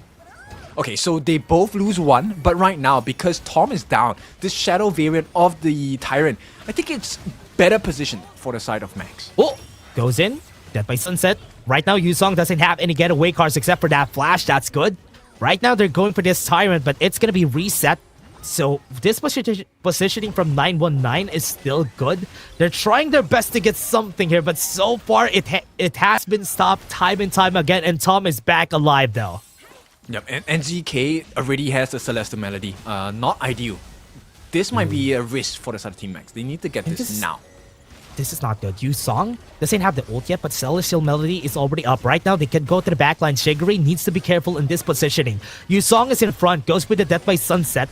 Could get one by with another Celestial Melody coming in. Right now, they had an Unbridled Outburst. Got 3 people onto the backline. Shigiri fighting a 1v1 against Yusong. But in front, look at the chaos that has been ensued. And this is going in their favor. Shigiri free to hit from the backlines. And they're getting pushed back by riding the wind. But Team Max, they're just going to be backing off. And they are still looking to maybe get this Tyrant.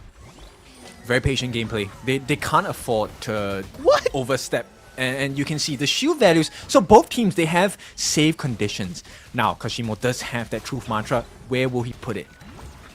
Daybreaker already built for Chigiri, so it's going to be hurting now against 919. Kashimo has the flash, has the truth.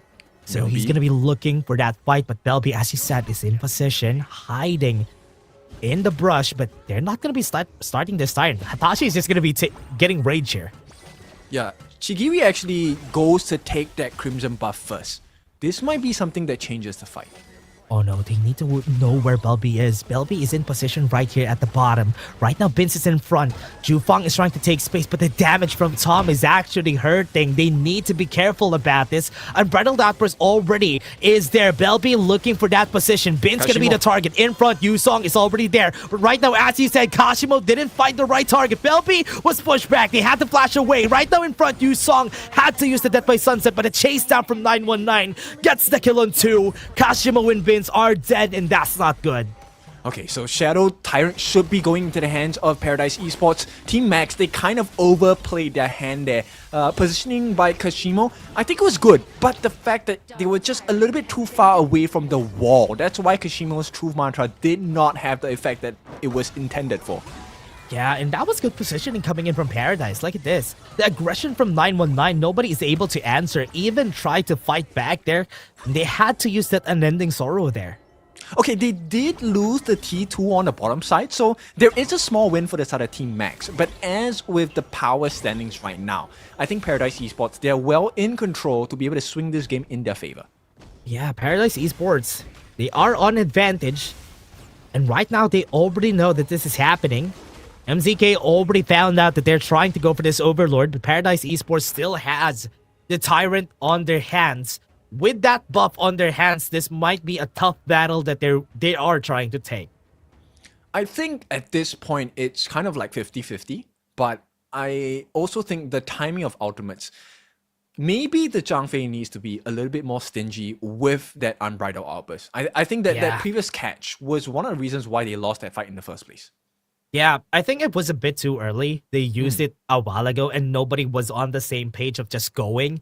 Because Kashima was a bit late to the party, they had to use an Unbridled Outburst, and they have to be careful about using it again this time. I think that's the difficulty of it, right? Trying to sync up all of your ultimate moves in the perfect timing is not the easiest of tasks. And so far, Paradise Esports positioning, I find it really clean because then they're rarely huddled up as 5. It's kind of like a break. 2 members and 3 members in separate groups, which makes life really tough for Kashima on this Dharma. Yeah, it's really hard though. I mean, for Kashimo, he really needs to find that right timing in most of this fight. Paradise Esports, I think they're the team who asked for the pause. Are they the team? Yeah, it's looking like they're the team who asked for the pause here.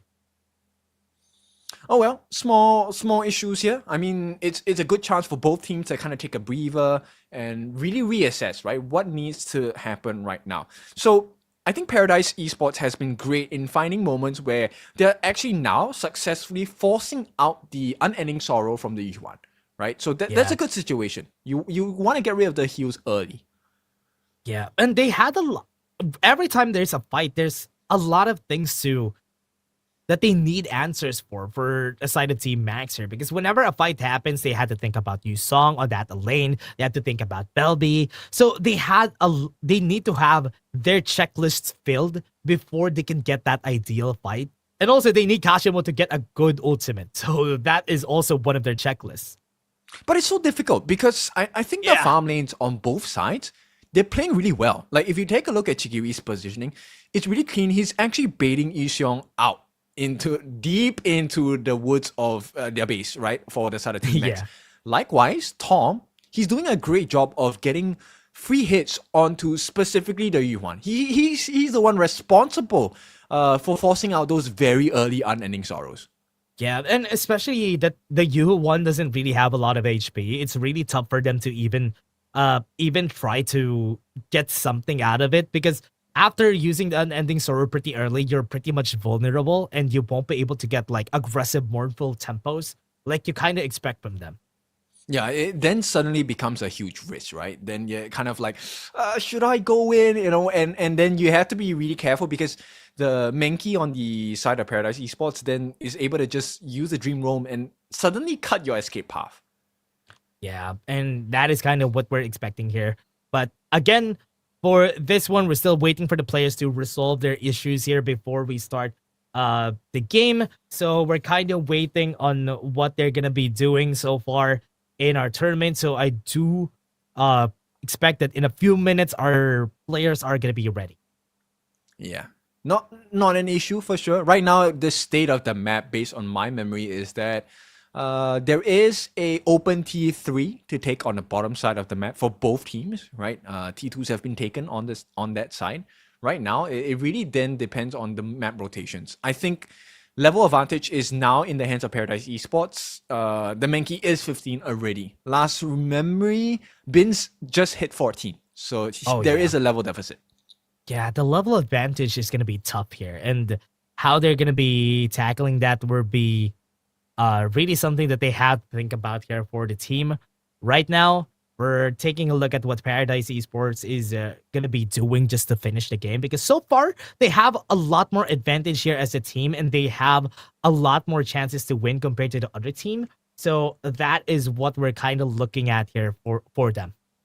Okay, I think they're going back into the Ooh, game okay. right now. Yeah.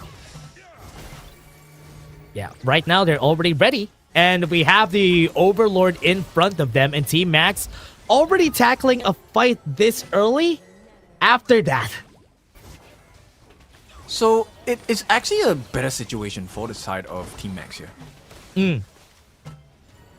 It's looking like want to go for this battle Oh, right nice now. catch. But the challenge right now is the catch, as you said, onto the backline. Yu Song was able to get one. Death by Sunset is going to be there again, but the knockup was able to finish them off, and Bins in front. Would he be able to survive this right now? They have the damage from Chigiri, but not enough to actually make a mark there so far, and that is advantage for the side of Paradise again.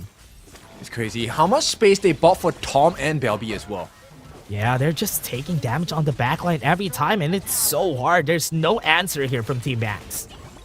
Yeah, and like you mentioned before, so Jiufang not exactly as tanky as I think Team Max would like it to be, but this is what happened just now. So the double death at Sunset, this one was a big game changer, and waiting for that Monfu tempo from the side of Jiufang as well. The combinations offered by the side of Paradise Esports, if you take a look at what's happening, Belby and Tom, they're giving so much space in the fight that they're able to calmly choose and decide where to land the damage in, and Belby, a lot of damage at this point. Yeah, and whoever is in front, it's kind of scary because the damage from Tom is actually really hard to deal with. That's why right now the challenge is, what are they going to be doing? Who is going to be fronting if they don't start the fight? Tom is just free reigning on that front line. Right now onto the back, Jiufang again going to be the target here, forcing the unending sorrow out of him. Death by Sunset is going to be there, and he's going to be finished. He had to flash away. Yusong still has the Death by Sunset, but a tower top side has been taken down. This is the kind of a lane you want. Yusong, he's doing so well. So just mitigating the damage taken, but at the same time making sure that the double Death by Sunset, interestingly, does not go for Chigiri. He goes for Jiufang instead. He wants to get rid of the heals. Yeah, and that is good. That is very smart here that they're doing that, because after using that Unending Sorrow, it's just an easy kill against Jiufang, and recognizing that is actually good here for Paradise. Yeah, and look at the damage that Tom is doing. Half health for Bins just by one Flaming Palms. Oh yeah, it's really crazy. I'm kind of scared of what he could be dealing next time. Nice, right Tom. now, Flaming Palm was there, but was able to get it. What a great setup here from Kashimo, setting that up for their side. Yusong onto the backline, goes in, wants to go under the Death by Sunset. He has the blood ratio. He's going to be surviving that for so long. Was able to flash in to get the kill, and they were able to do so. It's a 2-for-1 so far, but they got the tower bot side. Yeah, and once the dust settles on the side of the Gorge, Team Max is in a terribly difficult position. It's a barren base. Yeah, it's a very tough spot to be in. Right now, they need 2 fights in order for them to even finish the game. 2 big fights. And that's why it's going to be tough here. Right now, they're going to be defending. They're going to be reactive. But the positioning from Belby could actually catch them off guard in the next fight. Right now, based on how the team fights are happening, I don't see a way that Team Max is going to be able to win this game, because they have found a solution to catch Chigiri multiple times, force out Jiufang's ultimate very early on, and there is no catch potential onto Tom unless they commit the Unbridled Outburst. Yeah, and even for Kashimo, even if they did win the fight a while ago out of his Truth Mantra, Bin's almost dying out of it. Conductor of Souls had to be used. Right now, Belby looking for the right target here. Chigiri, he has his sights on him, goes in. Jiufang still very much alive. 4-man on that, and that's good. They got the kill that they're looking for. Yusong onto the backline, still looking for more. Bins has been killed. Yusong is in front. They still have the mournful tempo. Get the stun on 919, and he was able to dream roaming away. Knockup's not going to work out. Hatashi's going for the chase down, and they are not going to be able to continue because the damage from Tom is just too much. Okay, so that's a glimpse, right? That's a glimpse of what potentially can happen when you have a pretty good Unbridled Outburst. Once again, Kashimo just a little slightly out of touch in terms of range. Was looking for that very beautiful Truth Mantra. Did not have the flash, that's why he couldn't get there on time. Yeah, but he got the kill on Belby. He had to finish one off just so they're sure that they're going to be trying to take that fight again. But on our live, we're seeing a fight that is going to be brewing on the top side of the map. Did Chigiri die there? No. No, actually. No, he just backed off. Yeah, but I think Jiufang is going to be dying here next. Death by Sunset already used. Right now they have an ending sword. The healing from that one is just too much and they had to back off. Vince is already half HP and Bridal Outburst was able to push him back. They got 4 man and that's good. And Kashimo was looking for that opportunity since the start of the game and he got it. He saves the game time and time again, and this is why the Flash is so scary on the hands of a Dharma. Kashimo, that was a great play, and now they have an opening for the Shadow Overlord. Yeah, Overlord is going to be taken. They can push the mid lane. 20 seconds on the clock before Yu Song and Tom will be able to go through. Look at this play again. From the side, coming in with the Flash as well. Goodness me, combination along with the Stampede, that jump coming in from that Unbridled Outburst for Hitachi, that was so valuable. And now finally they're able to put some pressure on the map. But I don't think this is going to open up the T3s for the side of Team Max just yet. Yeah, I think they don't really have the fighting power to do that yet. Maybe one more fight after getting the Tempest Dragon could be their chance to even finish this game. So that's why this game has been long. I think the Tempest Dragon could be the final nail in the coffin or the last fight that we're looking for. I think I need to be more positive because I think Team Max wouldn't come back, but here we are. Yeah, they got all the towers down too. So I was thinking that too, don't worry. It's just the reality of things that we're looking at here.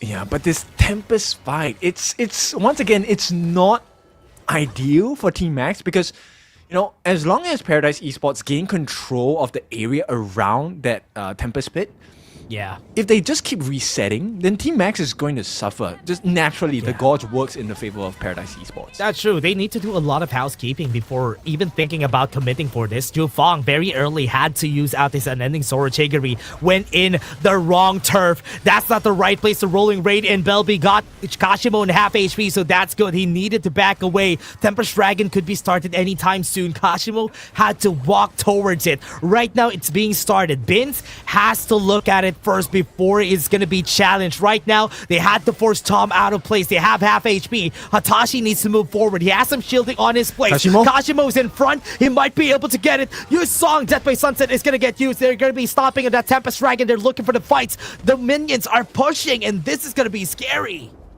They have to give it up. This should be a Tempest in the hands on the side of Paradise Esports. Unless someone defends the base, which Kashimo is doing right now. Team Max. Yeah, remember they have Sage Sanctuary on Vince, so he can take this risk if ever he needs to. Right now, very low in HP. He has to be pushed back. Belby goes in for the range. Sage's Sanctuary popped, so the timing's just good, and they got it in the end. The Tempest Dragon goes into the side of Paradise Esports, and there's nothing they can do to stop this. Kashimo is not here. Double kill coming in from Tom, and Paradise is looking to finish the game. The minions are coming. 919 is here to maybe stop everybody from trying their best to maybe do something. Kashimo has a good ult in place. He won't be able to do so. Truth Mantra was not there to get the hit, and here comes the minions to finish the game, and this is done. Paradise Esports gets this to 1-1. Oh, that one. Okay, so they tied up Paradise Esports. I mean, they played their cards really well. So many problems for the side of Team Max to solve, and they did not have the answers. Yeah, they didn't have the answers even with their composition. You could see that though. The problem there is that Ju Fong on most fights could get bursted down by Tom and even Belby. And Chigiri also, just because they pick up the Lady Sun at third pick, they had a lot of problems there. We saw the win condition coming out for the side of Team Max, right? And it's pretty clear. It's Kashimo. It needs to be him. He needs to get the multi-man catch, but the combination starts with the Unbridled Outburst. Everything needs to line up perfectly, which there was a switch in behavior from the side of Paradise Esports. Came in the form of Belby. He was the one responsible for the start of this beautiful situation that happened for Paradise Esports. Yeah, and it's really hard though. I mean, Belby was one of the win conditions, as you said, and that's why Tom was able to reach that point. And Yu Song is just, at that point, was really annoying against the other team. 919 has been doing his work. He was in front the whole time, and nobody is even close to dealing damage against him, which is why he didn't die this game.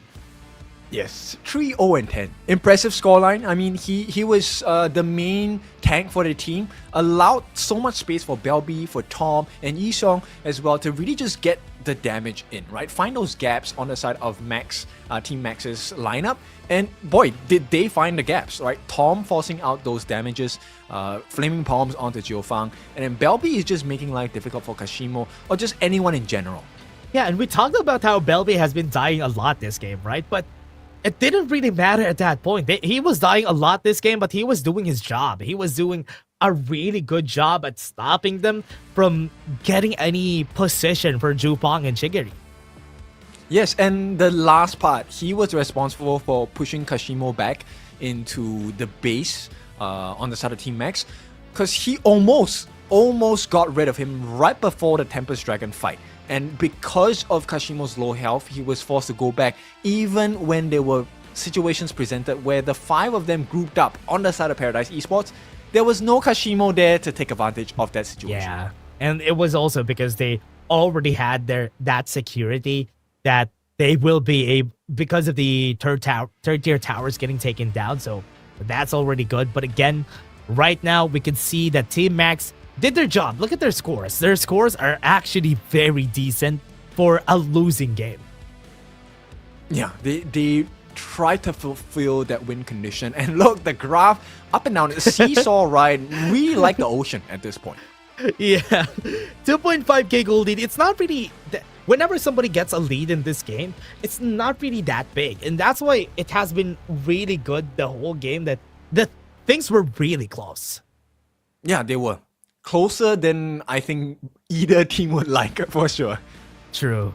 It was, I thought it was just Paradise Esports going to be winning, but Team Max was still getting a lot of resources from that game. It's also because third tier towers have been taken down, so you really have a lot more waves to farm. And MVP is going to be 919 with 3-0 and 10.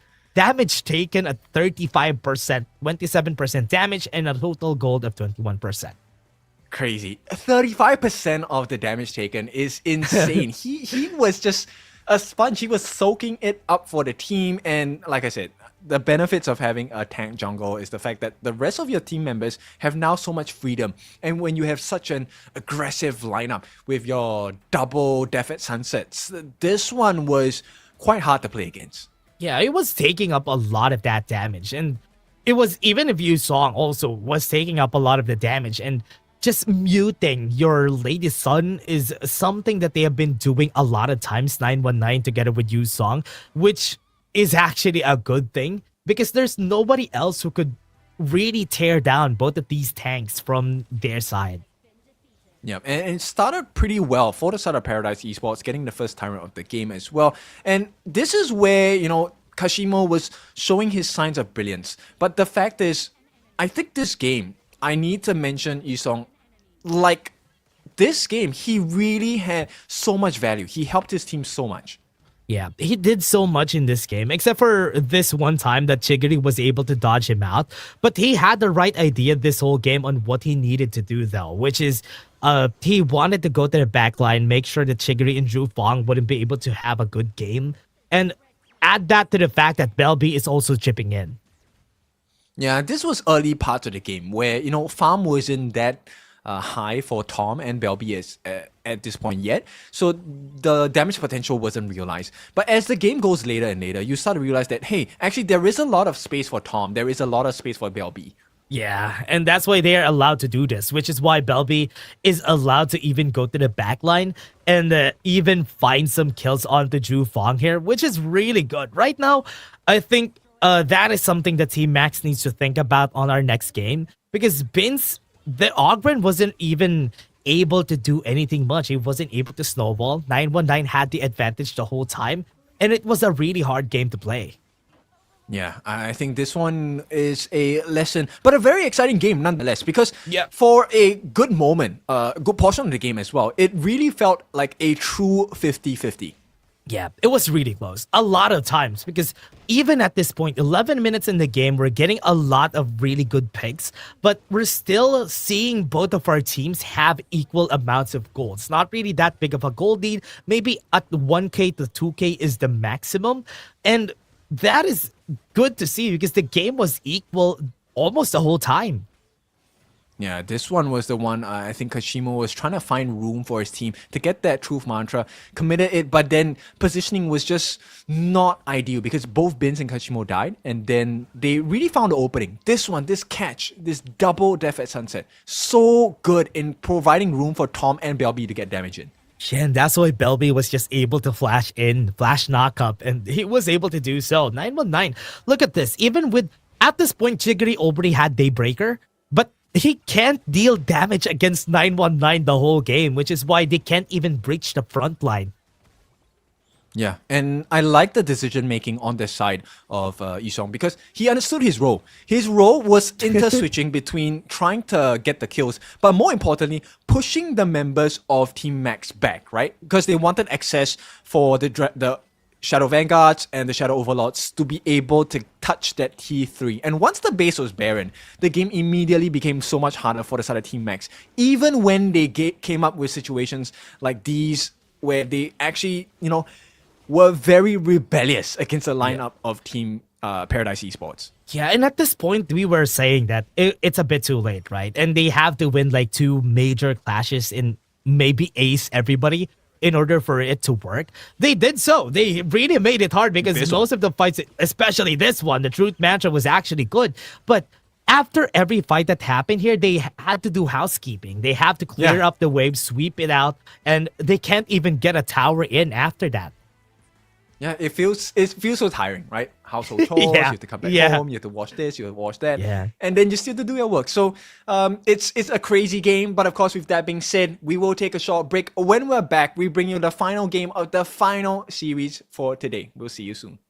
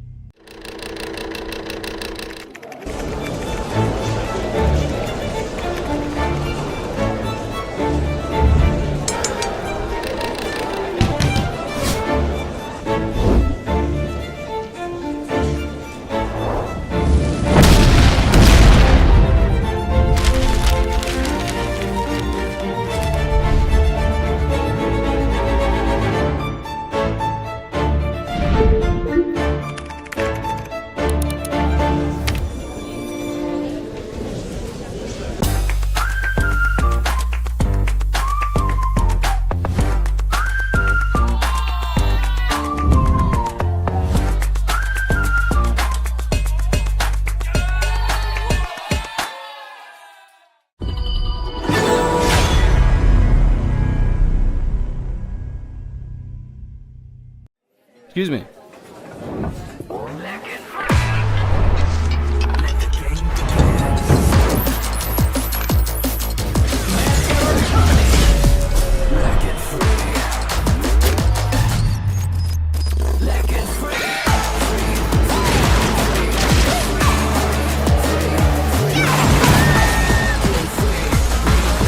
Hugging stings. Victory. Another round. Sure, but how about a smoother phone next time?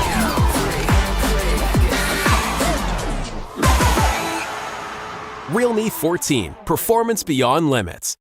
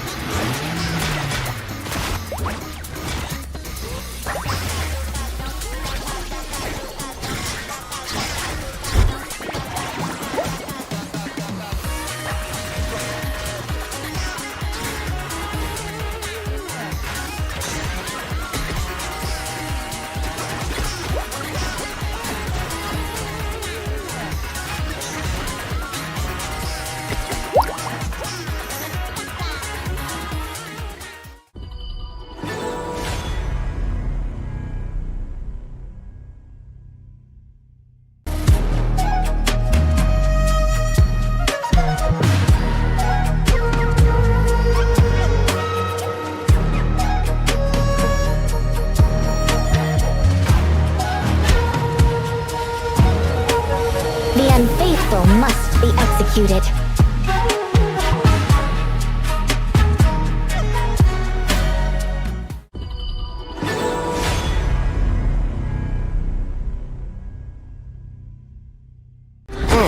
Sometimes working in a different way can be the best vacation. Seagull circle, predicting victory. Clean up the trash. Break the boundary between sky and sea. You're not welcome at my beach. Get them. Beach sweepers. Follow your orders. Let's go. You're not welcome at my beach. Go. The sea here is dangerous. Clean up the trash.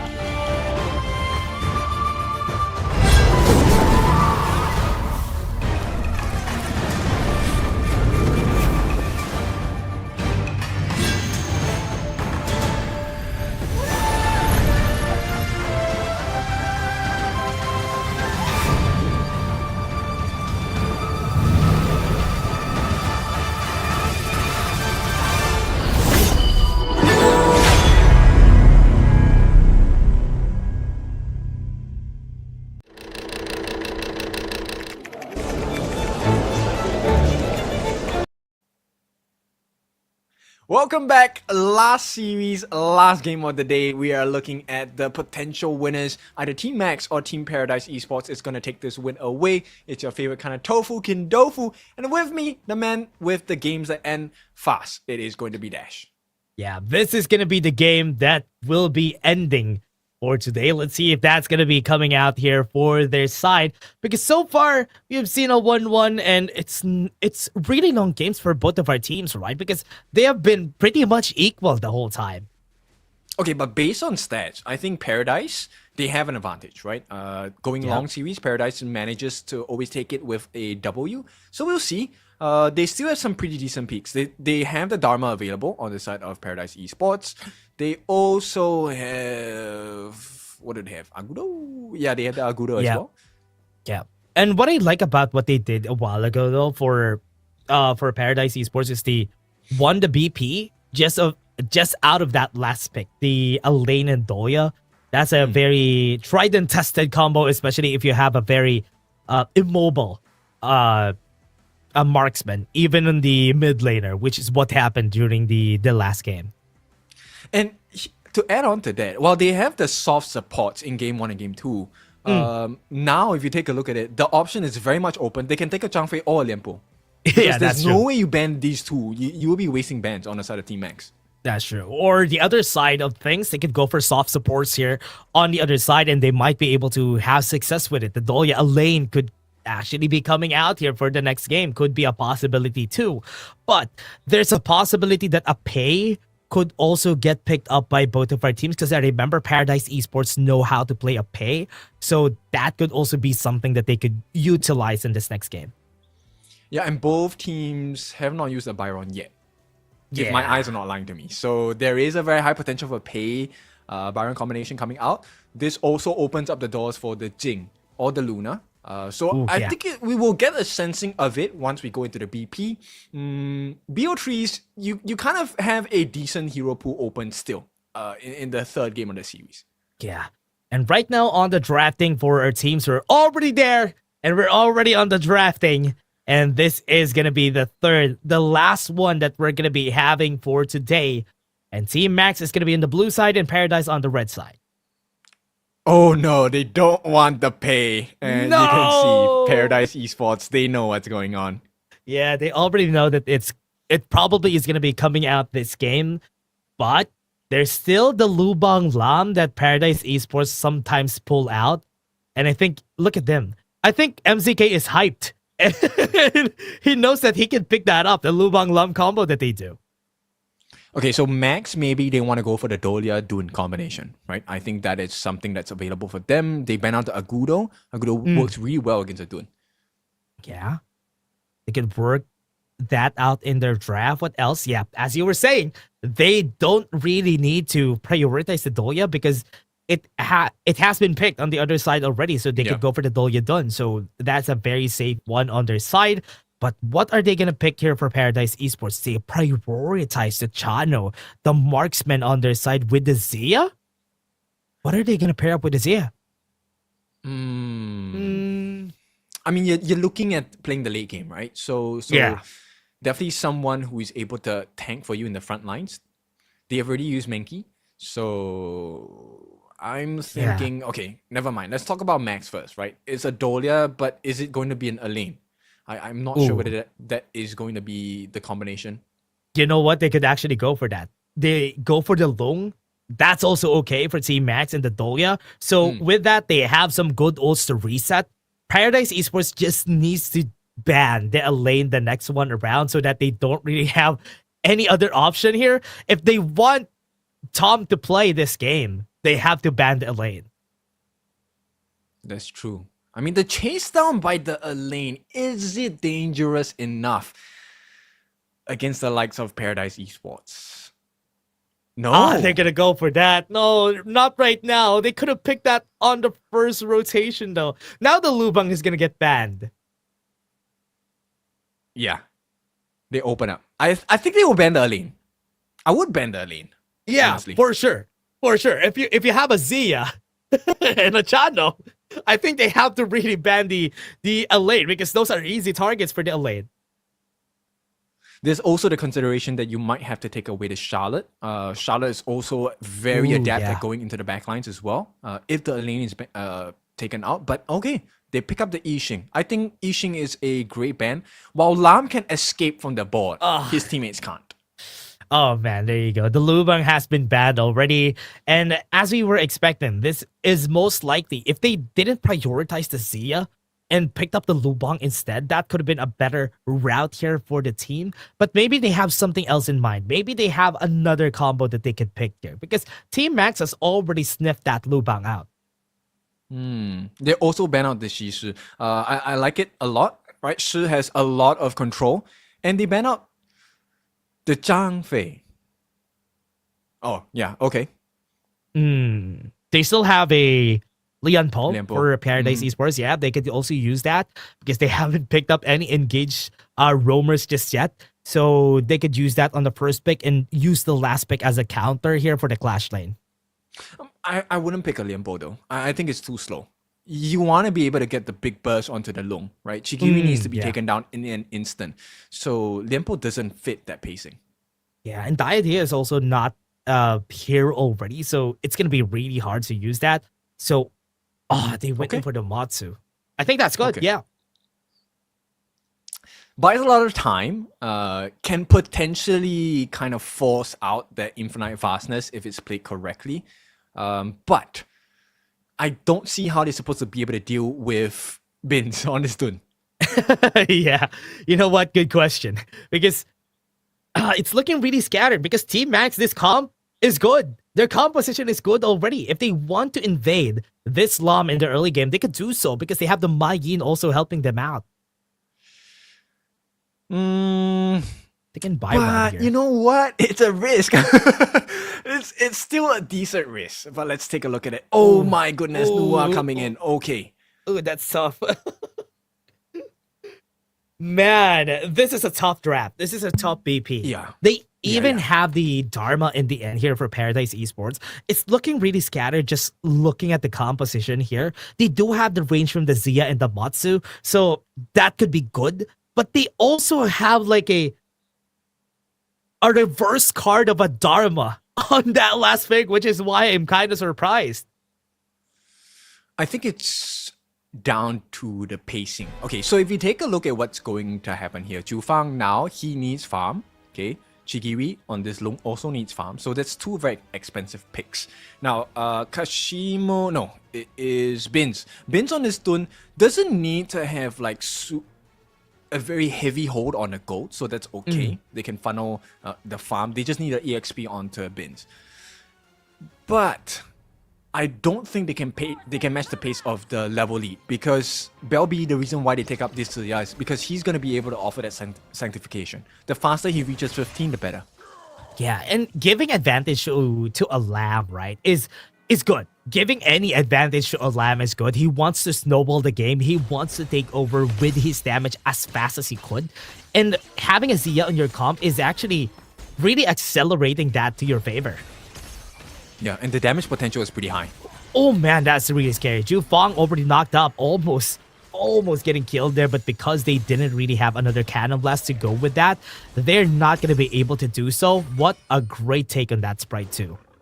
Yeah, Belby actually gets that, and at this point, Kashimo, he's trying to potentially look for a lane freeze, but I don't think it's going to work out too well. Yeah, especially that with the positioning right here, the lane freeze could actually work out somehow, just because 919 is already positioned on the top side of the map. Kashimo looking for that kill. I think the kill closer than it should be, and Kashimo had to back off. Yeah, so both teams playing with fire at this point, right? So Belby and Kashimo both falling a little bit low, but so far both teams playing passive. And if we take a look at passive gameplay, I think I would give the edge over to Team Max. For he's gonna be able to deal against Benz and Kachimo. Yeah, so I Oh yeah, and he's just been gonna be playing the waves as fast as he could, right? And that is as expected. And once he gets really fast here, he could go to the other lanes and get the XP that he needs, just hitting out on their targets. Knockup is gonna be there, and they're trying to push back Bins, but he's very, very tanky. Yu Song in front goes in with a truth back Bins, but he's very, very tanky. Yu Song in front goes in with a truth mantra, catches one. Needs to flash away, and Jufang might die here in action, and that's good. Needs to flash away, and Jufang might die here in action, and that's good. One onto the backline, Belby also falls, but you had a good death from below there. He was able to push back. He was able to push back two people, and that is already good. Yeah, not the kind of idea you have when you say you play with water, right? So 919 giving them a taste of a shark bite. Yeah, it was a shark, so playing with water is ideal. But again, Bins? On the camps. Now, Paradise Esports, they're just doing a little bit better financially against the lineup of Team Max. And the rotations are so much cleaner. Yeah, I think they saw Yu Song here, right? Oh no, they haven't seen him, but good thing nobody just moved forward. He has flash, and he can find a kill in the next fight that the commit that truth mantra on the Bins, right? Well, what's the point of catching a Dun? You want to catch people like Jiufang, you want to catch people like Chigiri. Yeah, even Hitachi here could be a potential target, because not very tanky though, so if he tries to move forward, could be a good kill potential. But again, right now they're looking for anything that they can. We still don't have any objectives in front of us, so with this they might be able to stagger some members here from Team Max. Okay, so right now, game is definitely in favor of Paradise Esports. Belby is already level 12, and they force out their dragon. Yeah, Infinite Fastness is not there. So the next fight, Chigiri needs to be careful. He does have the flash though, but the Celestial Melody is also there. Bins is not really an ideal target to go with, and that's good. Right now, they might... Ooh, almost getting Tom there. That is honestly very scary there. So they give the double annihilation to Jiufang, but is there really true value in that? Because right now, there's too much poke potential coming out from the side of Paradise Esports. The range on Tom, the stuns from MZK, and Belby as well. They're all very valuable. Yeah, and to add to that, they don't really have a lot of damage at this point, just because Jiufang is not getting a lot of resources too in this game. Tom pops the leader, stands Satoshi, walks through the wall, Cannon Blast is there, close to getting the kill, but not enough. Yeah, I mean, and if you're taking a look at the damage that Belby is taking from Chigiri, it's not actually that crazy, right? He's able to take a couple of hits. Oh, Jiufang almost getting caught out there, but good thing Yusong didn't really commit because he's gonna give up this life if ever that happens. Top side is gonna get taken down, but 919 has been stealing a lot of these camps, even forcing the flash out of Chigiri. Yeah, which is what Paradise Esports is doing right now. They're just pulling attention away from the actual objectives they're going for. Yeah, and 919 is just getting a lot of levels. Spins is just so behind when it comes to the levels and even the gold. If we are going to be taking a look at the gold gap later on, Tom, even on the top side, while taking their Tyrant, they're also finding ways to get something out of the map. 919 not even flinching from that Tyrant that Spins was trying to steal. And to make matters worse, for the side of Team Max, Belby is 14, one level away. Yeah. Once he gets that sanctification, he can accelerate somebody else. He's close. He's close to getting that level. So he's close to getting that level 15. After This wave is going to get him that way. So that is good already. Now he has the sanctification. Who is he going to put it to? He's moving towards 919. So I think 919 is going to get it. Yeah, wow, he's going to get it. Level 14, gonna be looking for that fight. That from below is looking for it. He got Hitachi together, and that is already good. Right now, they're looking for more. They got one more kill. Yusong flashes away to safety, and they are very safe right now. No infinite fastest for Shigiri, so he's gonna be dead too. Vin's getting chased down, and that's it. 3-4-0. Win condition fulfilled. So this is not just a shark, this is a great white shark. And 919 at level 15 also has the Azure buff, so his cooldown reduction is pretty good. And insane amount of mana regeneration as well. They can keep going. Look at the pushback, that from below. CC immune out of that Unruly Blade. Was able to run off. And they're looking for more pushes. Third tier tower has been taken down in the mid lane. And they are looking for the objective here. A Tyrant could be good. Yeah, but you know what? The jungle camps are better. 7,000 gold ahead at this point. 8,000 if we really want to count the numbers. As Paradise Esports, they have found a win. They go in. I think Benz is very tanky at this point. Half HP already. Flash. Right onto the backline. Kashimo might be able to get one drop kick on them. Tom getting chased down, but he's still very much alive. Goes in with a truth mantra. Almost getting the kill on Kashimo, but he had to really back off. No kills just yet. Teetering on the edge here. Azure buff should be secured by the side of 919. And once he has that, he will go in again. What? He had the infinite fastest just because of that cannon blast. And no, this is not good. 919 could actually catch him off guard later on. Scary situation. Cannon blast. I mean, it's just poking. Position could be good. Goes in with the death from below. I think that's a mistake from 919, but was able to dash away. What a cannon blast again. Gets 3 people out of the way. Jufang, oh no. That could have been pretty scary. He had to flash off of the way. Oh, they have too much control. Like they have to care about Belby, they have to care about MZK, they have to care about Yusong. There's too many factors to take a look at. And Tom as well, he is hitting those level markers and itemization as well. He's 14. Tom will have the damage. Yeah, and they have been presenting a lot of problems here from Team Max because what they're doing is that they're forcing their hand. They're forcing them to react. Kashimo actually had a good hand on that fight, almost taking down Tom. But his damage was not enough and everybody was just so far off.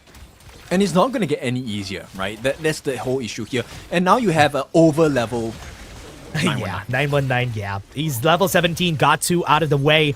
They don't really have enough damage here to maybe even finish everybody, but 919 getting chased down and got pushed back, but was not able to get the kill anyway. Right now, they're cleaning up house, and Paradise Esports only has 2 to take care of, and they're gonna go for the chase down. Jufang almost got caught by that cannon blast, but Tom gonna be looking for it. 919 onto the backline. They got the knock up on 1. Infinite Fast is still off by Chigiri, so they can use it to maybe go to safety. Minions are coming, and topside is in danger. I mean, they buy some time, but what good does this time do for you? Because Team Max, they still need a little bit more, 10 seconds before any of the members are going to be coming out. Yeah, goes in. Oh no, Yusong was able to go to the right target, got the kill, goes in with the infinite fastest, could go for the finish right now. Chigiri is also going to be down, and Paradise Esports just turned the fights on its head, and they were able to win the series.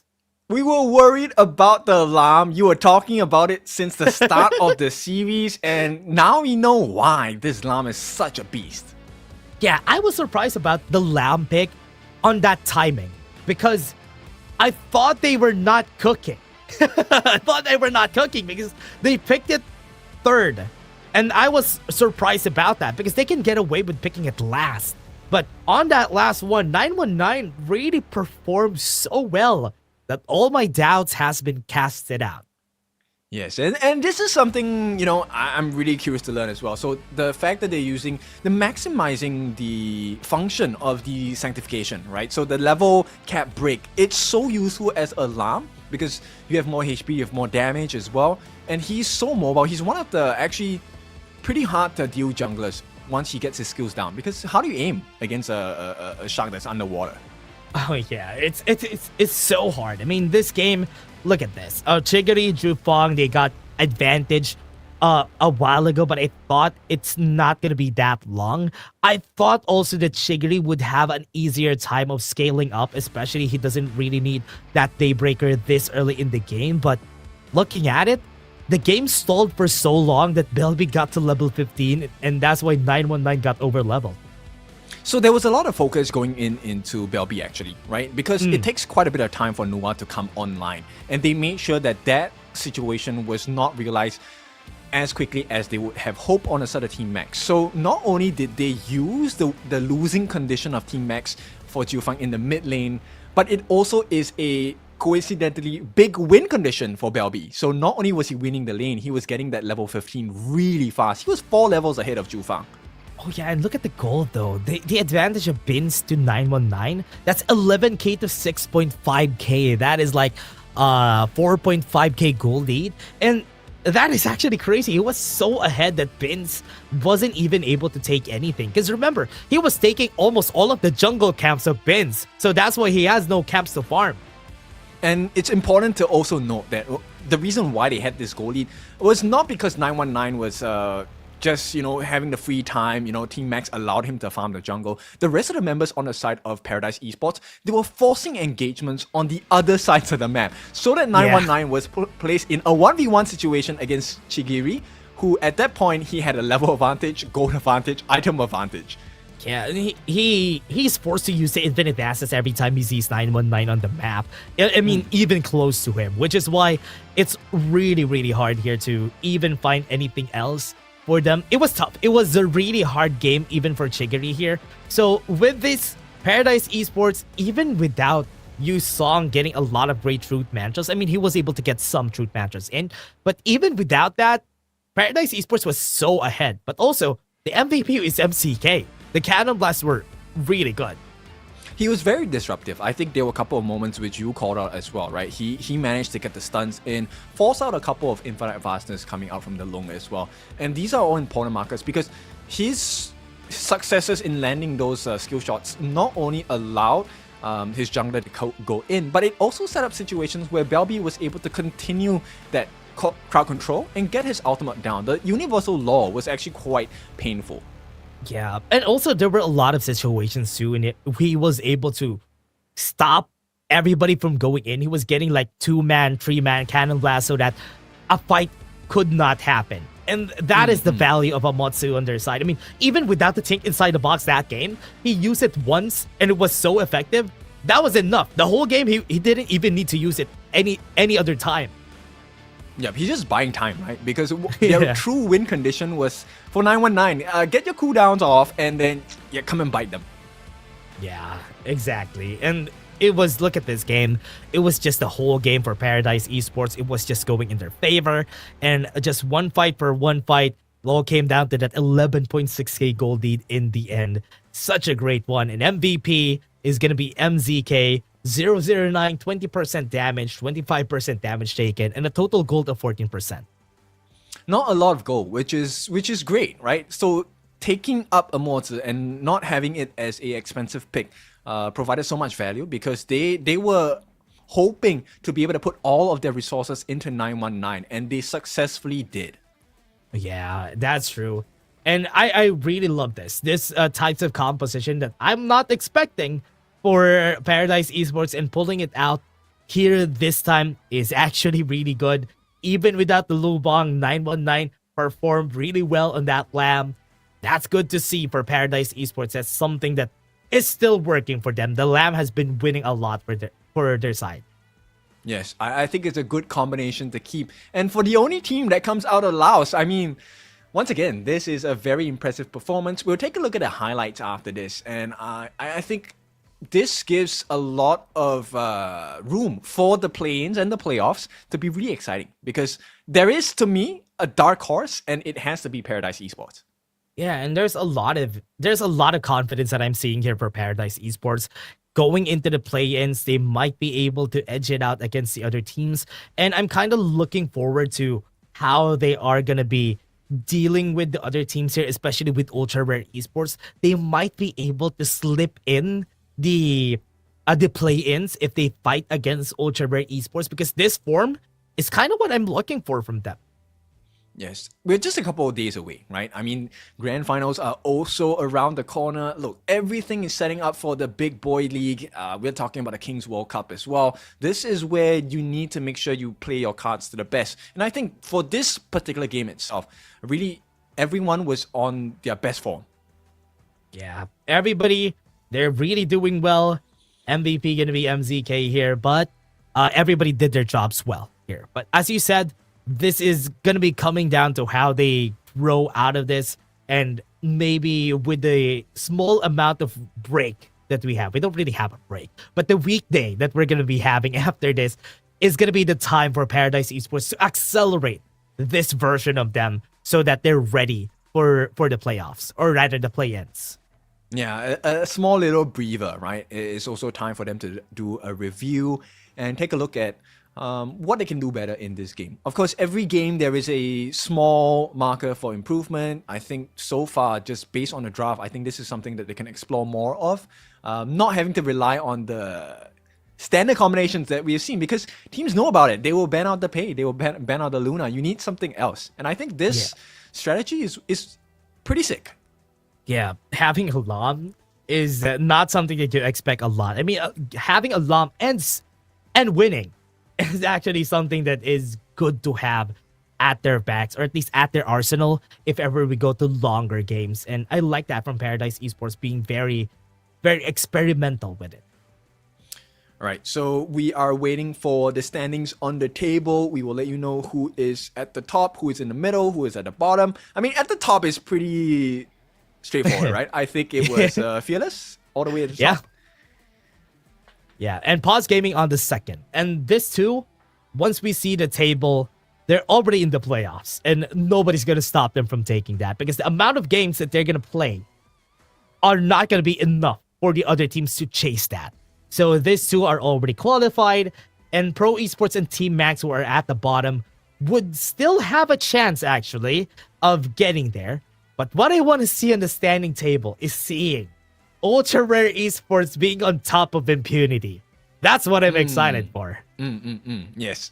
In full agreement. Let's take a look at the highlights first. I mean, this was a game where they needed Jufang to be online, but thanks to the efforts of Yusong on the backlines, jumping in, getting the formlessness, getting the truth mantras down, and providing a lot of space, you realize that 919 actually manages to get quite a few one-on-ones in the Gorge due to the success of the farm coming in from the side of Paradise Esports. Yeah, especially with what they have been doing here. 919 was allowed to go to the side lanes every time, and because there's nobody that could challenge him on most of these fights, look at what he's doing. He's being very aggressive, but in the end here, he's still not going to be dying. He even wins this fight against Kashibo, and that's surprising.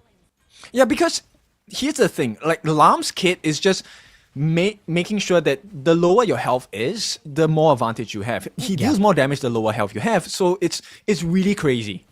Yeah, and he's also in your face most of the time, and when he gets in your face, you're gonna be missing most skill shots against him, which is why it's really hard whenever he gets close to you to even find a way to stop him from doing so. So in a situation where, you know, in normal basis, 919 as a LAM is already very hard to play against. So imagine having Belby with the Sanctification. He breaks that level cap on a LAM. So he is going to have more damage, more health, and he is able to traverse the map really quickly. You can see he closes gaps in an instant. Yeah, giving him extra stats also, getting him to level 17 was also one of the most important aspects of their the other wins that they had in this game. Look at that, level 17 on 919 and Belby before they finished the game. And there was no answer. They wouldn't be able to do anything here on their side. That's why it was a finish for them. Look at the league standings. Ultra Rare Esports on the 3rd place, and Fearless and Paws Gaming already set to go for that playoffs. Okay, so Fearless Esports, Paws Gaming, this is expected based on the results we've seen. Ultra Rare actually taking this step on top of Impunity is, I think, still a fair result, right? Impunity, they still have one more game to play, I think. A couple more. Yeah, a couple more games. So yeah, this is just temporary. And at least Ultra Rare Esports will be happy in getting this advantage against Impunity Esports in the rankings. But they're still going to be looking at the bottom part here. Team Max and See You Soon, there's still a potential for Team Max to get that 6th place. So See You Soon really need to step up if they want to keep that spot. Yes, they need to win the remainder of their series, right? And at this point, I think we've already seen improvement. There is a great improvement in their performance today. Like, you saw them win one game in the series. And I think if you give them a little bit more time and maybe they have a little bit more reviews, this could be cemented for them to be in the top 6 of the table. Oh yeah, they have to be very careful in their next game. They have to be playing with confidence because See You Soon has already won one game, and the others, they need to win more. I mean, Pro Esports still has a chance here if See You Soon will be losing some of their games, so that could also be one of the situations that could happen. But Paradise Esports, they're very, very far off, so they just have to be winning their next ones. Because I think they already fought against the stronger teams. So there's a potential here for Paradise. Yes, I think, having a match against a strong team, even if you lose, I think being able to take one win off is great. Of course, that didn't happen because there are no losses on the side of Fearless as well as Paws Gaming. Yeah, Fearless and Paws Gaming, I'm kind of excited on what's going to happen here after. Because Fearless and Paws, they're going to be having their last game, I think at the last day. The last day we're going to be seeing them fight. So that is the most, something that I'm expecting. I want to see. That's the most I want to see here for Fearless and Paws Gaming on who's going to be winning on both of them. But before that, any last words here, Kindofu? I think I want you guys to get ready because we are nearing the end. Very close to Grand Finals. And then in about a month or so, we will be traveling over to the Kings World Cup where we get all of the best teams from all the best leagues together into one spot and battle it out. Yeah, and that will be after the playoffs here for most of our regions and also this one. But again, the regular season is still continuing. We still have games tomorrow and the next day. But before that, everybody, we're just going to be closing this day out. See you guys tomorrow. We have been your casters. My name is Dash and I was here with Kindofu. See you guys tomorrow for more WKS.